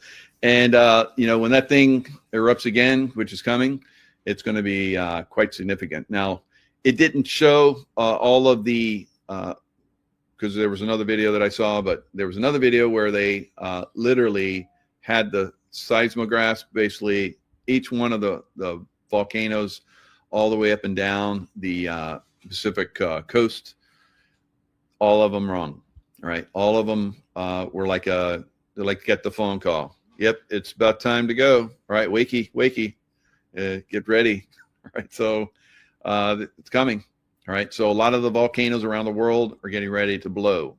And I think the one that we're going to see first, and I've said this a couple times, is the one that's in Italy. All right, so when that one goes, it's going to be pretty horrific over there. It'll affect the world's climate, and that's why one of the reasons why I think we're going to have a really cold winter. I think we're going to have a significant volcanic activity. When we have significant volcanic activity, we have a massive cooling because of all of that ash that goes into the air, right? So coming attractions, volcanic activity, earthquake activity, and so forth. So let's look at the earthquake activity over the last from USGS. Now, USGS, I believe, basically down, pushes the earthquake numbers down for whatever reason. They've been doing that for quite some time. A lot of people have been pointing that out, Dutch Sense and some other people, but it's not good when you're trying to track this stuff. When you're trying to figure out, where the next big one might be. If they're downsizing these earthquakes, then, oh, look, Hawaii had looks like they must have had some new ones. 4.2, wow. So the last time I looked at this, there was none in Hawaii. So it's kicking off, or was that old? It might be old. Yeah, 1019. So I went back 30 days. So anyway, there are a lot of earthquakes that are happening over the last. This is 2.5 and above. Of course, if you go even lower, you wouldn't be able to see anything because there's so many earthquakes that are going off. Here in the United States, you guys can see earthquake activity starting to pick up quite significantly. Same thing up in Alaska. And, of course, over here in Russia, this thing just keeps going, just keeps activating. So let's go in here and let's try and see how these these earthquakes are going off. Of course, there's been volcanoes that have been dormant in this area for hundreds of thousands of years that are going off again. So this is earthquakes will activate volcanic activity. So as you saw from that video I showed you, they're just now realizing a lot of this magma is actually below the surface and hanging out. They thought it was just all empty, gone, but now a new capabilities that they have, they're actually seeing this magma under there. So yeah, there's lots of earthquake activity still happening. Another place is the Philippines. The Philippines is starting to get a lot of activity, as you guys can see right here. It's really starting to heat up. Very possibly a major, as you see here, could be a major earthquake in this area. 6.1, 6.0. I think there's a 7.2 in there somewhere, but it's definitely increasing quite a bit in a lot of these areas. All right. So as this increases, now here's another thing I want to point out. right, you see down in here, the Drake Passage. There's been earthquakes down here. So this is the antipode, or the exact opposite of these earthquakes over here on the Kamchatka Peninsula, right? So lots of earthquakes over here, and now we're starting to see on the antipode the exact opposite. If we're looking at a globe, right? So I know there's a lot of people out there who have been talking about flat Earth. I don't know. Like I said, some of these people have really good arguments about that. But let me show you something as far as like a globe and where those two spots were. Let me pull this globe up. So on this globe, which is of course round, there, as you guys can see, there is the, pull this down.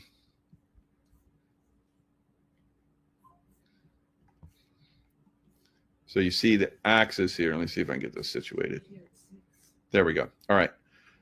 So right here is the Drake Passage that I just showed you. Tip of South America and the tip of Antarctica.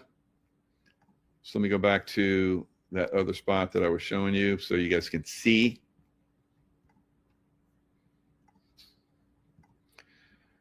Okay, so again, down here, you can, oh, on the wrong chart. So let me zoom it in. Zoomy. All right, so if we zoom it in, again, here's Kamchatka. Now I want you to see where the axis is right up here. All right, if we go down to the Drake Passage, the axis is back over here, an around globe, right? So you're going to see where these two little spots come together like that. You're going to see that on the globe, right? So I'm going to show you guys the roundness, the roundness of Earth.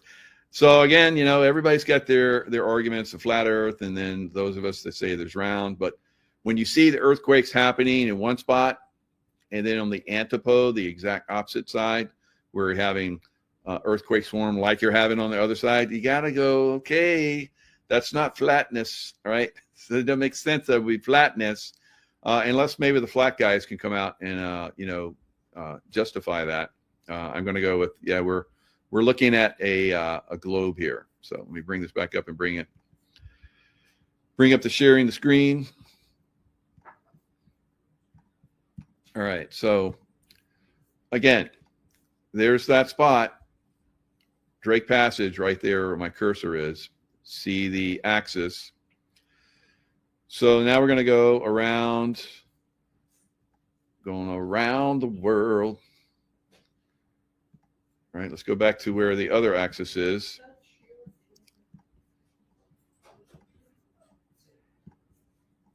All right, so here's the other side of the world where their axis is.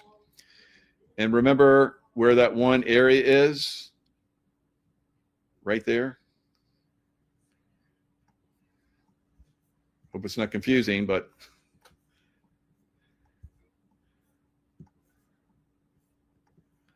all right, so right in here where that little thing that goes down, that's where the other area is.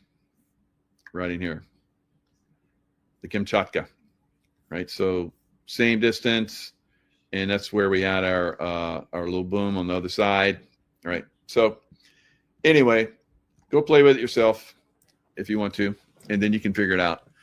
Or if you have a globe, you can get your globe and rotate it and see those two sides. Or you can go to the library if they still have them there. I don't know. I used to go to the library and swirl those around when I was a kid. That was fun, right? I used to have my own, but that was so long ago. Who has globes? No one has globes anymore. Maybe there are a few of you out there. Just because of that, I've thought about doing that. All right, so getting another one. Now, yesterday I talked about when some Earl Winsome Earl. What's her last name? God, I can't think of her last name now. So anyway, some of you guys said you're saying Winston, and I was like, was I saying Winston? I'm looking at it. I'm, Winsome Earl. So I'm like, what the heck was I thinking about? The only thing I can think of is that, in my mind, because the way the mind works, my parents used to smoke packs of Winston cigarettes every day. So it's probably, clouded my mind with all that smoke I used to have to breathe as a little kid. That's why I don't smoke. So maybe, I don't know, maybe I'm looking at the word and my brain's like thinking it's saying winsome, but it's saying Winston, which I went back and I was saying Winston. I'm like, I'm sorry about that. So you guys in Virginia, I hope you get some. I hope she wins a lot going forward as your governor. And, a lot of people came in the chat and said they're going to go back and support, and they're already voted for her. So hoorah, good for you guys. And same thing with in New Jersey, Republican race. I say Republican race, but today I saw that the Republican that's running for governor, Chittarelli, something like that. He is he's doing really well. And early voting and early polling and so forth sees him ahead. So good luck out there, New Jerseyans. You deserve a good person, regardless. And I think the Republican is going to be the best person for you. I think he probably won the last election where they had that I want to call these people in the Democrat Party vampires and just like, demons and so forth, demon rats. So I think they really are. So the guy that was in New Jersey that won by like just a few points or whatever against Chittarelli in the last race 4 years ago, I was like, that guy, no way that guy won, because he was horrific to people in New Jersey. We've cleaned up a lot of this stuff, and I think we're going to do really well going forward. And maybe the good ETs out there will go, they're doing pretty good. Let's help them out. All right. Let's make these earthquakes not so bad. All right. We got the technology. And so I don't know. Maybe who is Winsome? Winsome is the she keeps texting you for money. Same with me, Wolf Mother. You give to like one of these candidates, and it's like they put you on a mailing list, and then you're gonna like have to delete all of them. I mean, I hope she wins. I've even thought about going to her website, not through the phone, and contributing. But I'm just so friggin' pissed off that it's like every day. In the last election, I gave a lot to Trump, and now it's like they sold my information. I guess all of them are pumping me for money now. It's like, God, every friggin' day. I'm like, stop. You put on your phone, you put stop. They're not supposed to text you anymore from that number. And then I go delete, and then I hit like spam, like junk mail, and then boom, it's out. And I do that like 5 to 15 times a day for the last year now. It's like, God, I've got to change my phone number and like never give to a candidate ever again through the phone. Right. So yeah, that's Winsome. Winsome. Let's pray that she's the next governor of Virginia. You win some, you lose some. Right. But I think she's going to win a lot, and we want to call her Win a Lot and not Win Some. Right. So, all right. And she's from Jamaica. Prayers for Jamaica, guys. Jamaica could be getting hit pretty hard with hurricane, and they're going to need some prayers. And she was also a Marine, and I have high regards for Marines. So many good reasons to vote for Winsome, not Winston cigarettes.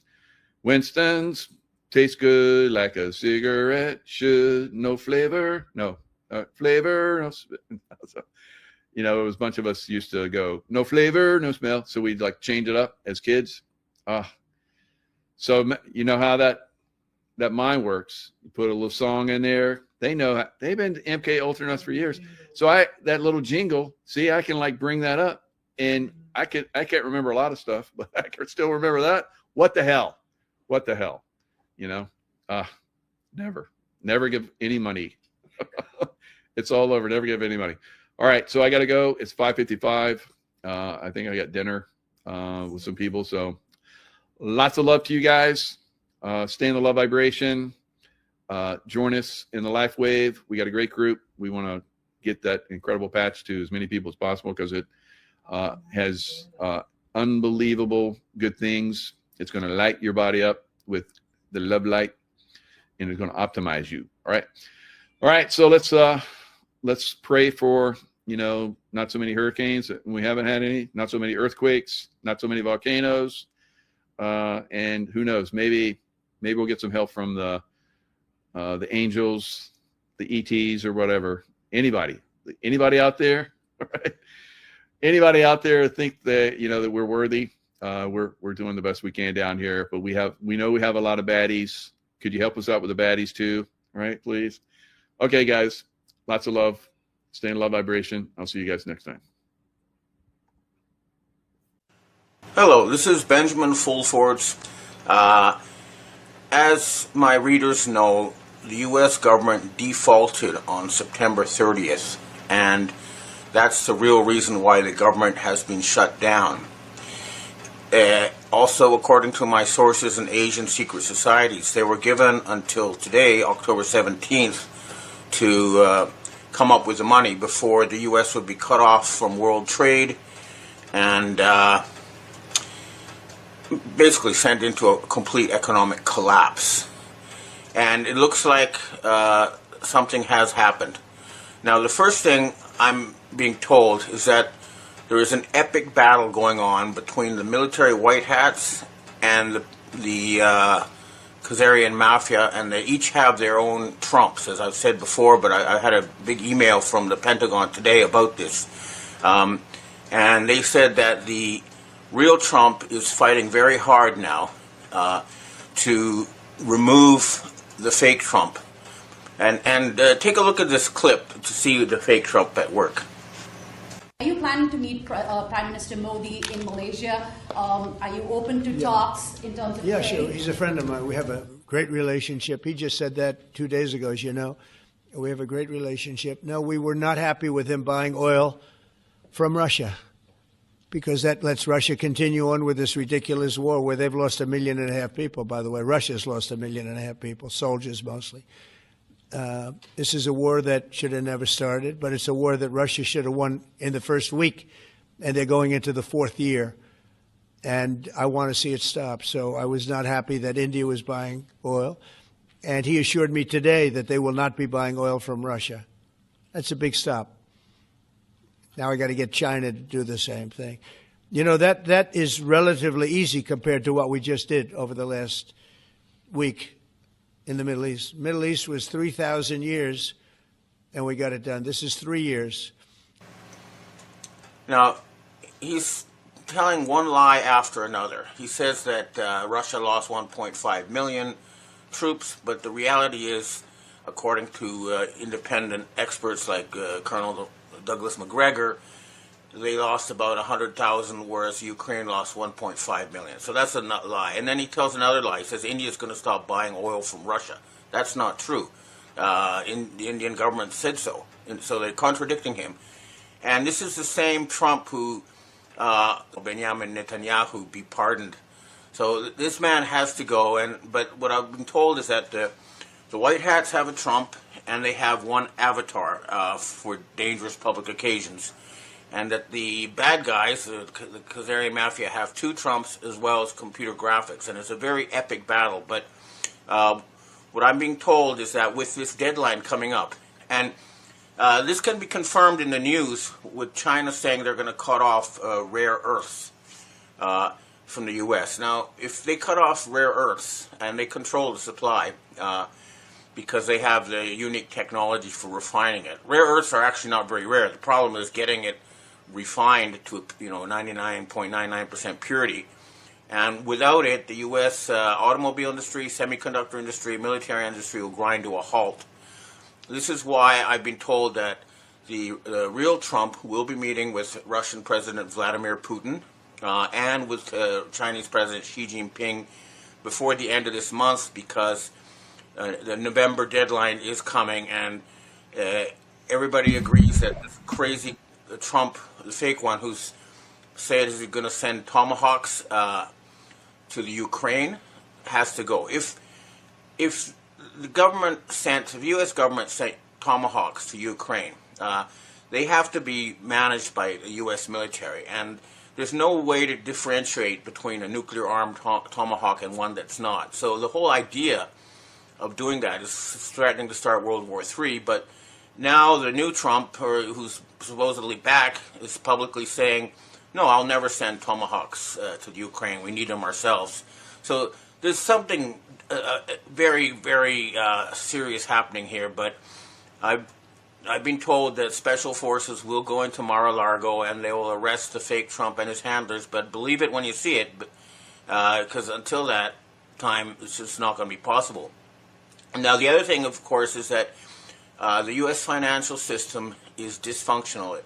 Right now, farmers cannot grow food using the current system because they all lose money. They have, the loan costs are too high, and the BlackRock and Vanguard and the usual suspects sort of control their distribution as well as their inputs. So right now, in Japan as well as the United States, farmers cannot profitably grow food. This is an existential crisis. So these people have to be removed, and they will be removed. That's what I'm hearing. And one indication that something has happened is, take a look at this little clip here from the Ukraine. And you can see that he's only being greeted by his own staff. Nobody went out to see him. He's no longer considered a viable leader. So that's all ending. But it's not over until you see the public removal of the fake Trump and Prime Minister Starmer in the UK and Macron in France. When they go, it's really over. And of course, Ursula von der Leyen, all these people, they're still there. Now, we noticed that John Bolton was arrested. That's good. That means they're going after the Obama side, the Clinton side of the Khazarian Mafia. But that's kind of an internal battle between two factions. What we really want is all of them to go. All the Epstein Island pedophile types. And that really does have to happen. And looking elsewhere, it's looking more and more likely that France may be the first domino to fall. There was a change of government in Madagascar last week, and that means that France lost yet another African country. And more important, they lost access to nickel, which is necessary for their industry. And the real big battle is happening now in Morocco. Morocco is also controlled by France, but the important thing about Morocco is they control 70 to 75% of the world's supply of phosphate. And without phosphate, modern agriculture cannot function. So, at the end of the day, what would happen if it was a real showdown with China? China would cut off rare earths and industry would grind to a halt, and then the White Hats would cut off phosphate and agriculture would grind to a halt. And clearly, this is not an option for either side. So some kind of epic deal is going to be reached, but the ball has been kicked forward to November or so. But by then, some kind of deal will be reached, and we'll keep in touch with our various sources. But I know that high-level Russian FSB and MI6 people are talking through back channels to end the war in the Ukraine, and some sort of deal to have a bankruptcy of the United States is also being worked out, but it's going to have a jubilee. So it's all in a state of complete flux. But for now, the U.S. blinked because they knew their soldiers would not get their paychecks unless something happened, and so now they've been given an extension until the real Trump, at least that's what I'm being told, goes to the Korea to meet Xi Jinping of China, and they'll try to work out some sort of final deal. So that's the situation now. It's all in a state of chaos. Now, the other thing I'm hearing is the Khazarian mafia, the dark hats, having gotten rid of Charlie Kirk in a public manner, they're planning some sort of public execution of people like Tucker Carlson and Candace Owens to try to demoralize the American people. But this will backfire, because if that happens, there will be lynch mobs. And they're not going to be able to, there are too many of us who are aware of what's going on. And something is going to break. There's a lot of things I cannot talk about, but, back channels are being used, and people are being hunted down who are behind this fake Trump and that whole show. I cannot name the names now, but there are people we have not heard of. They're being in the background, but they're now being flushed out. So again, for now, the U.S. has bought time because the white hats have, basically blinked, and they're no longer threatening a thermonuclear war. And now this whole fake Trump show hopefully will be shut down. But until it is, you see it visibly. And I personally would like to see that Trump arrested, handcuffed in front of the cameras for saying, so let's see if that happens. But, big things are happening, and they will continue to happen as we head towards November. Okay, well, that's what I have to say for myself. Now I'd like to answer questions from readers and viewers. Ben, we have our first question for today. I understand that you do not want to talk